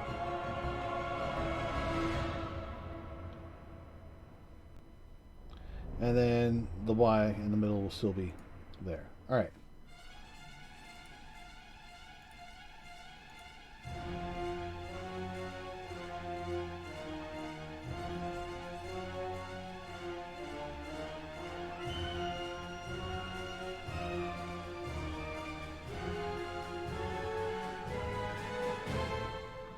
I wonder if I need to set this to 3.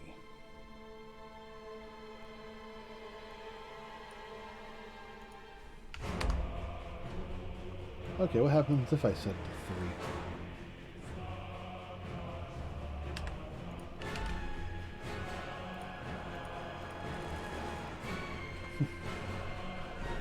to 3? It probably breaks it all! Alright, so the first one will be 0. The second one would be 3, and the third one would be 6. Yeah, that breaks it.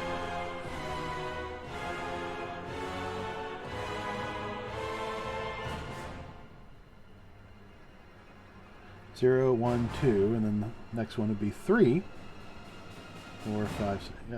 Yeah, that's probably going to be terrible. Because they won't connect as easily.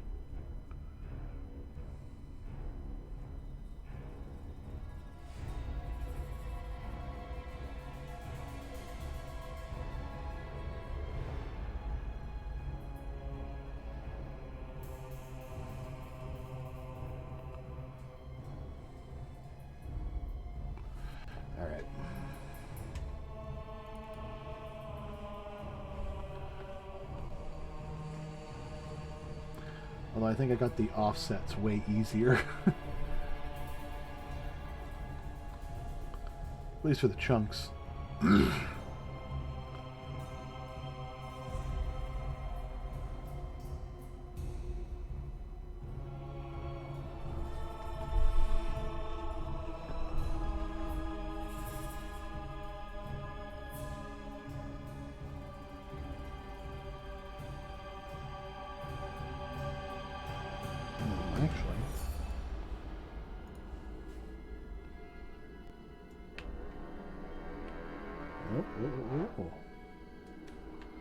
Hey, that's looking better.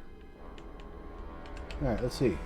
1, 2, 3, 4, 5, 6, 7, 8, 9, 10, 11, 12, 13, 14, 15, 16, 17. Yeah, it's still got 17.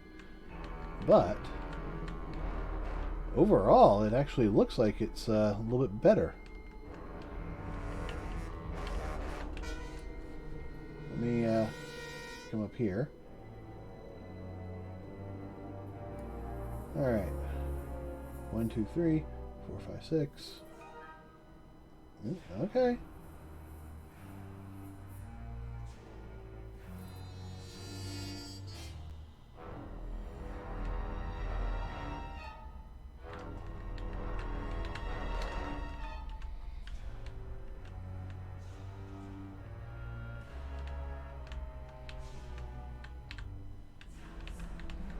I'm not sure if this is accurate.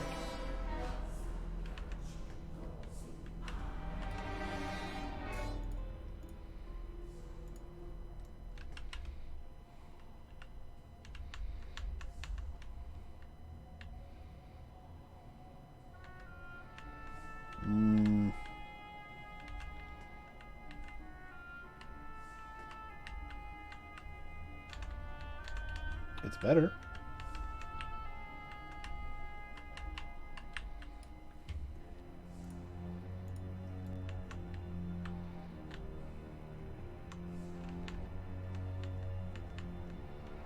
Not great, but it's better.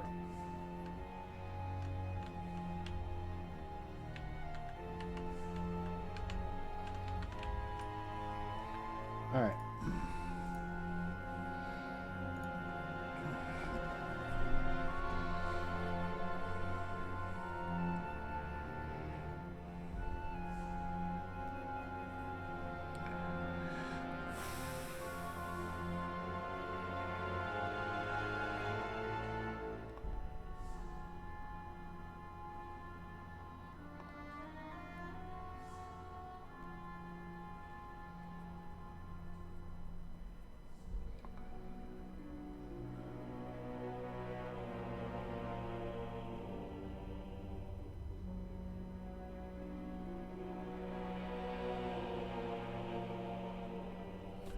Okay, left side, right side, middle. And then the next one, yeah, I want this 2, not 3. Okay, X is 1 times line count, so, oh, for chunks. Okay, so you got 1 chunk, so chunk 0 would be 0. Chunk 1, the X count would start at 17, so that is actually accurate. Y, same concept, but we're adding a whole line to it.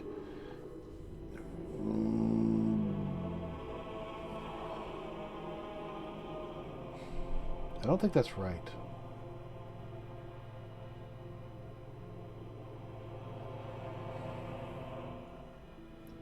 Now we are doing 289 times 289.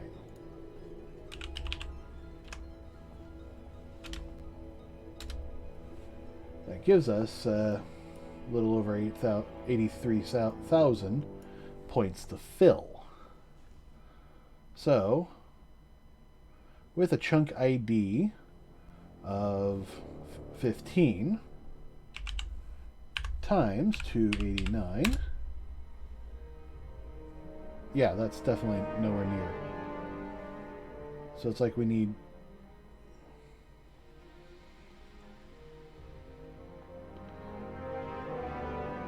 chunk ID divided by or times.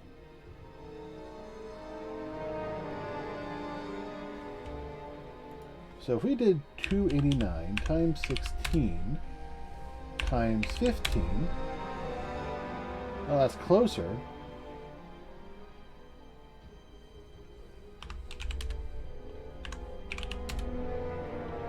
Nope, that's not correct.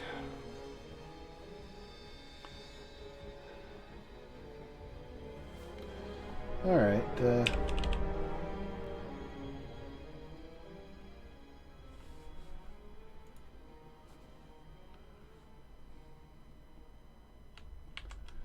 All right. Divided by 16.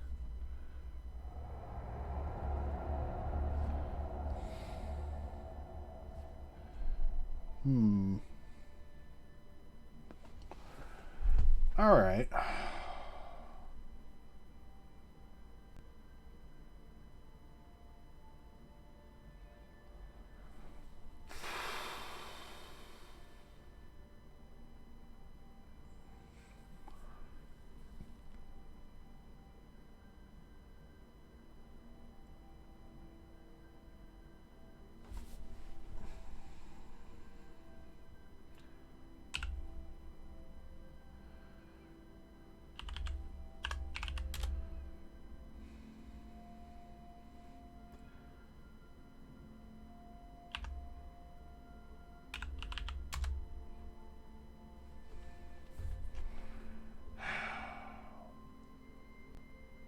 trying to figure out how to figure out how many blocks are in a single chunk.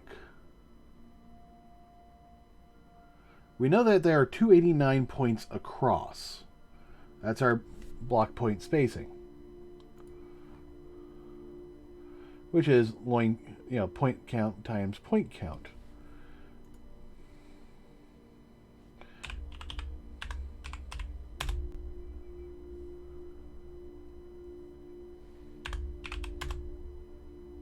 Nope, that's not right.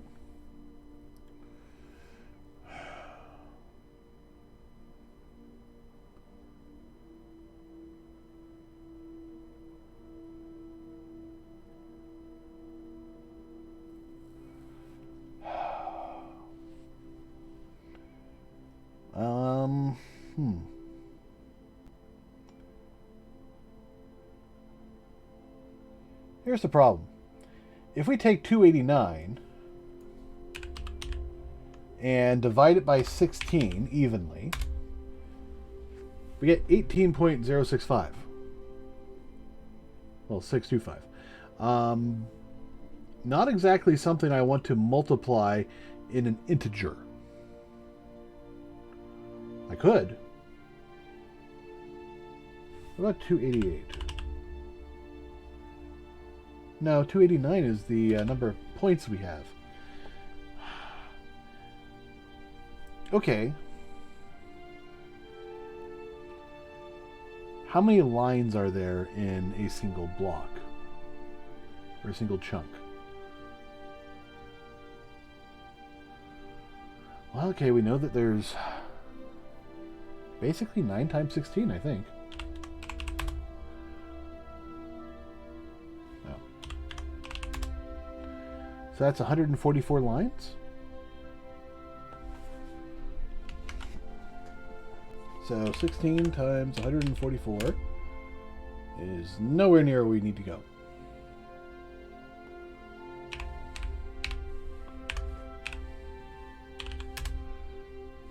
Yeah,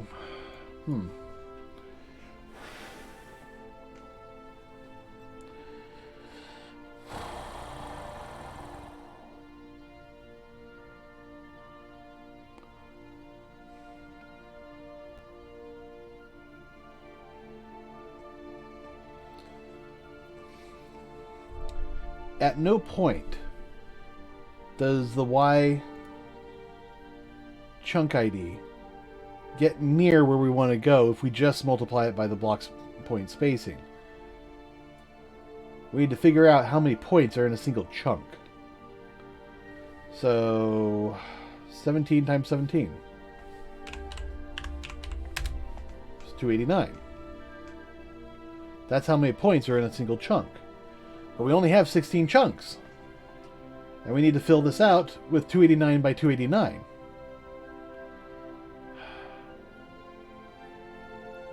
I don't know, am I getting my block point spacing math wrong?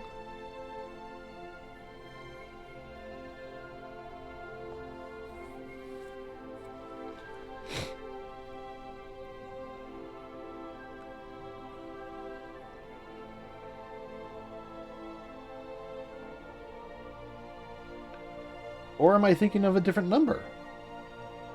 This is points per chunk, I guess.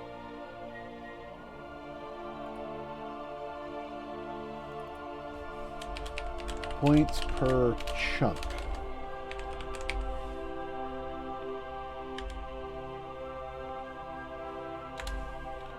Const int 32.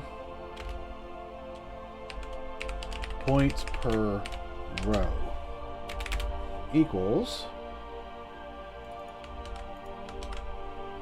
point per line times where is it? Cells per chunk. Actually, would it be cells per chunk? Yeah, I think so.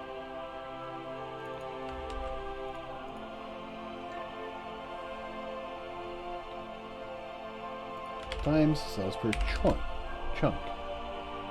Alright, so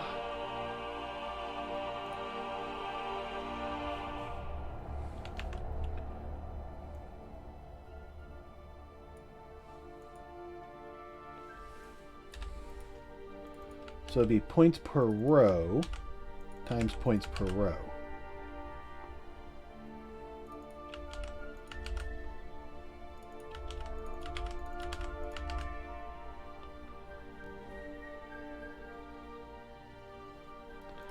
And here we will actually want points per chunk,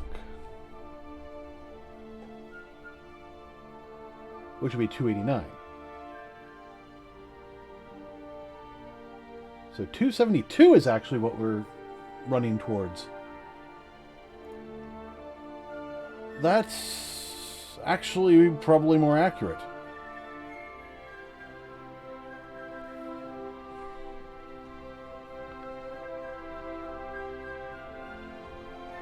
Alright, you want points per row?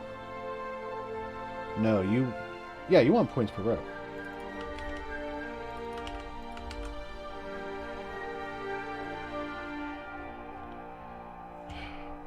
So somewhere I made a massive mistake.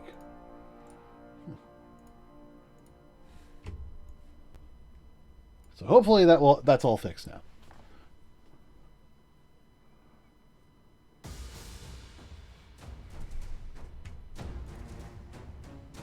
Although I suspect the Y offsets are probably still going to be bad.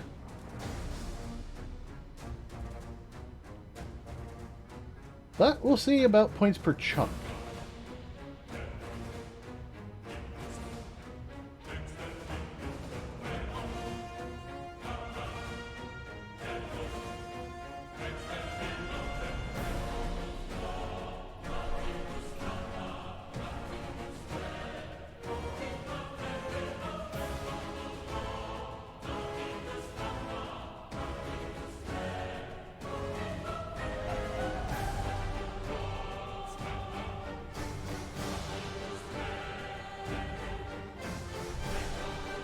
I think the naming convention's probably a lot better now.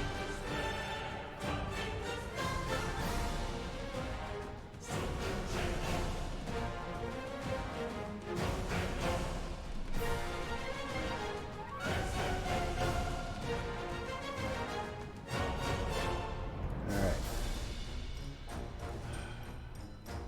Great landscape.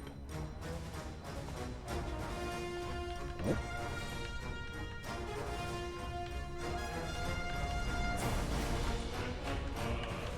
Alright, even if our Y values are wrong, this is still looking a lot closer. 1, 2, 3, 4, 5, 6, 7, 8, 9, 10, 11, 12, 13, 14, 15, 16! Yeah! So that should solve some of our problems. We still have to figure out the X issues, or the Y issues. But the X issues are still there. But I suspect part of that is, us,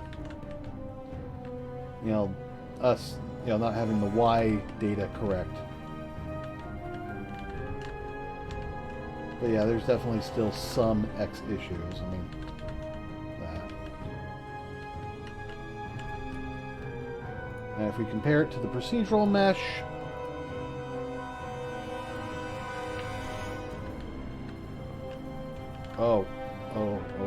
we are much better off.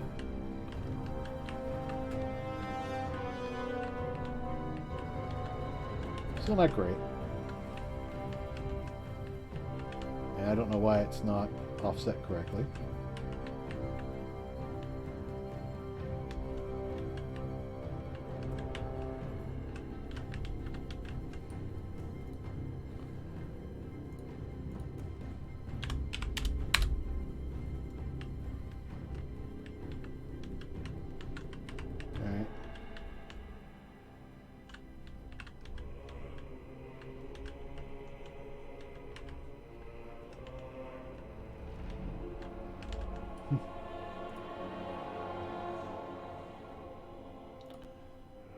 Alright, procedural mesh.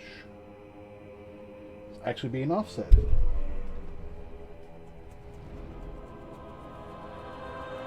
Or not. Alright.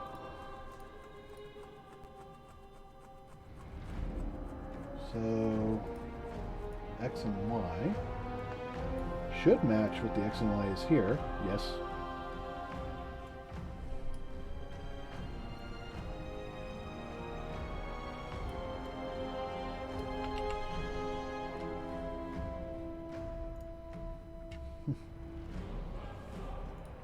Component, billboard, procedural, landscape mesh, yeah, procedural mesh. I wonder if I'm offsetting the procedural mesh by something.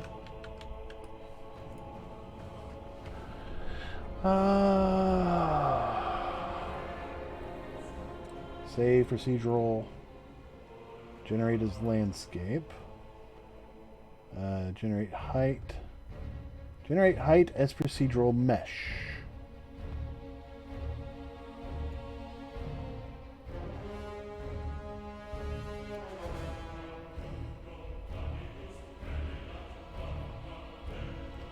Alright, generate mesh data.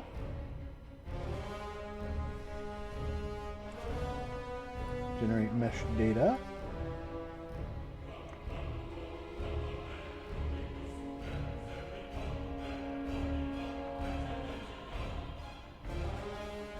Come on. It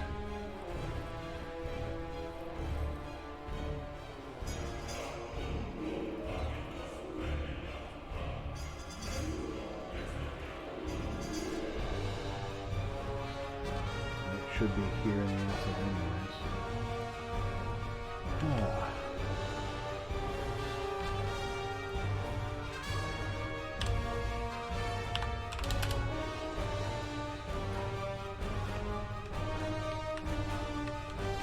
Alright, so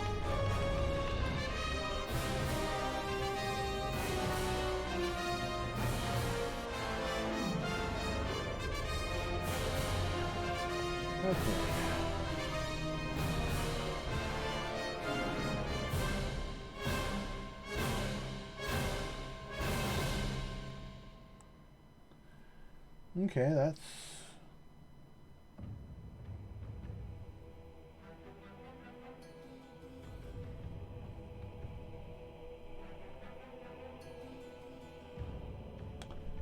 no.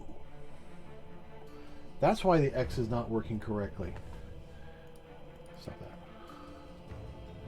Well, first of all, generate mesh data right here. Build offset. Okay, block center minus block center.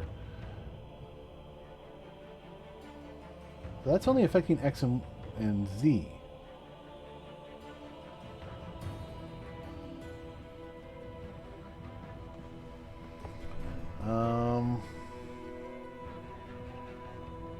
What about the height?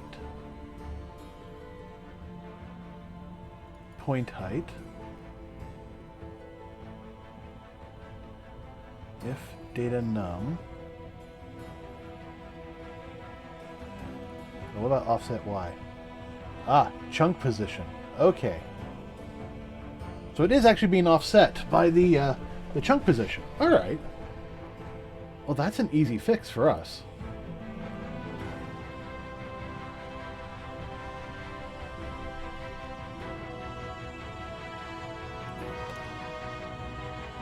Because original height plus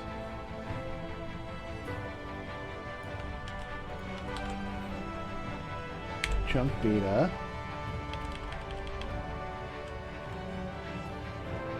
position Y. Correct?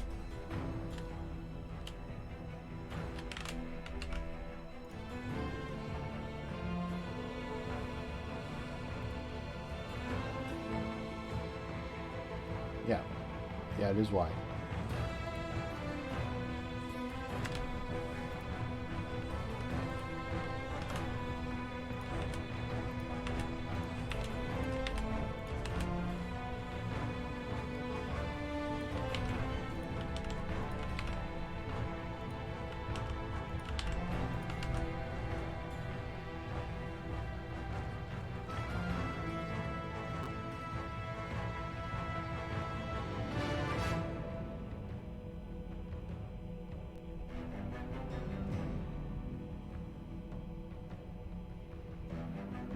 actually, you know, it might be a little bit faster. Double offset equals that. And we just replace that with offset.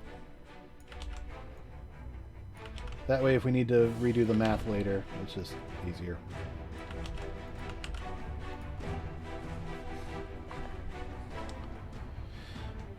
Okay, so that should solve that. Actually, might want to apply it after here.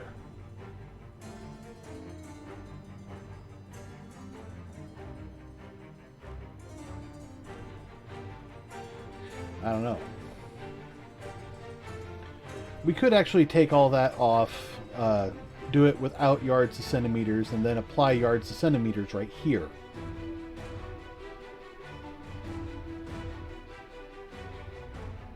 That's assuming we need yards to centimeters. Actually, yeah, right here.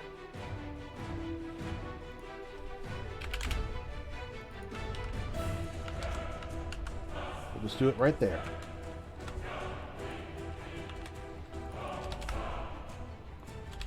Equals height diff. And now we'll remove all that.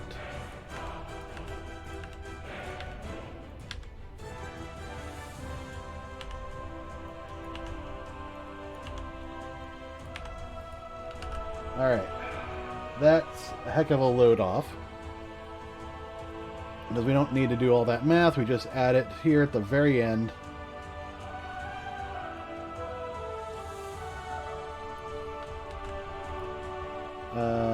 Oh wait.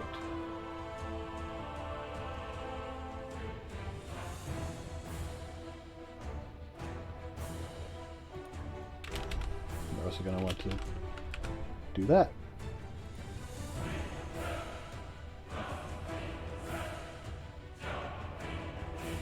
Yeah, that already multiply it here. No, I'm happy with it there.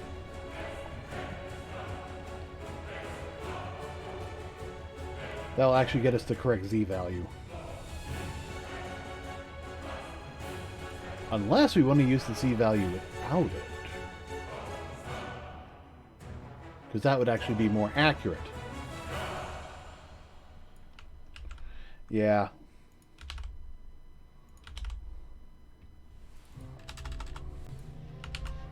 I'm not even certain this is necessary down here.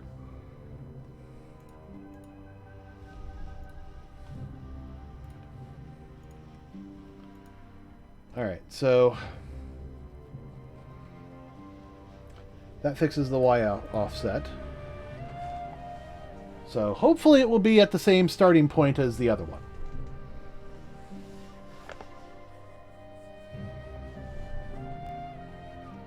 We still need to fix Y's and X's. So should that be points line count or points row count?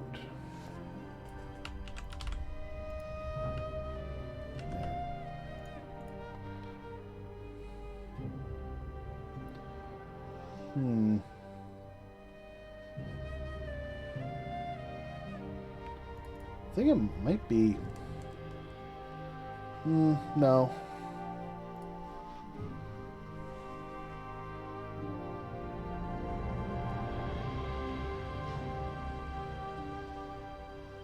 X plus that. Yeah, that works. That times that. That works. Because Y is effectively, you know, chunk ID.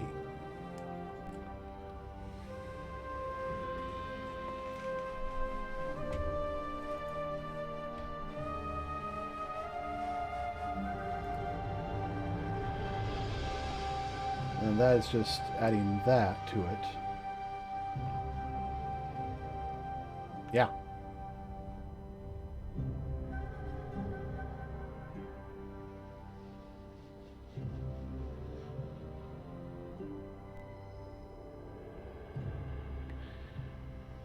Actually, no.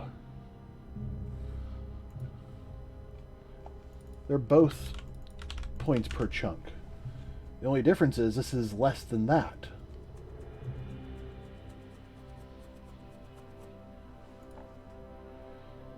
I feel like I'm wrong about that. But at the same time, I know I'm right.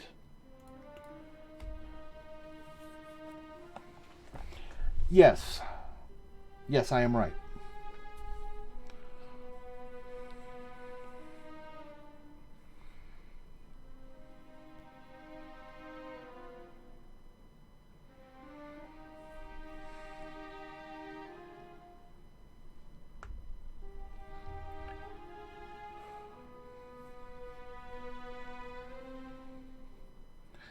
Because chunk ID for Y is always going to be greater than X.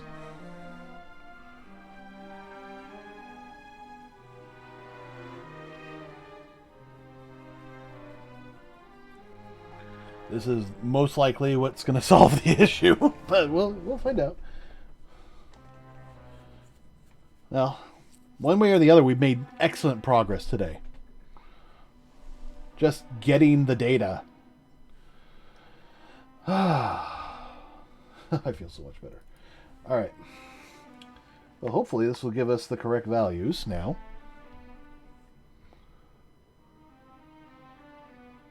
If this just worked, I'd be very surprised. Very happy, but very surprised.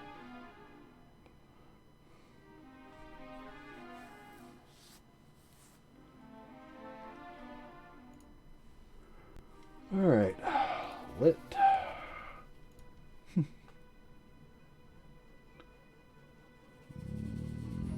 Crash. All right.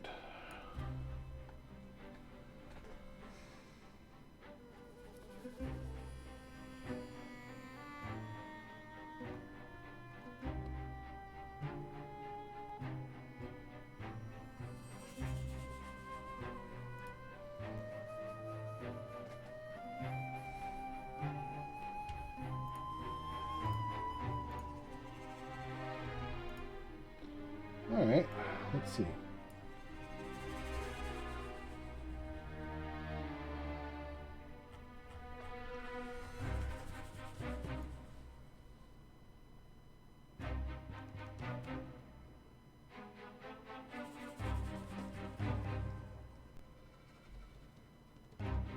That's not right.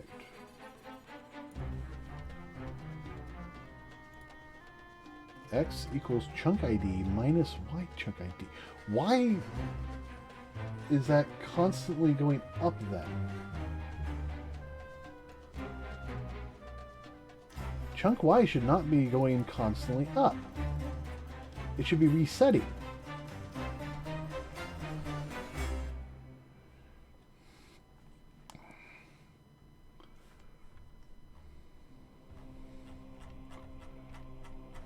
Yeah, it should go up, but once we hit a chunk Y, it should reset. It only resets one. Wait, is that right?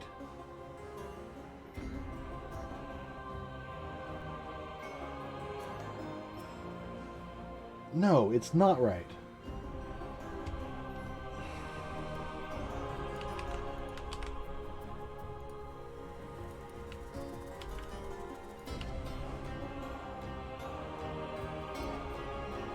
Okay, so chunk ID per chunk minus chunk Y.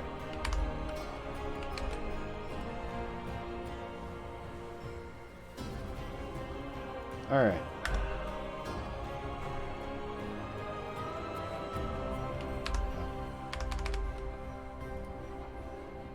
Close that.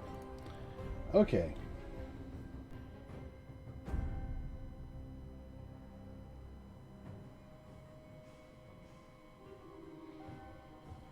No, that's not right. Ah.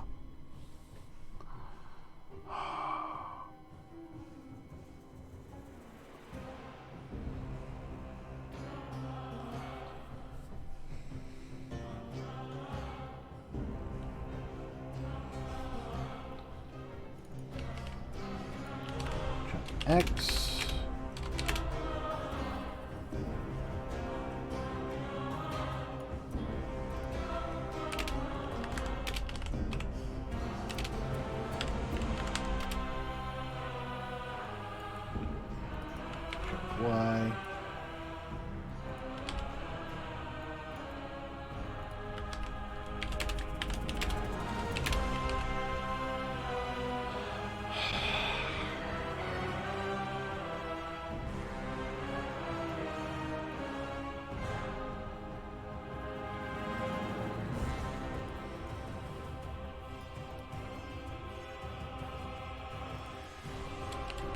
points per row.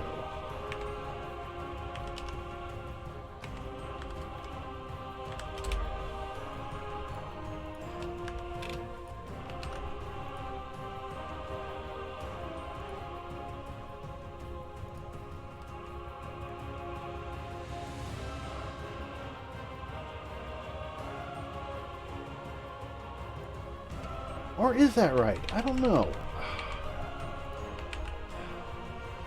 What I remember from math says that this is right. Especially with what I have right here. It says it's right. But, for some reason, we're not getting that.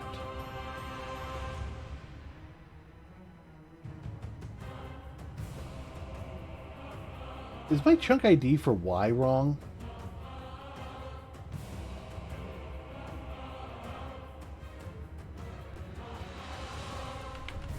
I need to multiply that by chunks.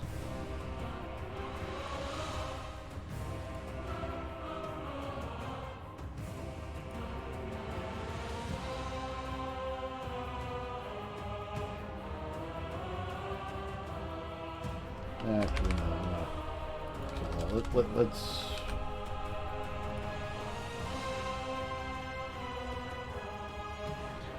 No, actually, I do want that.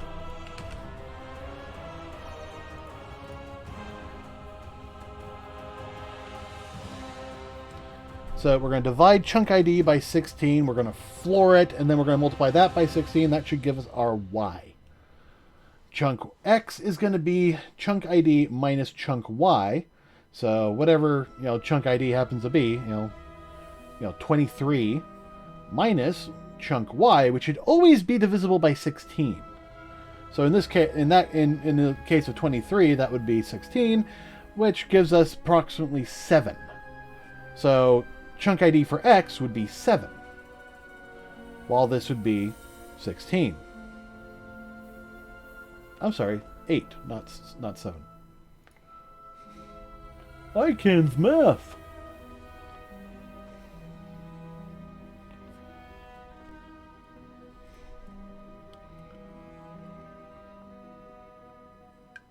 All right.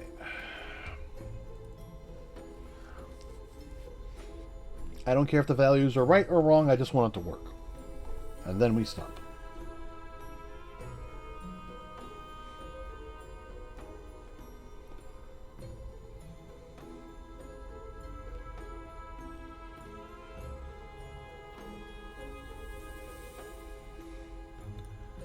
All right.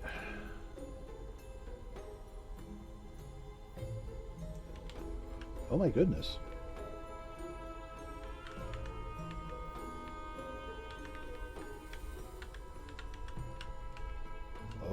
Oh, we are getting freaking closer. There's definitely, look at that. Oh my goodness. Let's compare that to the procedural mesh. All right.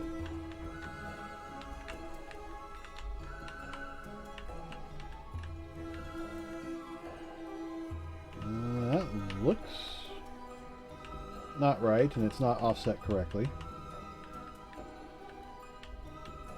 And it looks like we're skipping some Y's and X's. But that is still the closest we've come to actual valid data.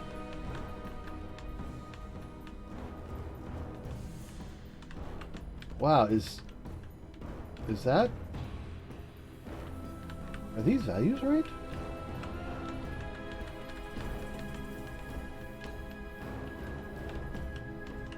Where are these the values of?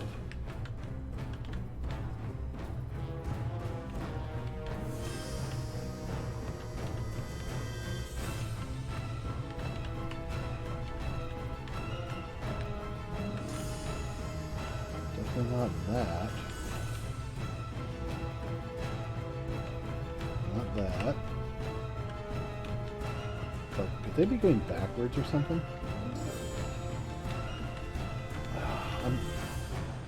I'm just so happy that, we're getting relatively good data. At least for parts of it.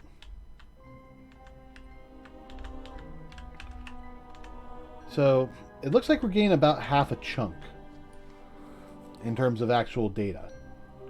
And then each one gets offset by 1 on the y-axis, so that shouldn't be too difficult to deal with. Alright. So, X and Y offsets. Alright. This does look like a continuous line of data. So we just have to fix that that Y problem, and it might be good. And then it's a matter of getting the rest of the data in there. So, what's going on? Okay. That's actually giving us a negative on the XY chunk? What?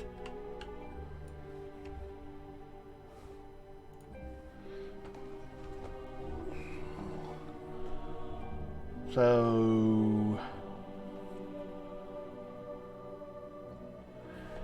Alright, looks like this actually fixed up some of that, so we probably don't need that anymore.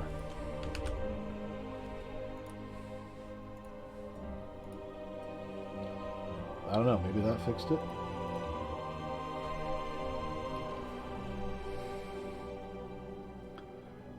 One last build. But this definitely seemed to fix the, you know, X and Y chunk issue. Let's see if I can view some more data. Yeah, the big problem being that the X offset got borked all to hell, and that's probably what caused some of the problems. But it's interesting that it actually fixed some problems too, at least for the first row. Well, for the first row, it worked perfectly. Although it looks like it's only got about half of the data for the first chunk.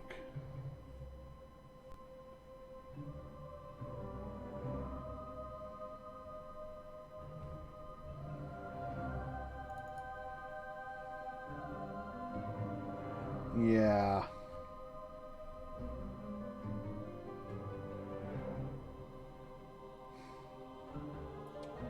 We needed to skip more data with the Y offset, so that actually needs to be ×2, which means this is ×4. Or would that be ×3? Probably 3.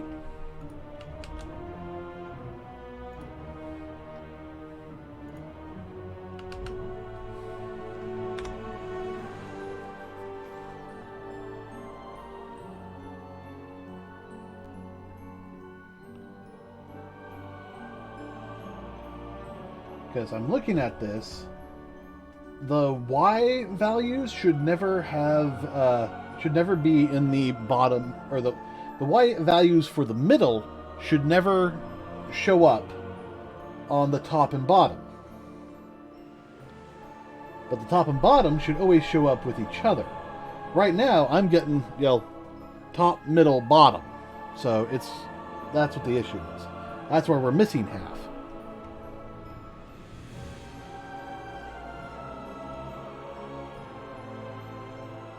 Because progressing and overwriting, you know, all the stuff. So hopefully this works. I might have to switch this up to 4.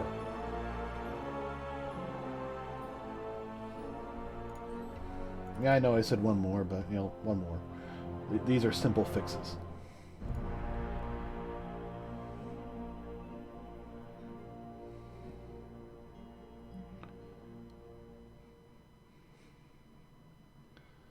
Good news is this is just math changes, so it's not going to cause a crash. Unless I really messed up some math. Create. Did I really mess up some math?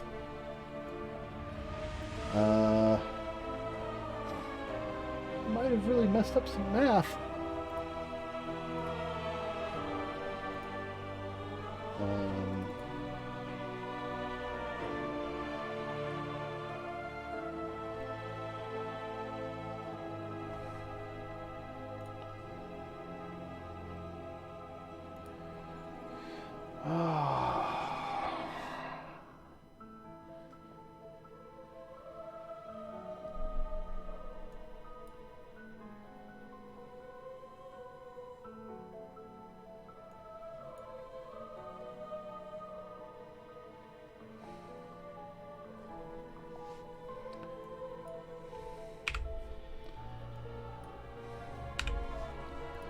Yeah, I think I messed up some math pretty bad.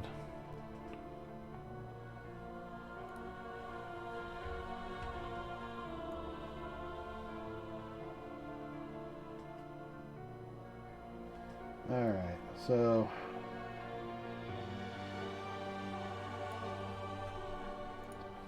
also have to figure out these, but I think I'll do that after the stream.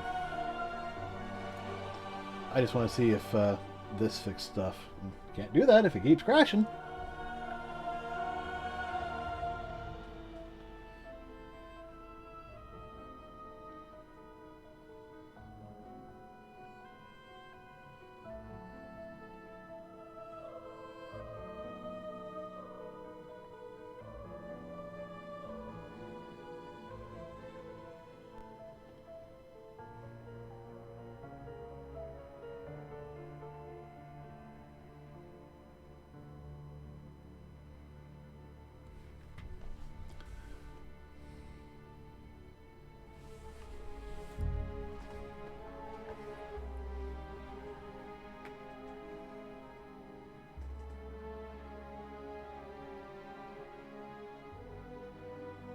I wonder if I should make this just times 2.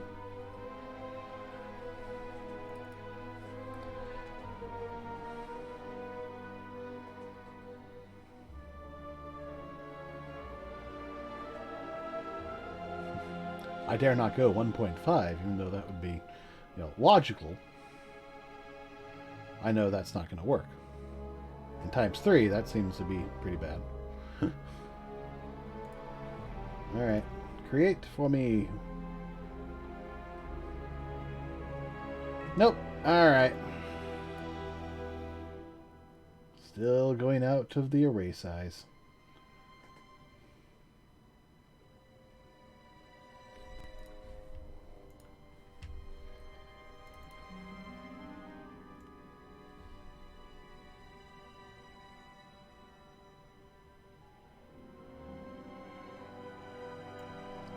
Alright, so...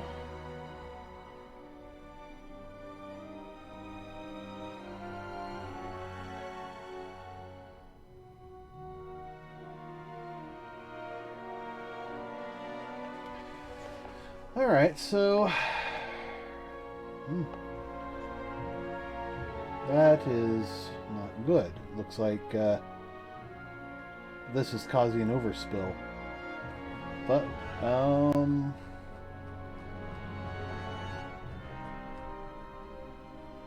okay.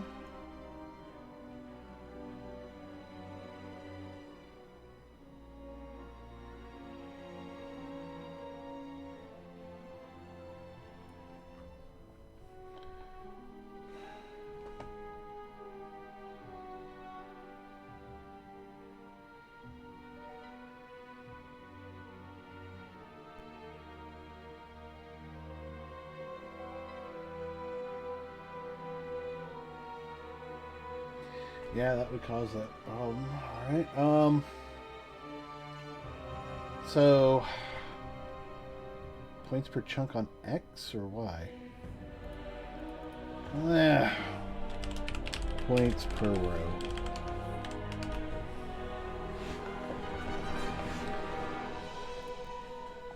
Let's just get this back up and running. This is probably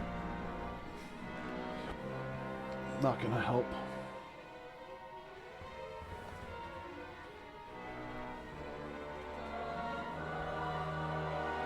Well, actually, it'll probably help a lot.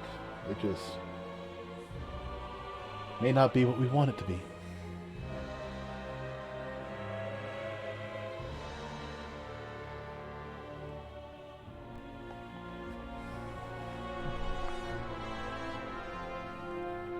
Sometimes it's just this. You just got to keep messing with numbers until it works. I want to have this compile. I want to have it load up. I want to have it, you know, I want it not to crash when I hit build. Small victories. Just end with a good high note. You know, the last 2 times I've done this stream with the landscapes, you know, we've had a disappointing end. I want to have some good, you know, news, even if it's just we're on our way. Which theoretically I could do right now. It's just, yeah, we're on our way. It's just, you know, got to figure out the exact math. Yeah, I want to see how we're doing. Nope. All right. Hmm.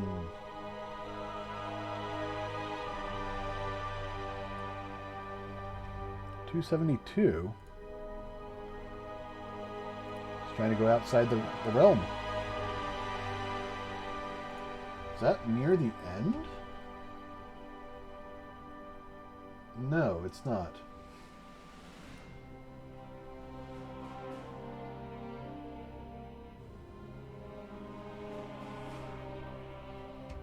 Yeah, that's an index of 8, a y index of 240. Actually, you know what?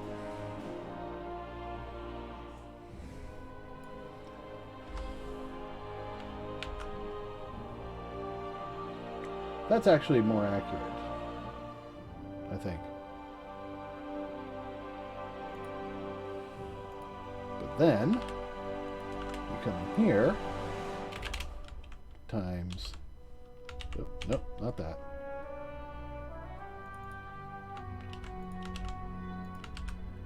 Times cell by chunk. So we'll have our y index, so we know how far we are y, and then we'll have x, which will, you know, basically be the same as it used to be. Now that's not going to make any difference, and you know what? I think that's going to be good enough.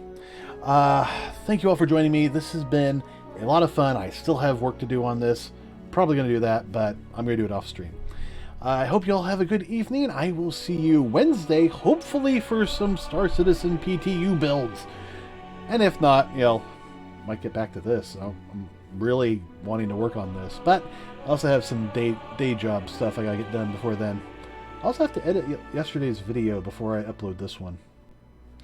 Alright, I'll see you all later. Good night, everybody.